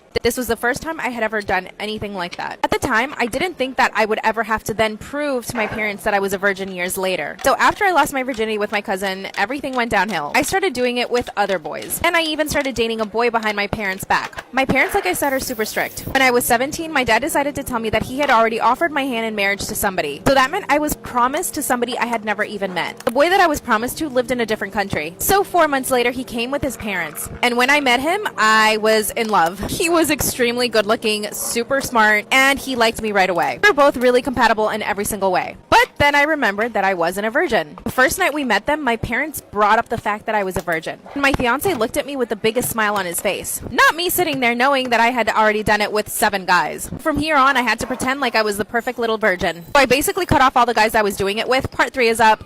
I lost my virginity before marriage and now I have to prove that I'm a virgin to my parents. So after I lost my virginity to my cousin, I was screwed. My father promised my hand in marriage to a man who thought I was a virgin, and his parents celebrated the fact that I was a virgin. Anytime they came to dinner, we would always somehow end up talking about how I was a virgin. It was like the hot topic with my father and his dad. This is when the wheel started turning. I started thinking of ways to tell my family that I was no longer a virgin. And the only thing that I could come up with was telling them that I was R-worded. But that's obviously a horrible idea because then I would have to accuse somebody and it would just be bad. So I decided to just simply confess. I sat my parents down and I told them that I was no longer a virgin. But when they asked me with who, I could not tell them it was my cousin. Instead, I told them it was some random boy from school. That's when my father told me that I had to prove myself a virgin to get married. So I decided to go to a gynecologist and pay him to say that I was still intact. All he did was sign some piece of paper that said I was basically a virgin. So I gave it to my parents and they were happy with that. So guess what I did on my wedding night to pretend like I was a virgin? I saved some period blood. Part 4 is up.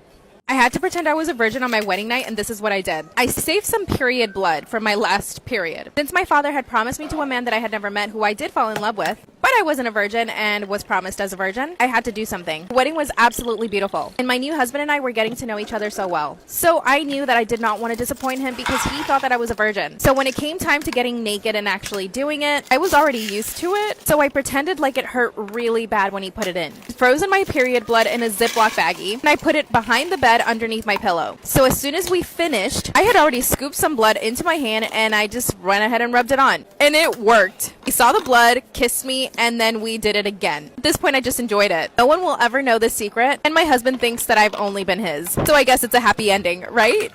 Am I the asshole for blowing up on my fiance for getting my daughter's cat out of the house? I, female 35, got engaged to my fiance 2 months ago. He moved in with me and my daughter Zoe, female 13, and everything was going fine until he started complaining about Zoe's cat. It was strange because the cat is so quiet and sweet. He went from complaining about the cat to making demands about her. He gave Zoe a list of places the cat can't go and things she's allowed to touch. I had an argument with him telling him he needed to stop because it was ridiculous, and he said this house is his too. Also that he expects things to change after we get married. Am I the asshole for blowing up on my fiance for getting my daughter's cat out of the house? I was at work and got a call from Zoe crying saying her cat wasn't in the house. I freaked out, came home, and helped Zoe look for 2 hours. A neighbor brought her and told us he saw Eric leaving her outside and getting in his car and leaving. I was surprised and quite angry, and Zoe took her cat and went inside. I drove to my future in-laws' home where Eric said he'd be. I blew up at him in front of everyone, and his mom asked what was happening, and I told her. He told me to stop spouting nonsense and go home and we talk there, but I refused. It got worse and I left after his family flipped out at him. 6 years ago, I switched my wife's cat with a more well-behaved lookalike. She had an all-black cat that was extremely aggressive. It scratched everyone, hissed at everyone, and didn't use its litter box half the time. My wife insisted she could get it to behave better. One week, she went out of town to visit her family, and I was supposed to go to her apartment and feed it. The first night I went over, it scratched the shit out of my arm. I joked to the cat that it's not special and I'll replace it if it scratches again. The joke stuck with me until I had thought about it enough that it wasn't a joke. The next morning, I went to the local animal shelter. I found an identical cat that was already litter box trained and acclimated to people, but was a little skittish. But overall, it was a lot friendlier and better behaved, and the skittishness would help it resemble the original cat. So I adopted it, took it to my wife's apartment, settled it in, then drove her original cat to an animal shelter a town over. I was paranoid my wife would find out if I took it to a local one. It's been 6 years since then. We got married 4 years ago. We still have the swapped cat, and it answers to the original cat's name. My wife knows nothing. She loves this cat and brags about how much better behaved it is. But every time I see it, I feel like a total piece of shit. That's because you are. But you can't tell her now, it's been too long and she will literally divorce your ass. So just stay quiet. Do you guys disagree? Do you guys think you should tell her? I wouldn't. It's like one of those kind of things. It's like, it's going to do more harm than good. Because for me, if I was with a dude and he was shitting on my cat and I'm like, no, I can take care of it. I can make it well behaved. And he's like, no, you can't. And 6 years pass. I'm like, haha, look, the cat's well behaved. I told you I could do it. And I find out you did this. Every time I bragged about the cat's behavior, you're probably snickering and being like, little do you know, I switched that shit out and it would just destroy me. And I would feel stupid. So just shh, don't say anything. Story time. About the time my friends and I got stuck in an elevator and had to crawl out of it after an hour and a half. So last week I had 2 friends staying over, and about 1 a.m. we had to take my dog out to pee one last time before we went to bed. So we get out of my flat and we go inside the elevator. This is the elevator. Like, as you can see, it's not a very big elevator. This is it. So the elevator starts going down and then it drops a bit and then it stops working. The problem was none of us had our phones with us. We were going to take my dog out for a quick pee. We didn't think to take our phones, which was really, really stupid. So we're stuck in there, cramped with no cell phones. But luckily, there was an emergency button in the elevator. So we pressed it. Nothing happened. So then we started to panic a little bit. It was 1 a.m. No one was going to use the elevator. No one was going to hear us if we yelled. We had no cell phones. The emergency button wasn't working. So we thought we were going to be stuck in there all night. And again, we were 3 people. It was cramped. Like, we were literally like this, and I'm holding my dog. But I decided to yell anyway, hoping that someone in the building would hear me. Nobody heard me. So then we tried the emergency button again. And this time it worked. So it's ringing and ringing and ringing. And then we hear, hello, this is Jackson Linden. How can we help you? And we were like, oh my God, hi, we're stuck in an elevator. This is the address. Da, da, da, da, da. And then we heard, hello, this is Jackson Linden. How can we help you? They couldn't hear us. So the button wasn't working. So it started to get really, really hot at this point. Like, again, we were 3 people plus my dog who was panting. Like, there was no air. It was like a tiny, tiny box. But inside the elevator, there was another set of doors, like glass doors. So I decided to take my shoe off and try to cramp it in between those doors to try to get some air in. So luckily, I was able to do that. So we were like getting like a tiny bit of air. So we were all like against the door, like trying to get oxygen. So then we tried the emergency button again, and this time it worked. I mean, it rang like 20 times, but eventually it worked. So we were able to tell them my address, and help was on the way. But then I realized something. Once the elevator person would come to my building, how would he get inside? I can't let him in. I can't buzz him in. I'm inside the elevator. Who's gonna buzz him in? So we panicked even more, and then we heard a man's voice saying, hello, I'm here to fix the elevator. He came and fixed the elevator, but he didn't actually fix it. He was just able to open the doors. So we had to crawl out from the top because there was like this much space for the next floor. which was really scary because if the elevator started moving, we would get crushed. But we got out, and the way that he was able to enter the building was by ringing all the flats and one flat hearing it and letting me in. It was 2:45 a.m. when we got out.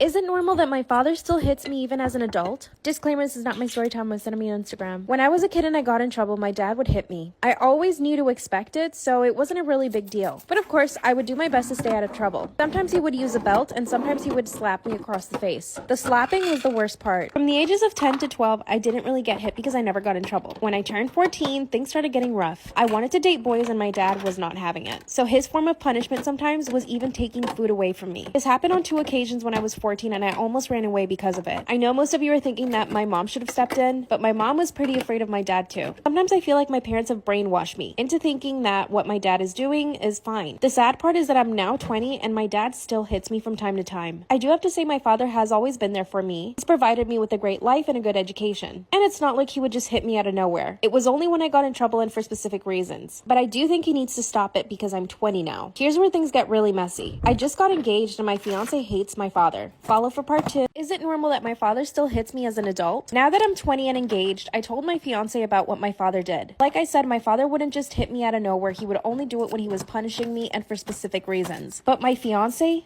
loathes my father. He thinks it's abuse and that it wasn't a normal thing for me to have to endure as a child, especially as an adult. And I've only come to realize that what my dad is doing is probably wrong because of my fiance. Before that, I never had anybody in my life tell me that what my dad was doing was wrong. But here's what happened. My fiance and I were cooking in my parents' kitchen. My dad must have been in a really bad mood because he comes into the kitchen and says, "If you don't clean up this mess, I'm gonna show your fiance how I slap the shit out of you." My father had never shown that side of him in front of my fiance. But as soon as those words came out of my father's mouth, my fiance turned to him and said, "You will never put your hands on her again." Then my dad said, "That's my daughter and I can do whatever I want." My fiance asked me to leave with him and I did. My mom called us and begged us to come back, but my fiance said no. Part 3 is it normal that my father still hits me as an adult? After my fiance stood up to my dad, we didn't speak to my family for about 2 months. That's when my fiance asked me to go to therapy. And I did. That's when I found out that what I really needed to do was fix my relationship with my father. Because he had always punished me physically, I held a lot of resentment towards him. And my father being very antiquated, he thought that he was doing the right thing. Now let me clear a few things up. He only hit me twice when I was an adult. Once when I was 19, I got a bad grade in one of my classes and he flipped out. He slapped me across the face and told me that that would teach me to do better. The second time was right after my 20th birthday. I had gotten into an argument with my mom that really wasn't such a big deal. My mom and I worked things out, but my dad thought it was inappropriate that I spoke to my mom like that. Was I very disrespectful? No. But to him, it was completely unacceptable. So he hit me once with his belt. My fiance is refusing to invite my parents to our wedding. And to be honest, I kind of agree with him. Ever since stepping away from my parents, I have so much more confidence. I'm also happier in my relationship because I'm getting to be myself. And I'm not afraid that anyone will punish me. But I do feel guilty. I want to reach out to my parents. I'm not sure. What should I do? I'm 29 female. When I was about 10, my mom married my stepfather. I have an older brother, Luke, who was 15. My stepfather had Amy and Ada, who were 12 and 11. We didn't come from a privileged background. My mom was a minimum wage worker and my dad was absent. Our stepfather had a very good income. Their deal was that they wouldn't combine finances and they would each contribute equally to the household, and then each takes care of their children with their spare money. So my mom never had anything for us, and my stepfather was spending big on his kids. This included holidays which Luke and I were excluded from. Stepfather would pay for mom, but not us. Luke and I also shared a room even though Amy and Ada had their own rooms and we had a guest room. Because stepfather insisted that he was paying more towards the house, so my mom's share would only get her one room for the kids. Luke and I were constantly teased for this situation by the three of them as we grew up. My mom said that we should always be thankful because if it wasn't for our stepfather, we would not be living in a nice home in a good neighborhood. Luke and I became determined to be able to take care of ourselves so that we wouldn't need to take nonsense from anyone. We have both done quite well with our careers and finances, and we are in a very good place. Since turning 18 and moving out, my relationship with the three of them has been very limited. I wouldn't call us friends, but we can exist peacefully if we are in the same place. I visited my mom recently and my stepfather mentioned that Amy wants to buy a house now that she's pregnant. He asked me if I'm able to help out a little bit with a deposit. The house is $500K and she needs a $150K deposit. She has $100K so far, $25K on her own, $25 from her mom, and $50 from the stepfather. He was asking if Luke and I can help cover the extra $50K and he said that he'd pay us back as part of the inheritance eventually. I said no. He insisted that Luke and I both own our houses outright and with our incomes, so we should be able to help. I said whether I can or not is irrelevant. My answer is no. He reminded me that Luke and I each gave $10K to our cousin for buying a house as a gift. Amy is my sister and he's offering to pay us back. I said that was our choice then. This is my choice now. He insisted we should be able to be willing to help out the family if we're able to. I replied back, like how you helped me and Luke when we were kids? Everyone just went quiet when I said this. After a while, he said if he went back in time, he'd have done things differently, treated all 4 of us equally. I said that's good of you, but that doesn't make you entitled to my money now. He said he knows he's not entitled, that's why he's asking and promising to pay it back. I said the answer is still no, not entitled to a loan either. My mom later told me that I could have turned him down without being an asshole or bringing up childhood, which she already feels guilty about. Am I in the wrong for refusing to help my stepsister with her house purchase and telling her and my stepfather that it's because of how they treated me as a child? Story time about how I cheated on my husband, lied about getting pregnant, and left with all his money. Disclaimer, this is not my story time. It was sent to me on Instagram.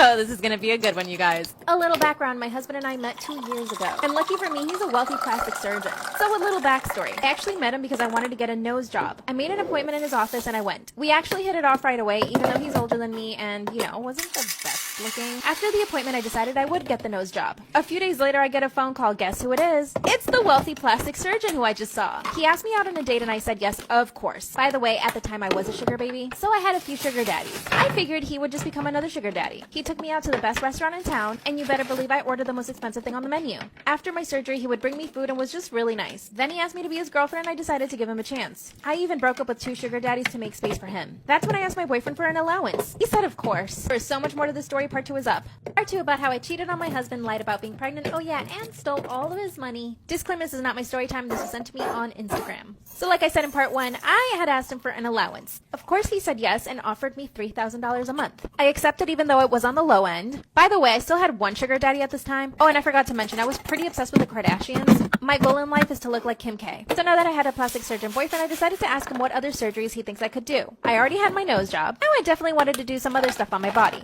But when I told him, he got really upset. He said I didn't need to change anything about me and that I needed to stop looking for attention from other men. That's when I told him that would be totally impossible and that I definitely was going to keep my other sugar daddy. He totally flips out because he didn't know I had a sugar daddy. Then he asked me if I was actually in love with him. I told him that love would grow eventually, but that I really did like him. Then he started playing hard to get, like he wanted me to apologize and beg him, but I was not the type. So we ended up not speaking for a few weeks. Eventually he comes over to my apartment and asks me what surgeries I want to get done. And back to the surgery table I went. Part 3 is up.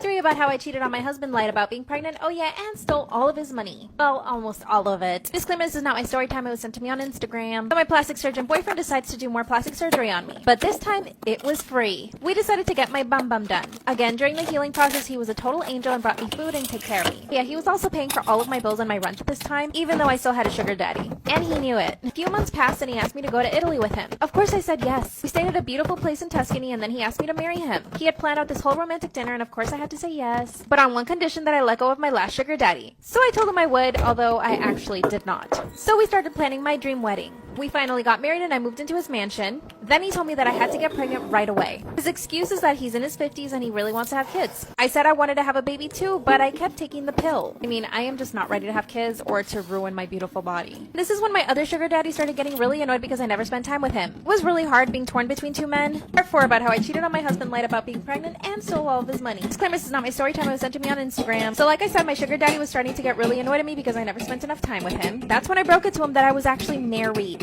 He totally flipped out, called me a user, cut me off, and blocked me from everything. So that meant I was not getting money from this sugar daddy at all. It meant I was totally dependent on my husband. Remember I said my husband wanted me to get pregnant? Well, I kept taking the pill because I didn't want to get pregnant, but my husband would ask me every single day how that was going. And I was like, it's going. I even started lying, saying that I was going to go to the baby doctor just to get myself checked, and I really wouldn't. Said I would go have lunch and shop. Around this time, an old sugar daddy of mine contacted me, who I still had a crush on. He was like super good looking. He offered me some money and asked me if I wanted to go on a few dates, so of course I said yes. I accepted because I really wanted to just separate myself financially from my husband. I didn't want to be dependent on him all the time. So when my husband was at work, I would go out on dates with this new sugar daddy. The sugar daddy wanted me to go on a trip with him, and I had to say no. He got really upset and started asking questions. Of course I didn't tell him that I was married, but he started getting really suspicious. He also started to catch feelings really quick. Like he always wanted to be with me, he would text me all the time. And that's when my husband finds a text message from the sugar daddy. I basically denied everything and I told him that I no longer had any sugar daddies, but my husband did not believe me. That's when he calls my sugar daddy from my phone and tells him to leave me alone. And the sugar daddy told him that only I could make that decision. So I basically had to cut off the sugar daddy right in front of my husband. My husband was like really angry at this time, so I was on my best behavior for the next few weeks. But after a few weeks, he was still really angry, so I realized I needed to start taking money out of the account that he gave me. So I started transferring money from his account to my account,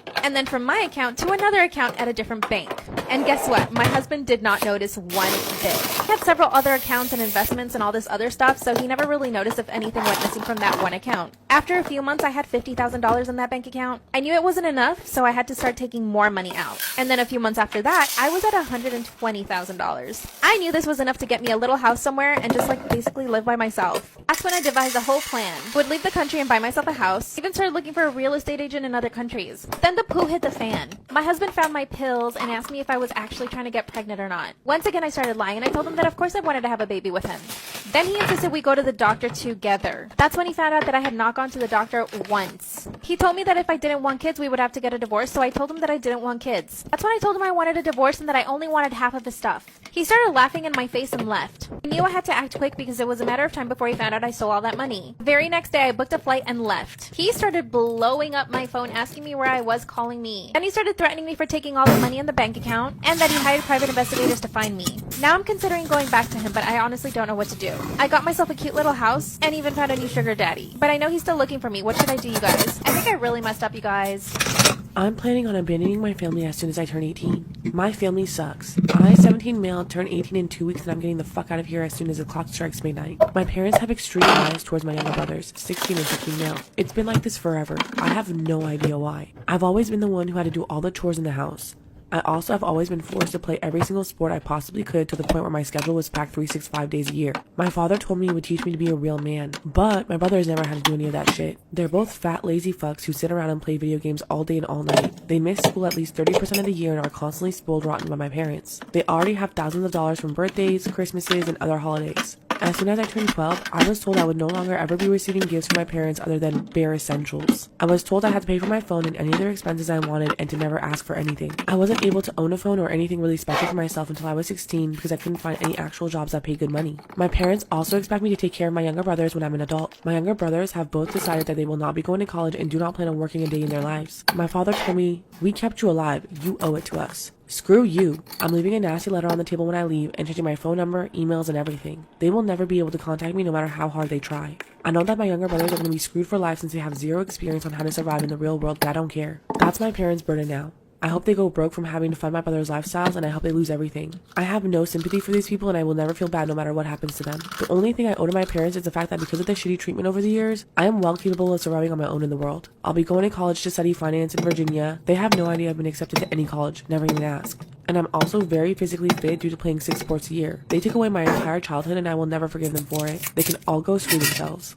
Part 2, leaving my toxic family when I turn 18. I'm happy to report that I'm officially gone. So things have been crazy stressful, but I'll sum it up. I changed my number a few days ago by calling my SIM card provider. Then I went and got a copy of my birth certificate since I don't know where my actual birth certificate was. And I also made sure to check that my bank account was secure and not shared with my parents. I purchased a plane ticket to fly into Dulles International Airport in Virginia, just outside where I'll be attending college in Fairfax. Finally, I called one of my cousins, whom I'm very close with, and asked him to please pick me up around 12:30 in the morning. He agreed with my decision to leave and told me that he was proud of me for taking action to improve my life. I packed all my stuff and I waited. I decided to keep my notes and information short and sweet. All I know was that I was moving to go to college in California and that I was never coming back. So my cousin came and picked me up. We went to the police station, where I gave them my proper identification and informed them that I'm not missing and I'm leaving on my own accord now that I am 18. They told me that they'll keep it in mind and watch out for a call. I got a few hours of sleep at my cousin's and then flew out to New Orleans International at 6 in the morning. I sat in my college dorm room 950 miles from home and had never been happier in my entire life. Life has been so good. I've been in contact with my cousin who helped me and also a few family members from back home. He said that my mother came to their house the day after I left to talk to my aunt about me leaving. She cried and gave my aunt this whole sob story about how she can't believe I would abandon them, and my aunt told her maybe she shouldn't have treated me so wrongly throughout my entire life, which caused a huge fight and ended my mom being thrown out of their house. So it seems that me leaving has caused pretty much the uproar I imagined. I'm in a better mental state than I've been in a very long time. I feel so relieved and it just feels like a huge weight has been lifted off my shoulders.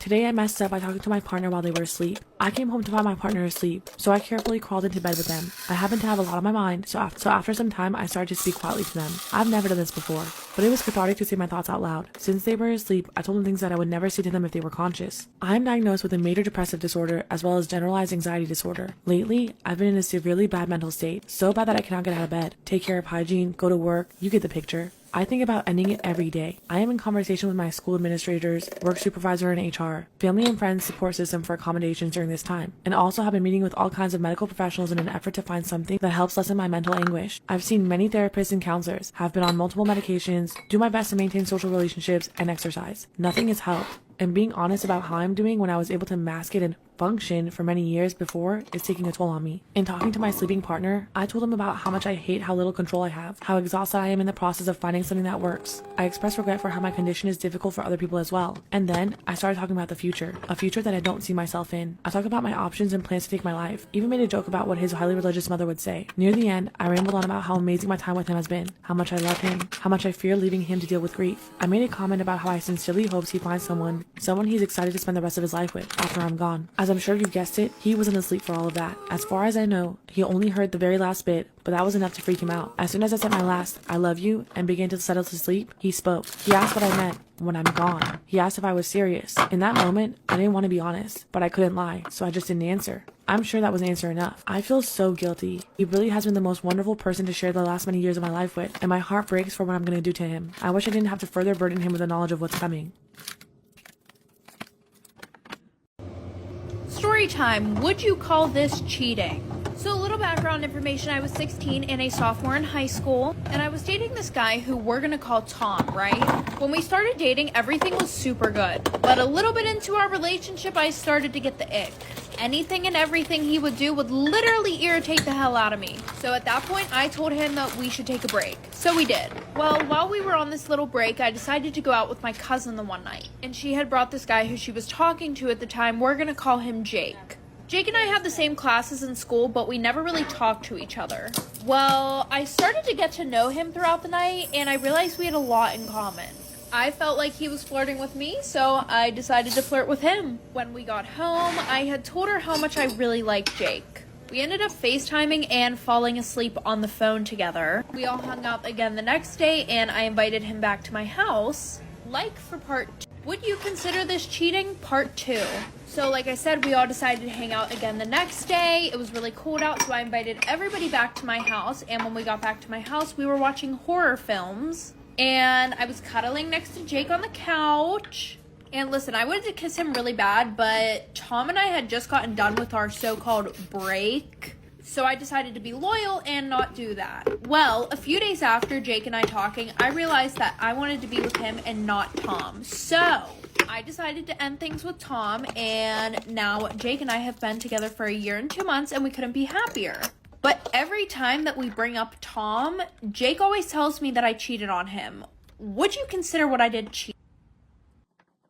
My coworker and I have been hooking up and we're both married. I asked him to end things, but he doesn't want to. Disclaimer, this is not my story time, it's sending me on Instagram. I work in retail and my hours are really long. I usually work 10 to 12 hour days. And things got really complicated a few months ago. Let's call him Jake. Jake and I have been working together for almost 1 year. As soon as I met him, I was super attracted to him. And I could tell that he was attracted to me because there was always tension between us. He would always make jokes about me being his work wife, and it's kind of true. We mostly hung out together at work, and sometimes we would even go to fancy restaurants for our lunch breaks. It was all really fun until I realized that I started getting feelings for him. So I decided to tell him the truth. Once again, we went to a really nice restaurant to have lunch. And as soon as we sat down, I told him I had feelings for him and that the best thing for me to do would be to transfer to a different store. Then he begged me not to switch stores. And he confessed that he also had feelings for me too. I told him that it was obvious he had feelings for me, but it was wrong for us to even talk about it. Then he grabbed my hand and asked me if we could just hook up once. I said yes, and he immediately booked a hotel. We spent our lunch hour at that hotel, and it was amazing. Part 2 is up.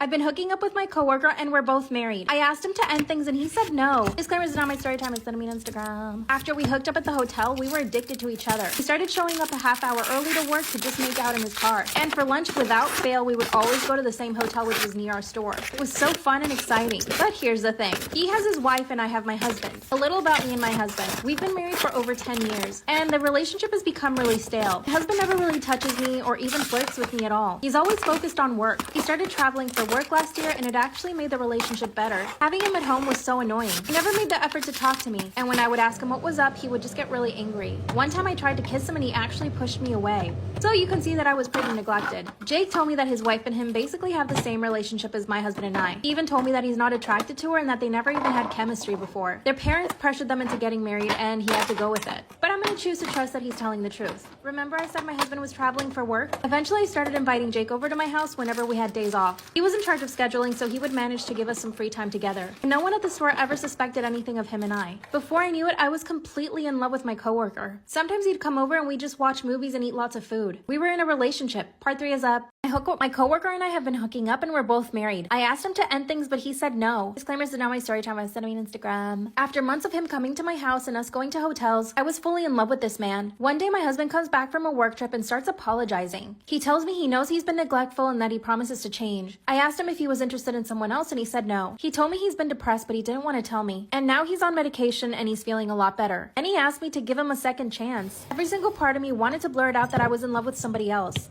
but I just didn't have the heart to do it. So I said yes to giving him another chance. The next day I saw Jake and I told him that I couldn't keep going. Then he flat out said no. He said that he had already asked his wife for a divorce and that he wanted to marry me. And then he told me that he loved me, which was the first time he'd ever said it. And I told him that I loved him too. Then he gave me a beautiful promise ring. He told me I need to leave my husband so that we could be together. I really want to, but I can't see myself leaving my husband, especially knowing that he was depressed. So here's what I did. I told my husband that I had waited for him too long and that I just simply wasn't in love with him anymore. He agreed to give me the divorce, but he still wants to live together. How can I tell my husband that I'm in love with somebody else? Help me, what should I do? My 29 female, husband 32 male of 3 years said something I can't move on from. We have a job that requires us to wake up very early in the morning. That's how we met. He usually wakes up before me and makes me breakfast. He's been doing this since we got married. He's sweet and caring like that. He's also the funniest, genuine, and friendliest person I know. I love him and know that he loves me back. Our relationship has always been stable.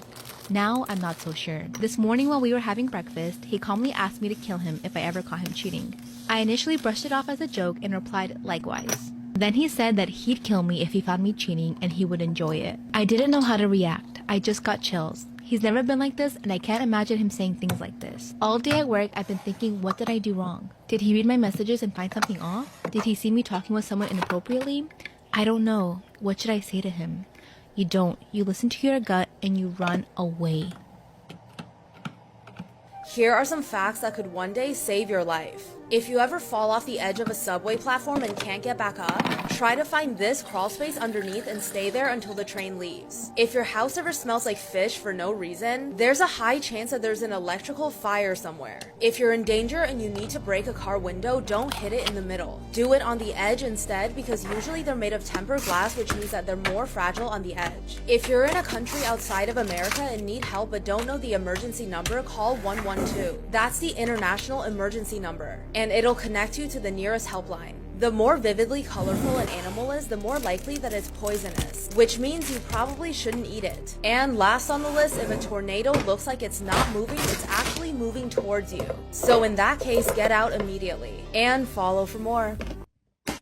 Storytime about how my boyfriend cheated on me with his best friend's sister. So a little background information, I was 15 and in 9th grade, and we're gonna call my boyfriend Alex.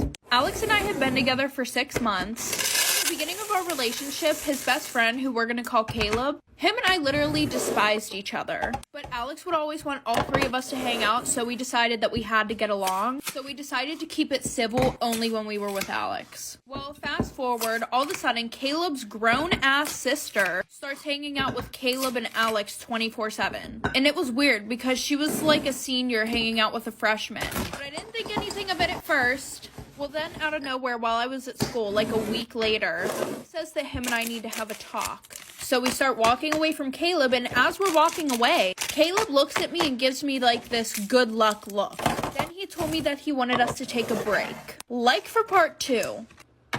Part 2 about how my boyfriend cheated on me with his best friend's sister. So like I said, he tells me that we need to talk, and then he goes, I think we should take a break. Like, what do you mean, take a break? Well, funny thing, throughout this whole break, he was still being touchy with me, still acting like we were in a whole-ass relationship. And the whole time, I was acting like I was fine, so that way I didn't want him to feel bad for me and felt like he had to get back together with me. And he was acting like nothing happened. Like I said, it was getting to the point where all my friends had started asking if him and I were back together. And I had to be like, no, we're not back together yet. Well, then Friday rolls around, aka 2 weeks later, and he tells me that he misses me. Shocker. So then he said he wanted to get back together. I said yes, obviously, because I still really liked him and I was a dumbass not to see the red flags. Well, now that it was second time around of us being together, I started to notice the first flags that I didn't notice in the beginning of our relationship. Like the one time he went to the mall with his friends and he gave these girls his Snapchat. He wasn't going to tell me about it, but then his friends told me, like for part 3. Part 3 about how my boyfriend cheated on me with his best friend's sister. So like I said, I started noticing red flags. Well, when I had confronted him about the Snapchat thing, he told me that he felt bad if he didn't give it to them because he didn't want to be mean. Another red flag is that he would never, ever, ever, ever, ever let me touch his phone. Like, if he even saw my eyes look at his phone for 0.2 seconds, he would grab it real quick. Anyways, back to him getting with Caleb's sister. When we had got back together after our break, this one girl came up to me and she was like, hey, I have to tell you something. I didn't think it was going to be anything about my relationship with Alex, but here we go. She goes, he broke up with you to hook up with some other girl. So obviously I'm fuming. I go up to him and I'm like, did you break up with me to go and hook up with another girl? He goes, that's in the past. Why are you mad about it? Like, we were broken up. Clearly he thought it was okay just to break up whenever you want to go do shit with someone else. Apparently she said that they could do stuff if we broke up, but I ended up finding out that she does this to all of her little brother's friends.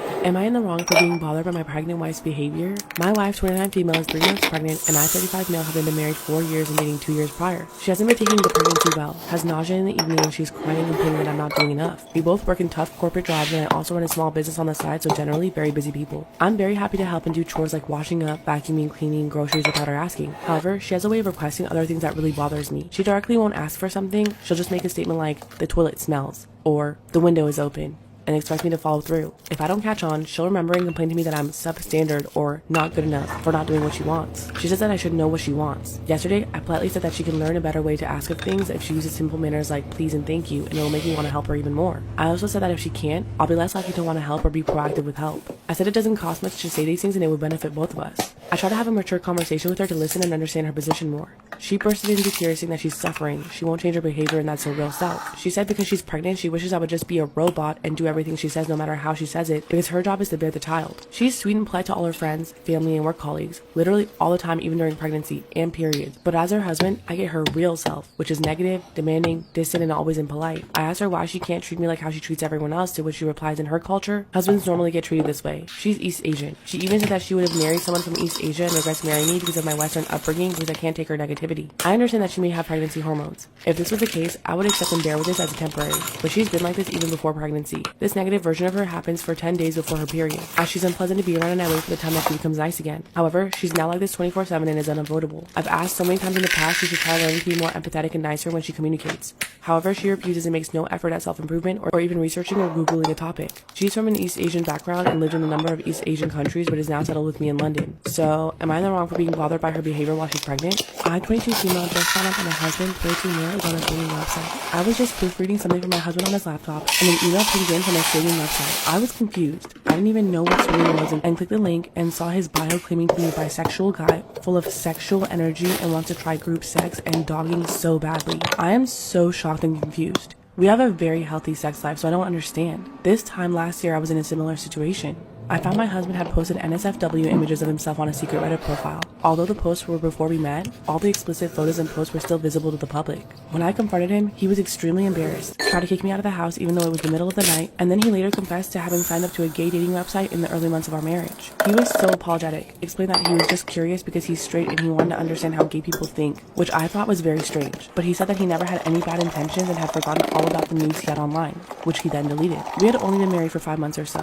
I didn't want to throw everything away and I gave him the benefit of the doubt. My husband is very religious and it goes against his beliefs to participate in homosexuality. He blatantly denies being bisexual. I explained to him that if he was, I don't think any different of him. I'm not going to judge him. I just feel that it isn't fair for him to keep me in the dark about it, as his wife. I really don't understand why he's doing this again. I'm shocked and confused and I just don't really know what to do. I don't know how to confront him about it again. Last time he went ballistic and said that he wanted to kick me out. He was so ashamed. I don't want to make him feel bad by exposing his secret activities, but we're supposed to be in a monogamous marriage. I really love him, but I don't want to be married to the guy who's going to have group sex and dogging and swinging behind my back. How should I approach to ask him about what I've just seen? Should I even bother asking or should I just forget it and trust him? Story time about how my crazy celeb ex made me take a lie detector test. This is my own story time. Like I said in part 4, he thought that the only reason I was working at that hookah lounge was because I was trying to be a hoe. He thought that I was trying to get rich men, was completely paranoid about me stealing money from him. A few days before that, he had slapped me for the first time. Do you know why he slapped me? Because we were arguing and I put a plastic bottle down hard at the table. He thought that was unacceptable, so he decided to slap me. A few days after that, grabbed me by my neck and threw me on the bed. The reason he did that is because I asked him never to touch me like that again. At the time, I never realized that people people that are on substances are unreasonable. You can't tell someone who's on substances not to do something. They will want to do it more. He was already aggressive because of it. Because he thought that I was lying, stealing, cheating, hoeing around, he asked me to take a lie detector test. And of course I said yes because I wanted to prove to him that he was wrong. Follow story time about how my abusive celebrity ex made me take a lie detector test. This is my own story. He asked me to do the lie detector test and I said yes. He makes the appointment and we show up. Let's call the lie detector man Tom. Tom looked me up and down and told my ex that I was the most beautiful thing he'd ever seen. This right away makes my ex crazy jealous. He just stares the guy down. Then he stares at me. Like I'm the one that did something wrong. The guy straps me up to the machine and I'm already nervous. My heart would not stop racing. He asked me if my name was really Esther. Very basic stuff. Then he asked me about all the things my ex has accused me of. You guys, my ex thought that I was lying about my name. He thought that I was sleeping around, was stealing his money, that I was stealing his substances. After the test, he tells my ex that I had failed every single question and that I was a liar and that he needed to be careful. My ex grabs me and tells me that he's gonna take me home. I was terrified. Part 6 is a story time about how my abusive celebrity ex made me take a lie detector test. This is my story time. Once the guy tells my ex that I failed the polygraph test, which there should have been no reason for me to fail. I was being completely honest. My ex's face just turns red. He tells me to get in his car and he's gonna take me home. It was complete verbal abuse. He was calling me a dump truck, slut, a whore. Every single bad word you can think of, he was calling me. Get to my apartment and I literally run out of his car. I lock myself in my apartment and 2 hours later I see him peeking through my window. Because I'm an idiot, I open the door. He starts to cry and tells me that he's willing to forgive me for all the things that I lied about. Obviously, I couldn't convince him otherwise because I failed the polygraph. Come to find out 2 weeks later, the polygraph guy was a complete fraud. The test wasn't even real. But somehow my ex managed to get scammed. And of course, my ex didn't believe it though. He still thought that I was even lying about my name. 2 weeks later, he proposes to me in the bathroom while we're showering. I'm gonna have to do another part.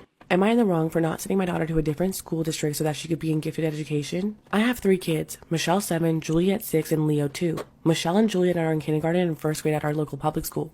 Juliet, however, is very gifted. She came into kindergarten reading chapter books and was doing math at 2nd grade level. She's obviously doing great academically but struggles socially at our school for a couple of reasons. Firstly, she doesn't understand that other people's brains don't work like hers and tends to get frustrated when people take a bit longer to figure things out. Second, she's just a huge bookworm and would rather spend recess reading instead of playing with the other kids. Then she gets upset that she can't talk about her books with them. I was recently called into a meeting about Juliet with her teacher, the principal of her school, and the superintendent. They basically said that they don't have the resources to support Juliet in her school or any schools in the district, but there's a school 2 towns over. This school is specifically for gifted students from the 1st to 10th grade, then for 11th and 12th grade. They have a building at the community college and she would be able to take college courses for high school and college credit. She would have to test into the school, but her school will provide the testing. The school sounds great for her, but it's close to 30 minutes away from her current school. It starts and ends 45 minutes later than her current school, so I'd still be able to get her and Michelle to school on time, but it would eat up at least 2 extra hours of my day, and I don't have that kind of time for school drop-off and pickup, nor do I have the patience to deal with a 2-year-old in the car for 2 hours per day. My husband works in the opposite direction and wouldn't be able to drop her off. We could ask my father-in-law, but I don't want to have him drop off and pick up 2 hours per day. My husband does not agree with me at all. He thinks I should be willing to make the drive for her and insists that I have the time because I'm a stay-at-home mom. I brought up the issue of having Leo spending that much time in the car, but he says that I could just have his parents babysit. I still don't think that it's worth the 2 hours per day that I'd have to put in to take her to this school. So I went through with enrolling her in our local public school for the next year. My husband is furious with me for ignoring her social and academic needs. So am I in the wrong here?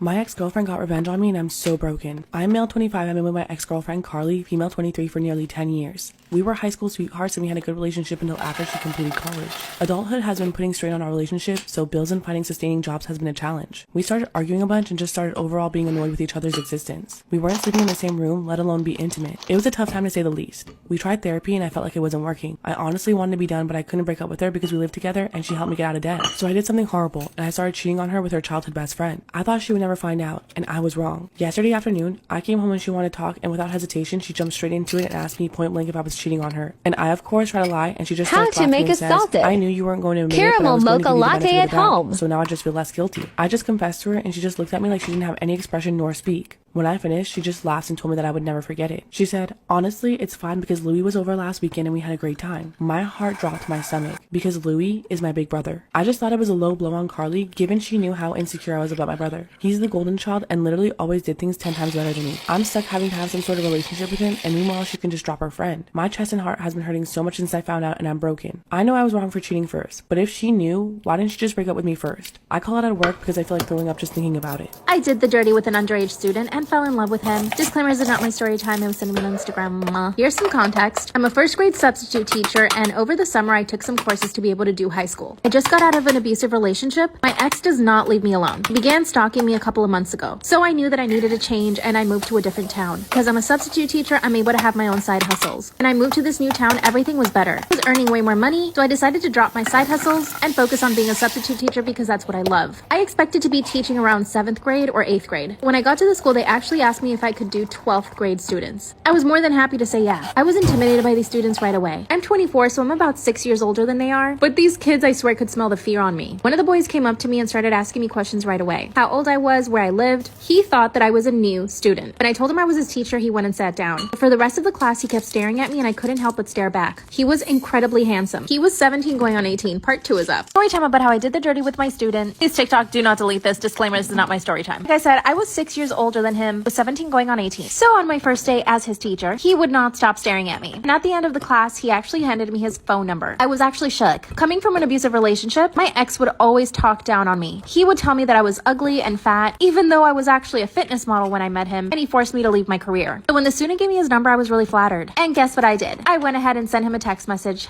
Over the next week, we actually ended up just becoming friends. We would text each other every now and then, and I could tell that he was catching feelings really fast. I know you're gonna roll your eyes, but we actually had a lot in common. After the first week, I was actually transferred over to another grade, and that's when he asked me if I wanted to go to the movies with him. When I got to the movie theater, he greeted me with a flower and a kiss on the lips. I was in shock, and we proceeded to make out the entire movie. After that, I invited him to come over to my house, and he said yes. At first, he was shy when we got there. After 10 minutes, he warmed up, and we started kissing again. At this point, I realized that maybe I shouldn't be doing this. I told him to leave, but he said he wouldn't. Then he kissed me again. Part 3 is up. I did the dirty with one of my students and fell in love with him. TikTok, please do not delete this. Disclaimer, is not my story time. I said I'm on Instagram. After we did the dirty at my house, we were inseparable. He was always coming over to my place since he lived with his parents, and I lived by myself. And he was so different from my ex. He would come over and cook me dinner. He would even help me do my laundry. 2 months later, he turned 18. This is when we told his parents about our relationship, and his parents actually loved me. And I also introduced him to my parents. Exactly a year after we met, he proposed to me. And to this day, we are married. Now here's the bad thing. People around our town started calling me a perv, and you know that other name, but he and I are so happy. And the people that called me all those names are now getting divorces. I'm still happily married and beautiful and young. You can say whatever you want in the comments, but when you're in love with someone, you just know it.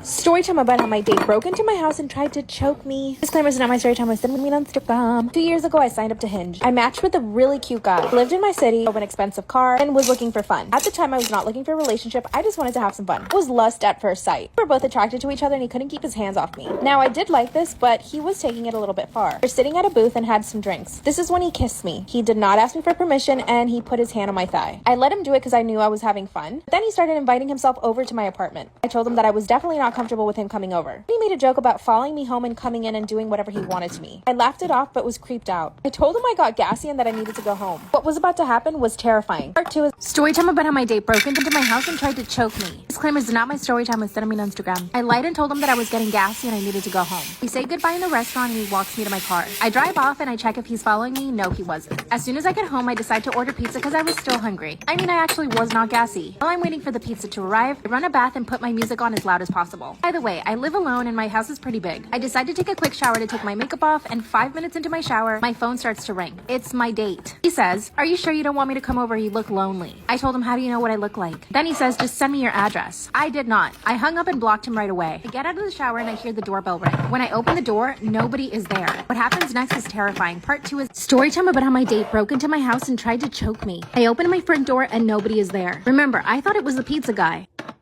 Wouldn't mind dressing frumpy, and it was because she didn't want to be outshone on her boyfriend's birthday. When I didn't reply straight away, she went on to say that she really wanted Jamie's full attention that night, and she said she wouldn't get this if I showed up dressed properly. And I was a little bit annoyed by what she was implying here. So I said, if I'm going to be that much of a concern to you, I would rather just politely decline the invitation. She then freaked out and said that I was being immature because I wasn't allowed to steal the spotlight. I said that I would just send Jamie's gift and she could tell him why I wasn't coming anymore.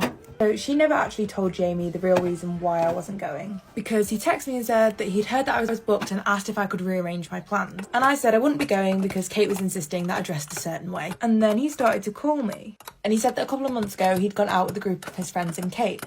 So everyone had had a lot to drink and the topic of how each couple met came up.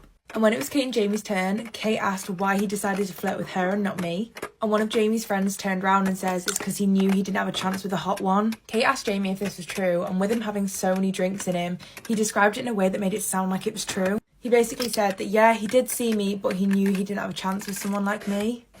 He then went on to say that actually speaking to Kate was the best outcome of it all because he loves her so much now and wants to spend the rest of his life with her. He said that they had spoken about it since, and Kate says that she's over it.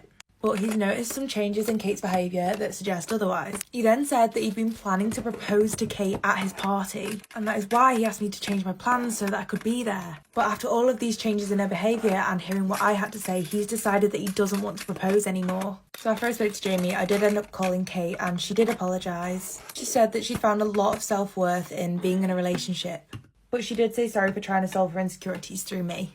She then said, however, that she didn't know if she'd be able to have me in her life anymore with the way that she'd been feeling. So now I've probably lost a long-term friendship over the drunken awkwardness of other people. So what do you think? Am I wrong for yelling at the neighbor's kids at 2 a.m. and calling the cops and CPS? My neighbors have 6 kids and I have 3 dogs, all of which I keep in check. I work from home as a medical consultant, so I watch them inside and out. Well, 3 months ago, this family moved in and it's been a nightmare. First, their kids knocked on my door asking for a Wi-Fi password. I told them I couldn't share it due to work, and every day that week, they kept asking. Then they noticed I had a pool and started showing up in swimming suits and their mom on the sidewalk knocking on my door asking to swim. I said no, but I allow my dogs to jump in the pool, and the mom said, "You let your dog swim." It just wasn't neighborly. Am I wrong for yelling at my neighbor's kids at 2 a.m. and calling the cops and CPS? My husband was away on business when my dogs who sleep in and around my bed woke me up. I groggily walked to the kitchen and saw all their kids in the pool. I came out screaming and they scrammed and the mother of them came and called me the B word. I then called the cops and forwarded the report to CPS too. I will say I'm too sensitive, and when I was 11, 3 burglars broke into my house and saw me. I screamed and they ran. Screaming at them wasn't okay no matter how angry, and now I'm embarrassed to leave my house. The mom flipped me off along with her children when I went to the vet this morning. Update, they tried to open the door when I wasn't home. Am I wrong for denying my boyfriend a once-in-a-lifetime experience just to be stubborn? I get free tickets to events in the US every year, keeping it vague for privacy, but box seats at popular sports games and up-close seats as well as concerts. And each year I get X amount of tickets. My boyfriend wanted to quit smoking, and I told him if he did, we could celebrate with tickets to X event. He was excited for that and came up with a plan to quit. Well, fast forward a month later, I saw he made no progress and said, "I guess I'll invite your sister to the Taylor Swift concert then, since you're not making an effort to quit anymore." Now he's getting upset and saying it's not fair to tie the tickets to smoking. Am I wrong for denying my boyfriend a once-in-a-lifetime experience just to be stubborn? He got upset and said that it's not fair to tie the tickets to smoking and I should invite him to some of my free events just to be nice and share the experiences. I said we could discuss doing more than one a year when he quit smoking, but not before. He got upset and said it was really rude of me to hold the tickets over his head, and instead of trying to quit smoking, we should just go together. So now I'm holding my ground and he's holding his. Am I wrong for denying him these experiences until he quits smoking? I've never smoked cigarettes, so maybe I'm just unsympathetic. Also, he does want to quit and has been saying this for years. Am I wrong for letting my sister walk me down the aisle despite my fiancé and his family's objections? I, 23 female, was raised by my older half-sister, 32 female. I never met my dad, and our mom OD'd when I was 10 and my sister was 19. My sister's dad was still in her life and was willing to support her, but not me. My sister chose to be my guardian, and her father's family went low contact with her as a result. In order to raise me, she gave up a lot: her relationship with her family, college, her 20s, and so much more. A few months ago, I got engaged, and I told my sister that in addition to being my maid of honor, I also wanted her to be the one to walk me down the aisle. All my life, she's had to fulfill so many roles for me: big sister, mother, father, friend, that it only felt right that those multiple roles be honored on one of the biggest days of my life. My sister was ecstatic and so was I, but when I brought it up with my fiancé, he objected. My future in-laws are very traditional, and my fiancé had always expected that his wedding would be a very traditional white wedding. He said that it was great that my sister was my maid of honor, but that her having 2 roles wasn't, and that it wasn't appropriate for her to walk me down the aisle since that's usually done by a man. Says who? Says who? Apparently his family had assumed that my future father-in-law would be the one to give me away since I don't have any male relatives. I told him that I appreciate his father being willing to fill that role, but that the one who makes me the person I am is my sister, so it's right that she be the one to give me away. It turned into an argument that spread to my in-laws. My mother-in-law called me a few days ago to say although she understands how important my sister is to me, that it's also my fiance's wedding and I shouldn't be putting my sister before him on his day. But how does it affect you? I would understand if it affected him directly, but it's literally just your sister walking down the aisle and giving you to him. I really don't see the problem with this unless I'm missing something. I definitely heard her on that, but this is still important to me. At this point, my sister has even said that she doesn't mind just being the maid of honor and that she doesn't want to turn my happy date into something stressful. So now it's just me holding out and being stubborn, but I really don't want to concede at this point. Am I being the asshole? Okay, so she has an edit to questions people had asked her. Are the in-laws contributing to the wedding? Yes. In fact, they're paying for about 75% of it since I'm still in school and don't have the money to put towards a wedding the scale that fiancé wanted. Does your fiancé have sisters? No, he has 2 younger brothers. Did he ask your sister for your hand? He did, actually. She also helped him custom design the engagement ring. She showed me their group text, and at one point they spent 3 weeks trying to decide between 5 different diamonds. Am I wrong for refusing to help my daughter with her car payment because she is a stripper? I, 42 male, have a 22-year-old daughter. She's in college and lives on campus. I agreed to help her make her car payments since she was in school. I was recently informed by a young man I work with that my daughter strips at a club about 40 minutes away. I confronted her on this, and she said she didn't plan to do it after she graduated and just needed some money. I told her then to work at McDonald's, not use her body. Ugh. But I get your point, I really do as a dad. But the amount of money you make at McDonald's versus the amount of money you make as a stripper is drastic. If school didn't cost an arm and a leg to survive, I'd be like, yeah, work at McDonald's. But life is expensive right now. It doesn't cost as much as it did when you were in school, which was $1,000 a semester. Shit is expensive. School is $5-6 grand a semester minimum. And that's not including living expenses. We got into an argument and I asked her to quit stripping and get a decent job then. She refused and said stripping was easy money, so basically I said there was no need for me to pay her car payment anymore since she was making money so easily. She got upset and said that wasn't fair and that she doesn't make enough for that. I told her to figure it out. She told my wife about what happened and my wife was upset by her job choice but says it's unfair for me to stop supporting her so suddenly over an argument. I think it's perfectly fair, it's my money and my decision when to cut it off. Ouch. Can we talk about the guy who snitched on him? Wait, that's so weird.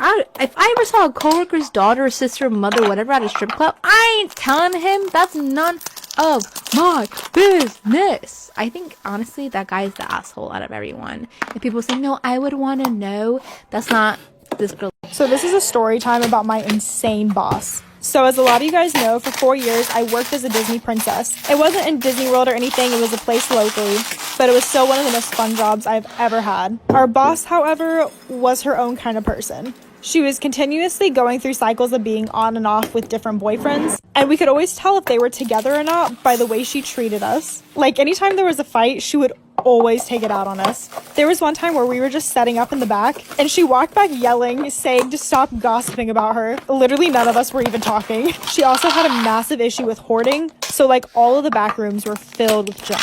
She started to get a lot of calls from tax collectors, and she would always make one of us answer the phone. Eventually, they started to stop by, and she would just go hide. A couple weeks after this, I came in for work, and the entire place had been robbed. Things stolen, glass everywhere, and she told me my social security had been taken. However, I knew something was off. Like and share, and I'll do a part 2. Woo! So when I got into work that day and I just walked in and saw the glass everywhere, I just turned to her and I was like, what happened? She wasn't explaining it to anyone. She was just sitting there at the desk acting like it was a normal day. And she was like, well, we were robbed and they took a lot of stuff. However, we made the observation that everything that was stolen was something that was broken. Almost as if the robber knew that that printer, that MP3 player, and that computer wasn't working. We also all made the observation that the glass was outside of the building. So it was like someone broke the glass from inside. The police were up there asking questions, and she was talking to them about how my social security was stolen along with a few of the other girls, but I guess it wasn't an issue since we were under 18. I don't know. But our theory was that she was probably cashing a check from that whole robbery thing, and that it was probably covered by insurance. Either way, she did not have the money to stay in business, so we had new management come in real soon. I would also like to add that one of the things being hoarded at this place were webkins. There's hundreds, as far as the eye can see. I have so many more stories coming, so don't be shy. Follow me.